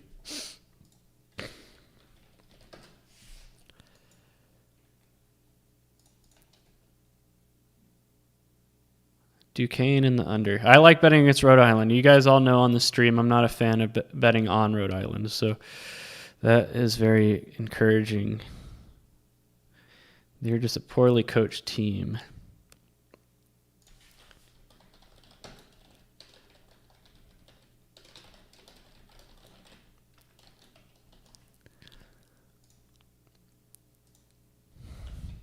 Was it 153?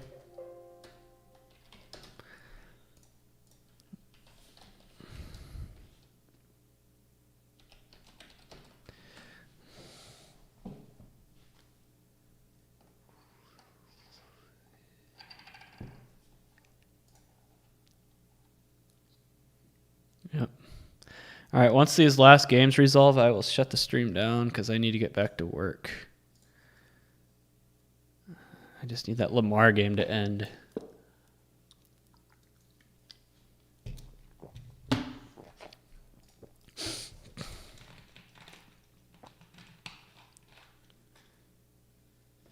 No, I actually didn't. I was fine. You got to remember, I stopped myself well. I could have kept going if I really wanted to. I stopped myself short. I just didn't want to be miserable on the live stream. Like, if I wasn't streaming, I probably would have kept going, but I just didn't want to be like, on the stream, so.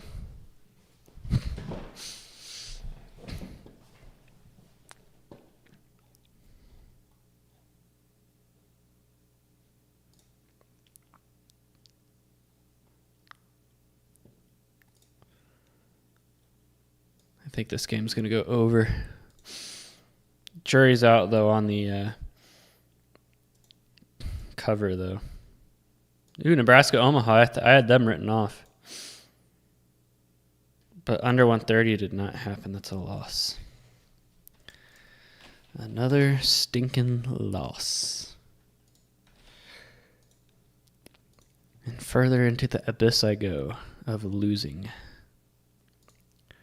Speaking of which, where's Southeast Missouri? That's going to be close. Did TCU Iowa State go under? It probably will unless it goes into overtime.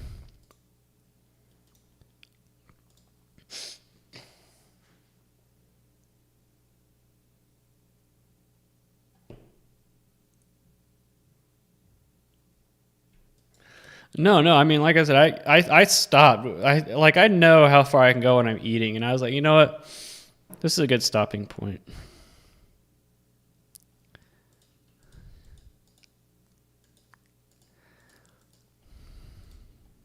I think we're going to go over here, unfortunately.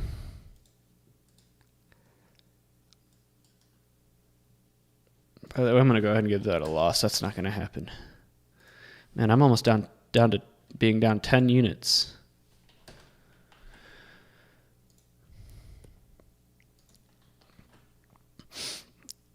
I need to...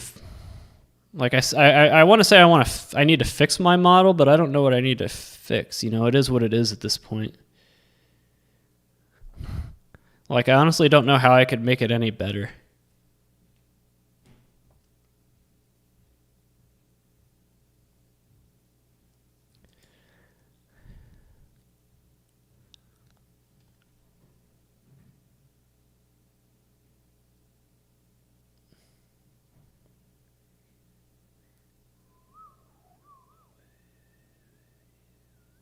There's Louisville.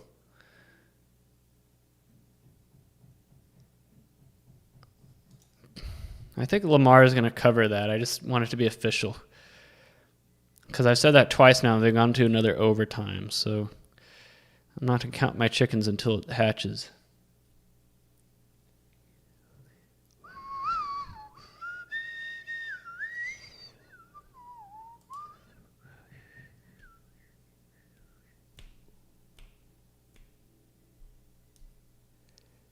Yeah, I don't have any faith in TCU. Like, I used to be the biggest TCU basketball fan. Trust me. I went to Alaska to watch them play, guys. But the product they put out this year is just, I can't. All right, Louisville's up by 5. Oh, are they really going to call that a foul? That was a flop. Nebraska, Omaha. Are you guys going to be my fourth half-point loser today? Yeah, it looks like it's going to go over.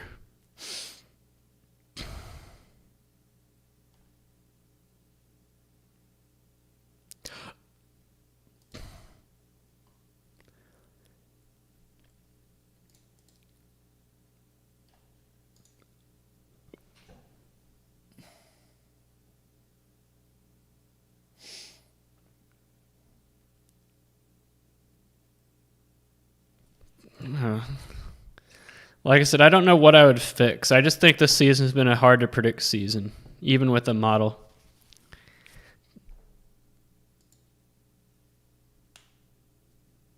Yeah, overfitting is a threat. You're very right, but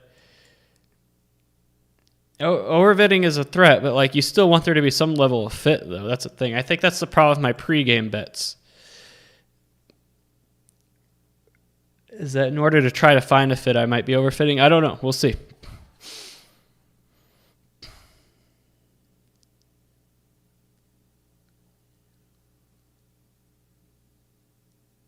Man, these refs are really trying to get Duke back in this game.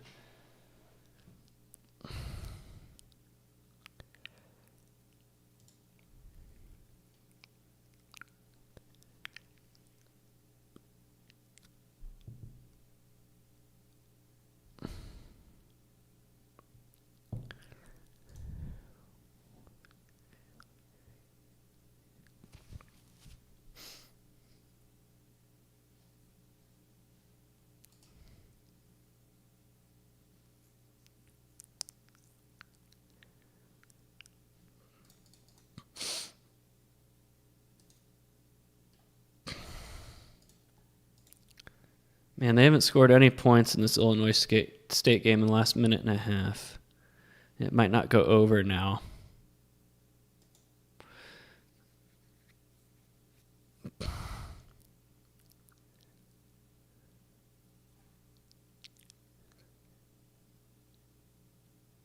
Yeah, I'm not a Louisville fan, but the refs are not doing them any favors right now.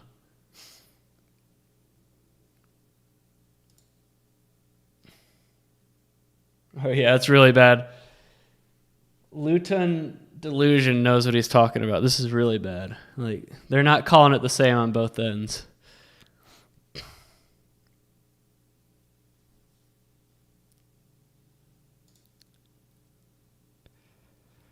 I need to add another loss.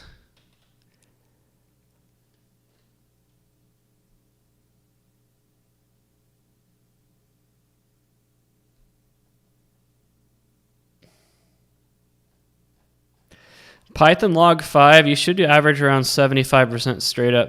Between 70 and 75% straight up is what you're going to get there.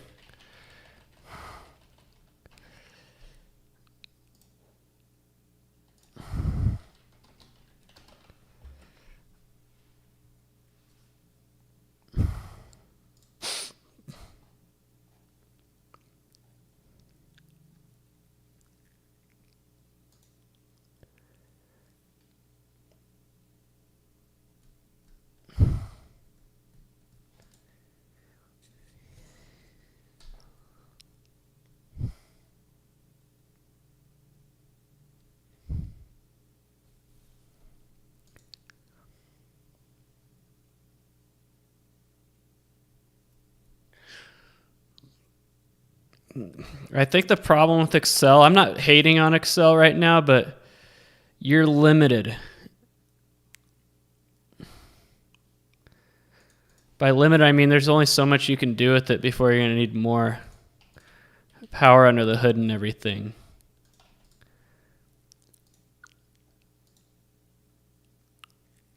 For example, logistic regression is something you can't really do in Excel. I mean, you can. It's just, it's like 2 lines of code in R, but like 1 million lines of code in Excel.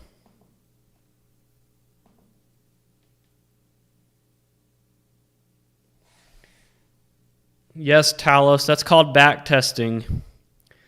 And the thing about back testing, it's really the best you're going to get, but it also can risk overfitting.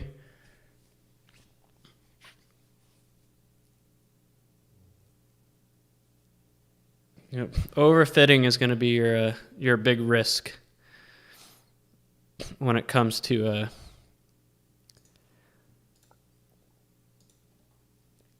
back testing. Like, honestly, this graph right here is pretty much back test. Not quite. It's what you call real-time back testing. Meaning I plug the odds, I plug what the stats were on the day the game was played into the model and not what the stats are now.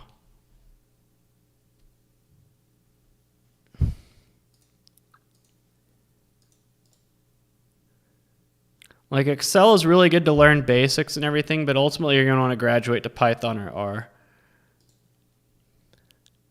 All right, we got overtime there. I needed that. All right. So where is that game? Here we go. Overs today, man. If you just stuck with overs, you would have had yourself a good day.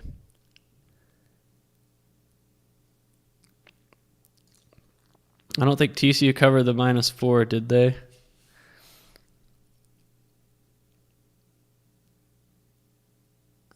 Push. It was a push. So now I'm just waiting on Louisville, and I guess for this Illinois State game to end.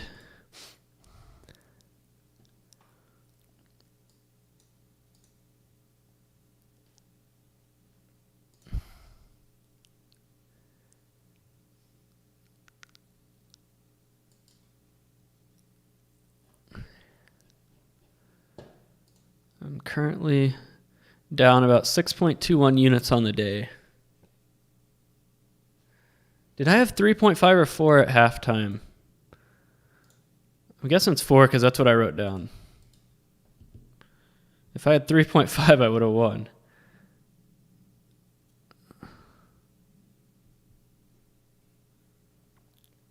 I had TCU +3, so yeah, that's not a half number, so...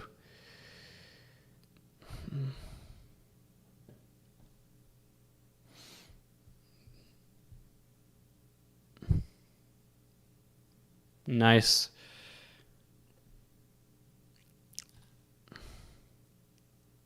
Wait, Southeast Missouri. They were looking like it was going to be very close.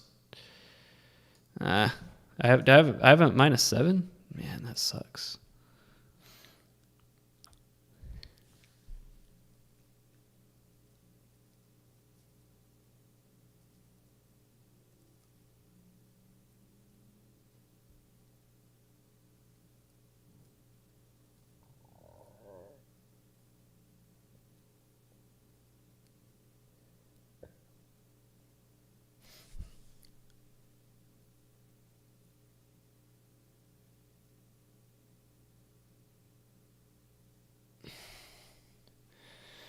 I'm wondering if I should update my models to plug in margin.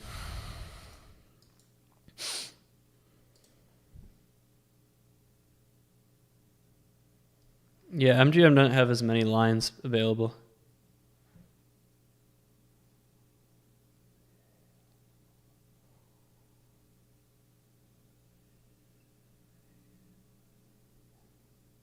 I don't think Louisville's going to cover this. I don't think Southeast Missouri is going to cover that.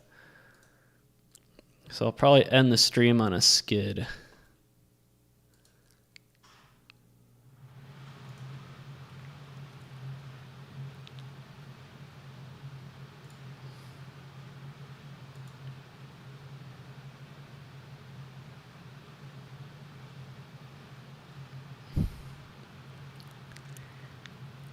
Yeah, between Thursday night and today, I've wiped out about half of the profit I made on Wednesday. But like I said, these money line numbers all look good today. I wonder if that's because of Central Arkansas, though. Hold on.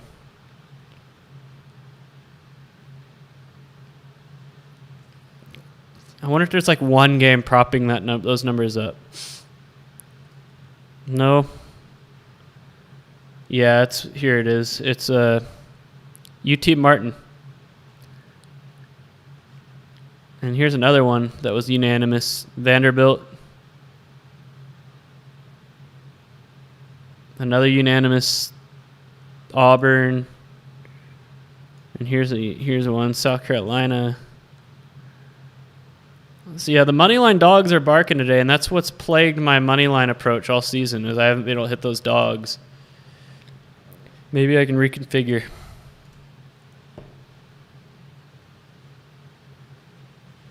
I don't think Westgate's in Indiana.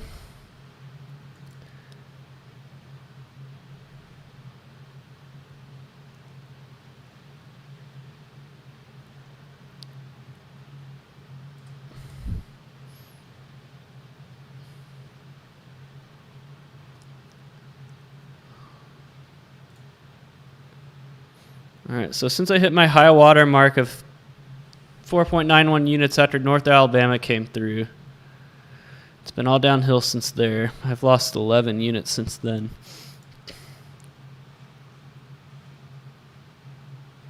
Yeah, Louisville's not going to cover the 4.5. I didn't like that. I think maybe in my models I should start factoring some things in.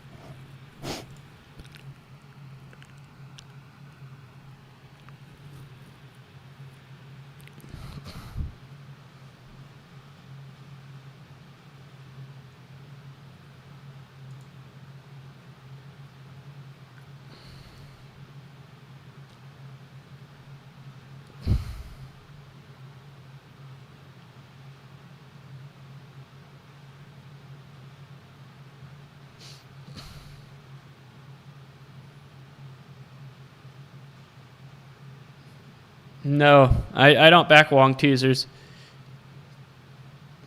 I just said that if you can get them priced at a certain number, which you probably can't, then they might be worthwhile. But no, I don't endorse any kind of NFL betting. This Louisville game could go into overtime. It will go into overtime, so maybe I could win that live bet. Maybe.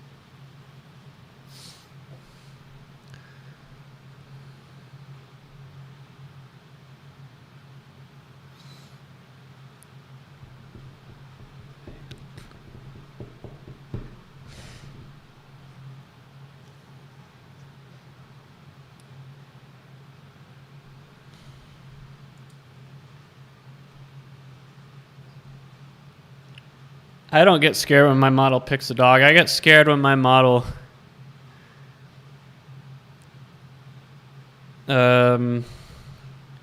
overrates a team, but it's really subjective.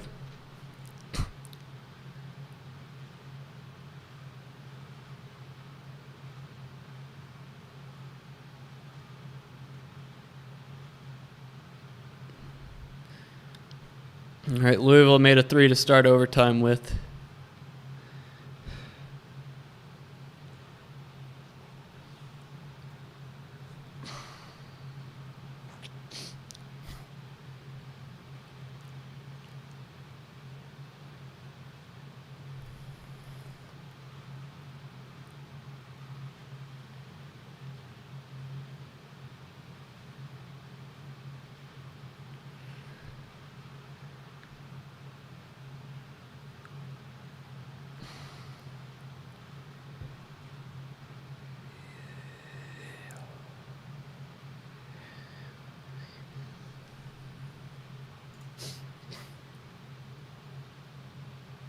David Clark's right.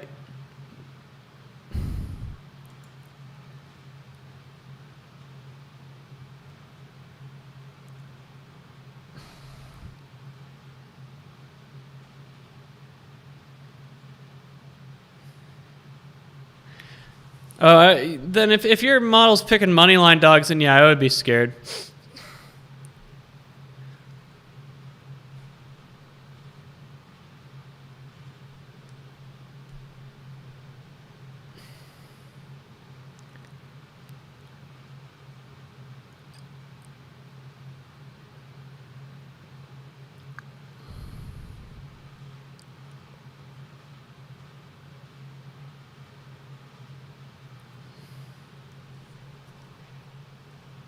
I'm only going to be on for a few more minutes.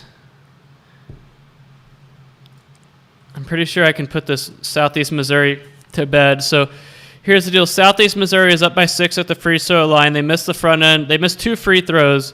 And then SIU Edwardsville gets a rebound, hits a 3. So now that one's pretty much dead. So, and I'm pretty sure this one's dead too. Illinois State, unless they can force a second overtime. Louisville's up by 3, so there might be 3 more losses that I'm going to add here, and then I'll probably sign off.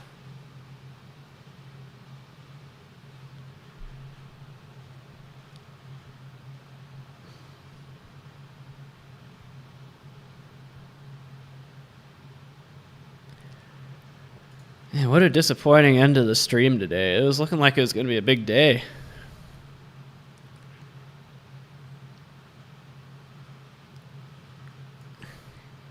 See what it looks like in graph form. Today's roller coaster in graph form.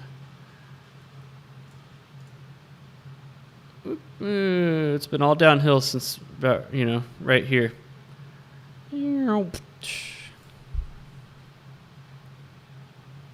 Like I said, I think the Westgate, maybe they just figured me out. Maybe I got figured out.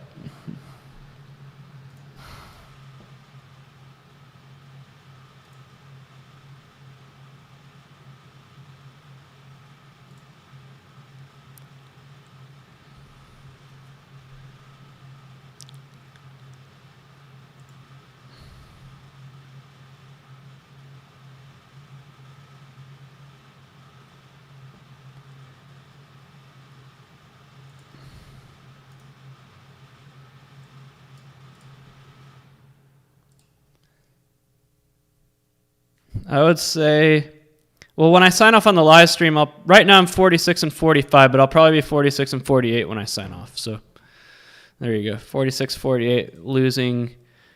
Let's minus 3.3. I'll probably be down. Let's just assume these are all losers because I'm pretty sure they will be. Yeah, minus 9.5 units. Yeah. I mean, if you factor in Wednesday, Thursday, and today, I'm still up since then, but it does suck to pretty much give away half of your profit in a single day.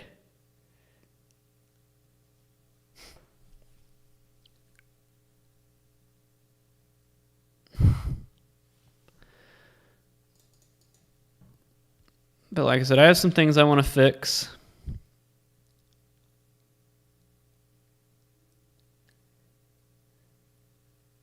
I also believe that feeding today's data into the model will also be helpful, because I think it's too under heavy.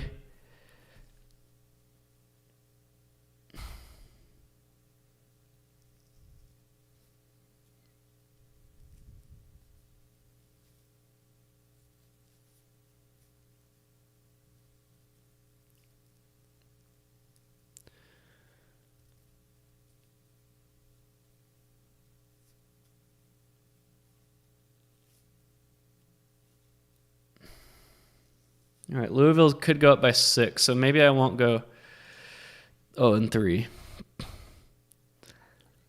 And if Illinois State can force overtime,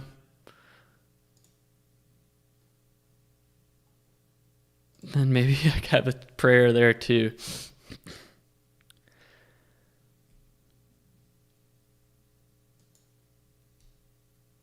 Overtime giveth, overtime taketh away, and today is definitely an overtime taketh away day.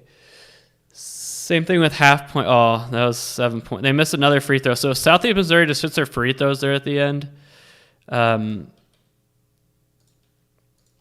game turns out different. But the half point losers, sometimes you get a lot of half point winners. Sometimes you get a lot of half point losers. Today's definitely the loser side of that.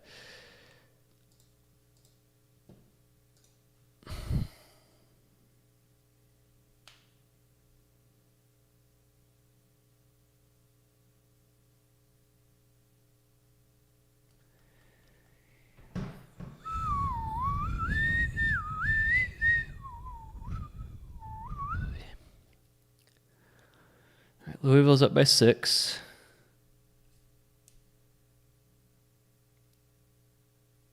I don't drive a stick shift anymore. Used to. My whole life. Up until a couple months ago.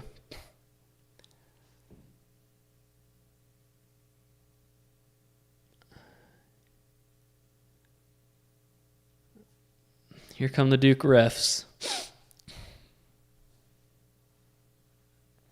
Man, I would have been better off betting my pregame bets today.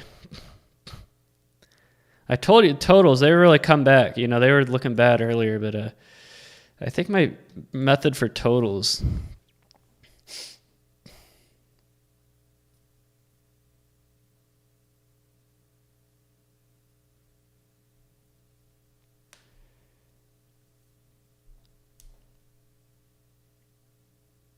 There's a reason parlays give the most free bets, because they make the most money for the books.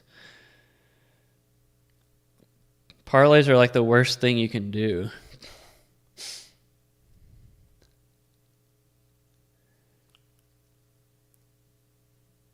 No, I sold the Miata. I basically traded my Miata straight up for a Mazda CX-5. Straight up. And a year newer Mazda CX-5 as well. I had a 2016 Miata and I traded it for a 2017 CX-5. Straight up. I just got tired of I didn't have enough room, and since I'm always moving and stuff, I needed the extra space. And also, I hated being in traffic with the stick shift. I was getting like tendonitis in my left, like, I don't know what muscle it is, but the doctor said it was from too much stick shifting.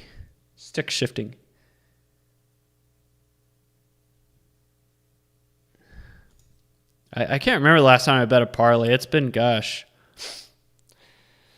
almost, and in like a serious parlay, by meaning like not just for shits and giggles parlay. Many years.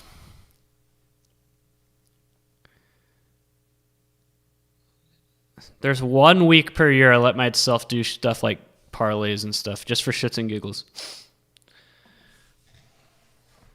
And I didn't have that week this past year.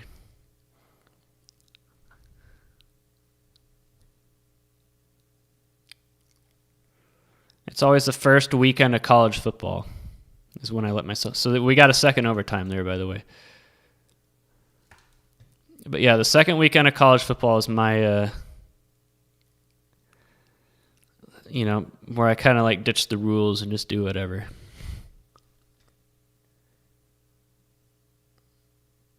Yes, traffic with the stick shift is horrible.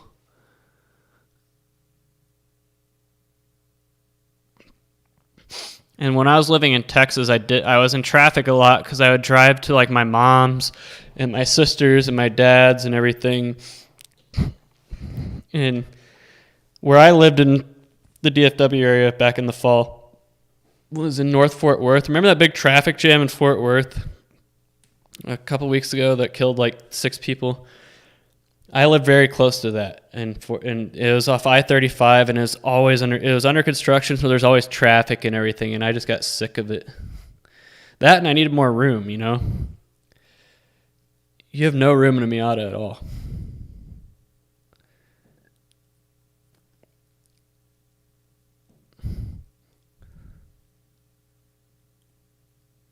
It was a fun car. I liked having that car. And before my Miata, I had an Audi TT, so I'd always driven, 2-seat convertibles. But it was just time. I had slightly more room in the TT than the Miata, that's for sure. Bigger trunk, bigger front seat. I moved from Seattle to Louisville in an Audi TT, and then I flew back and got a truck. So I drove from Seattle to Louisville twice. Talk about a drive.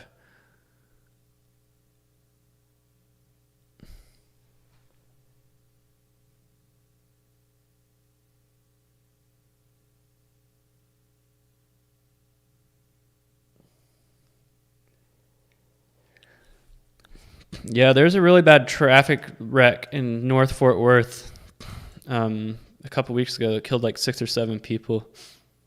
100-car pileup. And when they were talking about it in the news, I knew exactly where they were talking about. And it's a really bad intersection of it's called the Mixmaster in Fort Worth. They call it the Mixmaster for a reason. Because it's where like 4 different, roads and highways and freeways come together. Sundance Square, yeah, what about it? It's like the gas lamp of Fort Worth. It's just like an area, a bunch of bars and restaurants.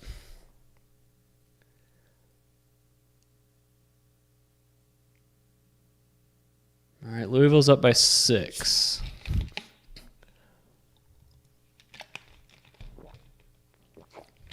Man, they did not play defense there. Like, if Louisville's going to, either contest the shot completely or just let them go, but they didn't do either, so he got the basket and the foul. Like, that's frustrating.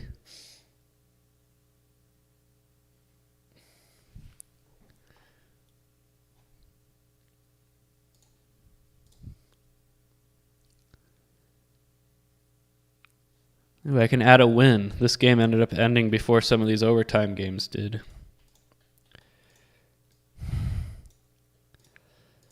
So I'm only down 8.5 units now. This is only my second stream of the season where I had a losing live betting session.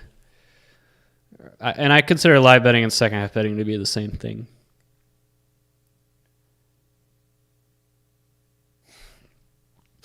I remember when it snowed when I was living in Louisville one time, pretty bad, and I decided to do Uber in it because I thought there would be no other Ubers on the road and I'd have all the rides, and it was pretty scary.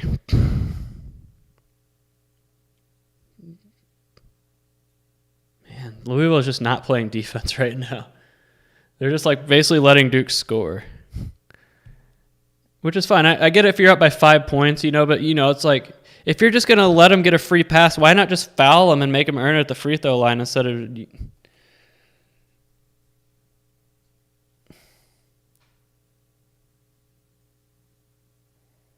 The second one, I don't care about losing money. Like I said, this is all house money at this point. I was up. My bankroll starting the day was 14% higher than what it was at the start of the season, right? So it's house money at this point. So I don't really care that I'm losing that money. It's more the frustration that... my approach seems to be failing me today, and I'm wondering if it's just, I'm I was due for regression. I'm not going to go 30 and 16 every night. That's not going to happen. But like I said, I'm wondering if it's systemic or if it's just, noise.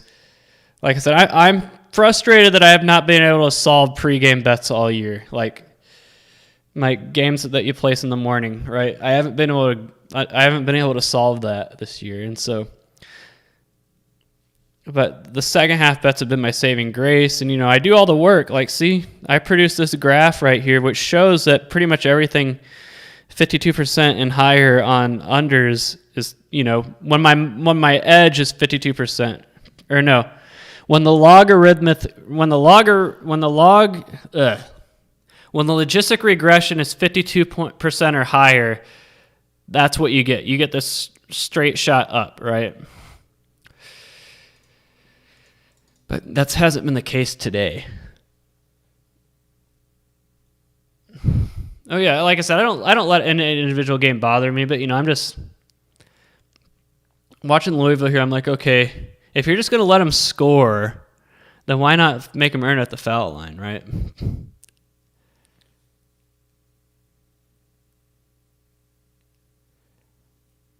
Yeah, and another reason my demeanor probably sucks right now is because I know that when this stream is over, I have to get back to work studying, which sucks.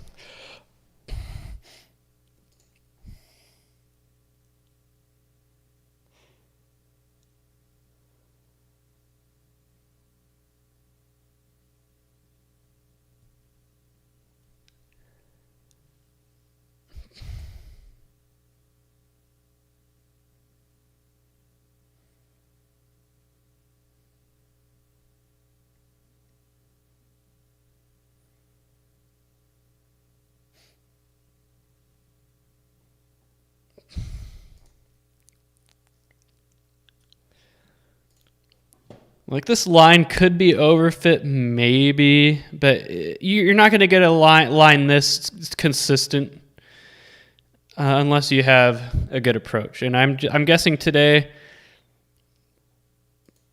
I'm excited to add today's data into my training data set.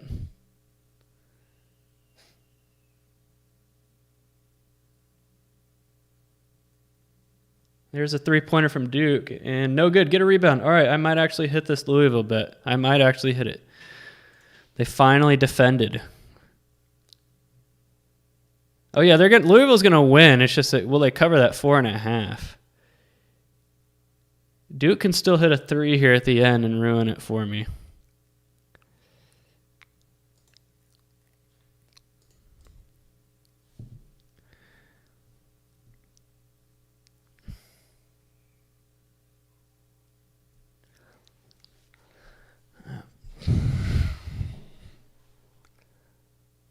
Let's just say that losing 10 units is definitely losing a 4-figure loss day. Let's put it that way.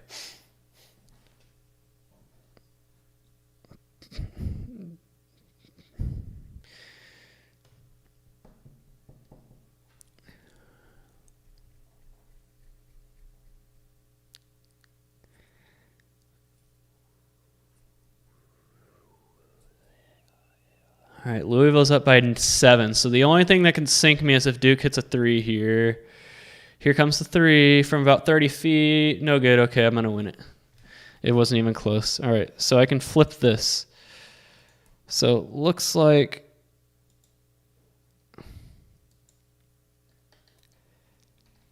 does that match?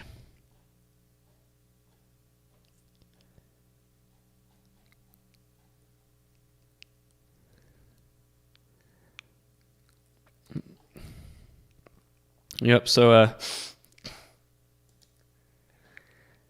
actually won more bets than I lost today, but the juice adds up after a while. And the fact that I started placing more bets or higher unit sizes towards the end, and I had my losing streak at the end, that's why.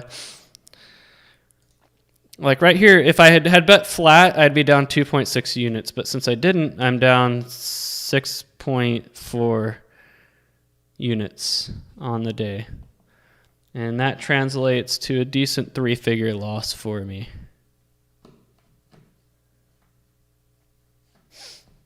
So, 48 and 46.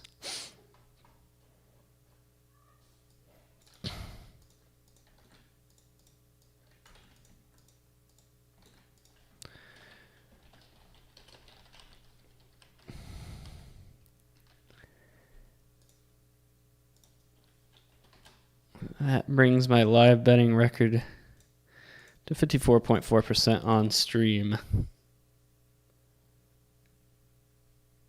Yeah, I definitely puckered when that last 3 went up. All right, so Illinois State's not going to do it. So yeah, that's a loss. All right, so yeah, I'm going to go ahead and end the stream. Thanks everyone for tuning in. Hopefully, I'll try to be back on Wednesday to kind of celebrate the fact that I'm done with my studying and everything. So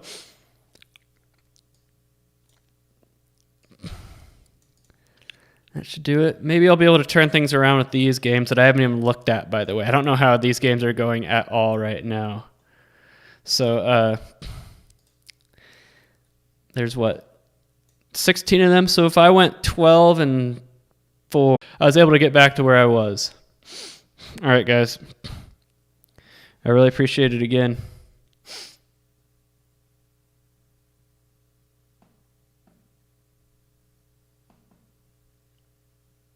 All right. See you guys on Wednesday.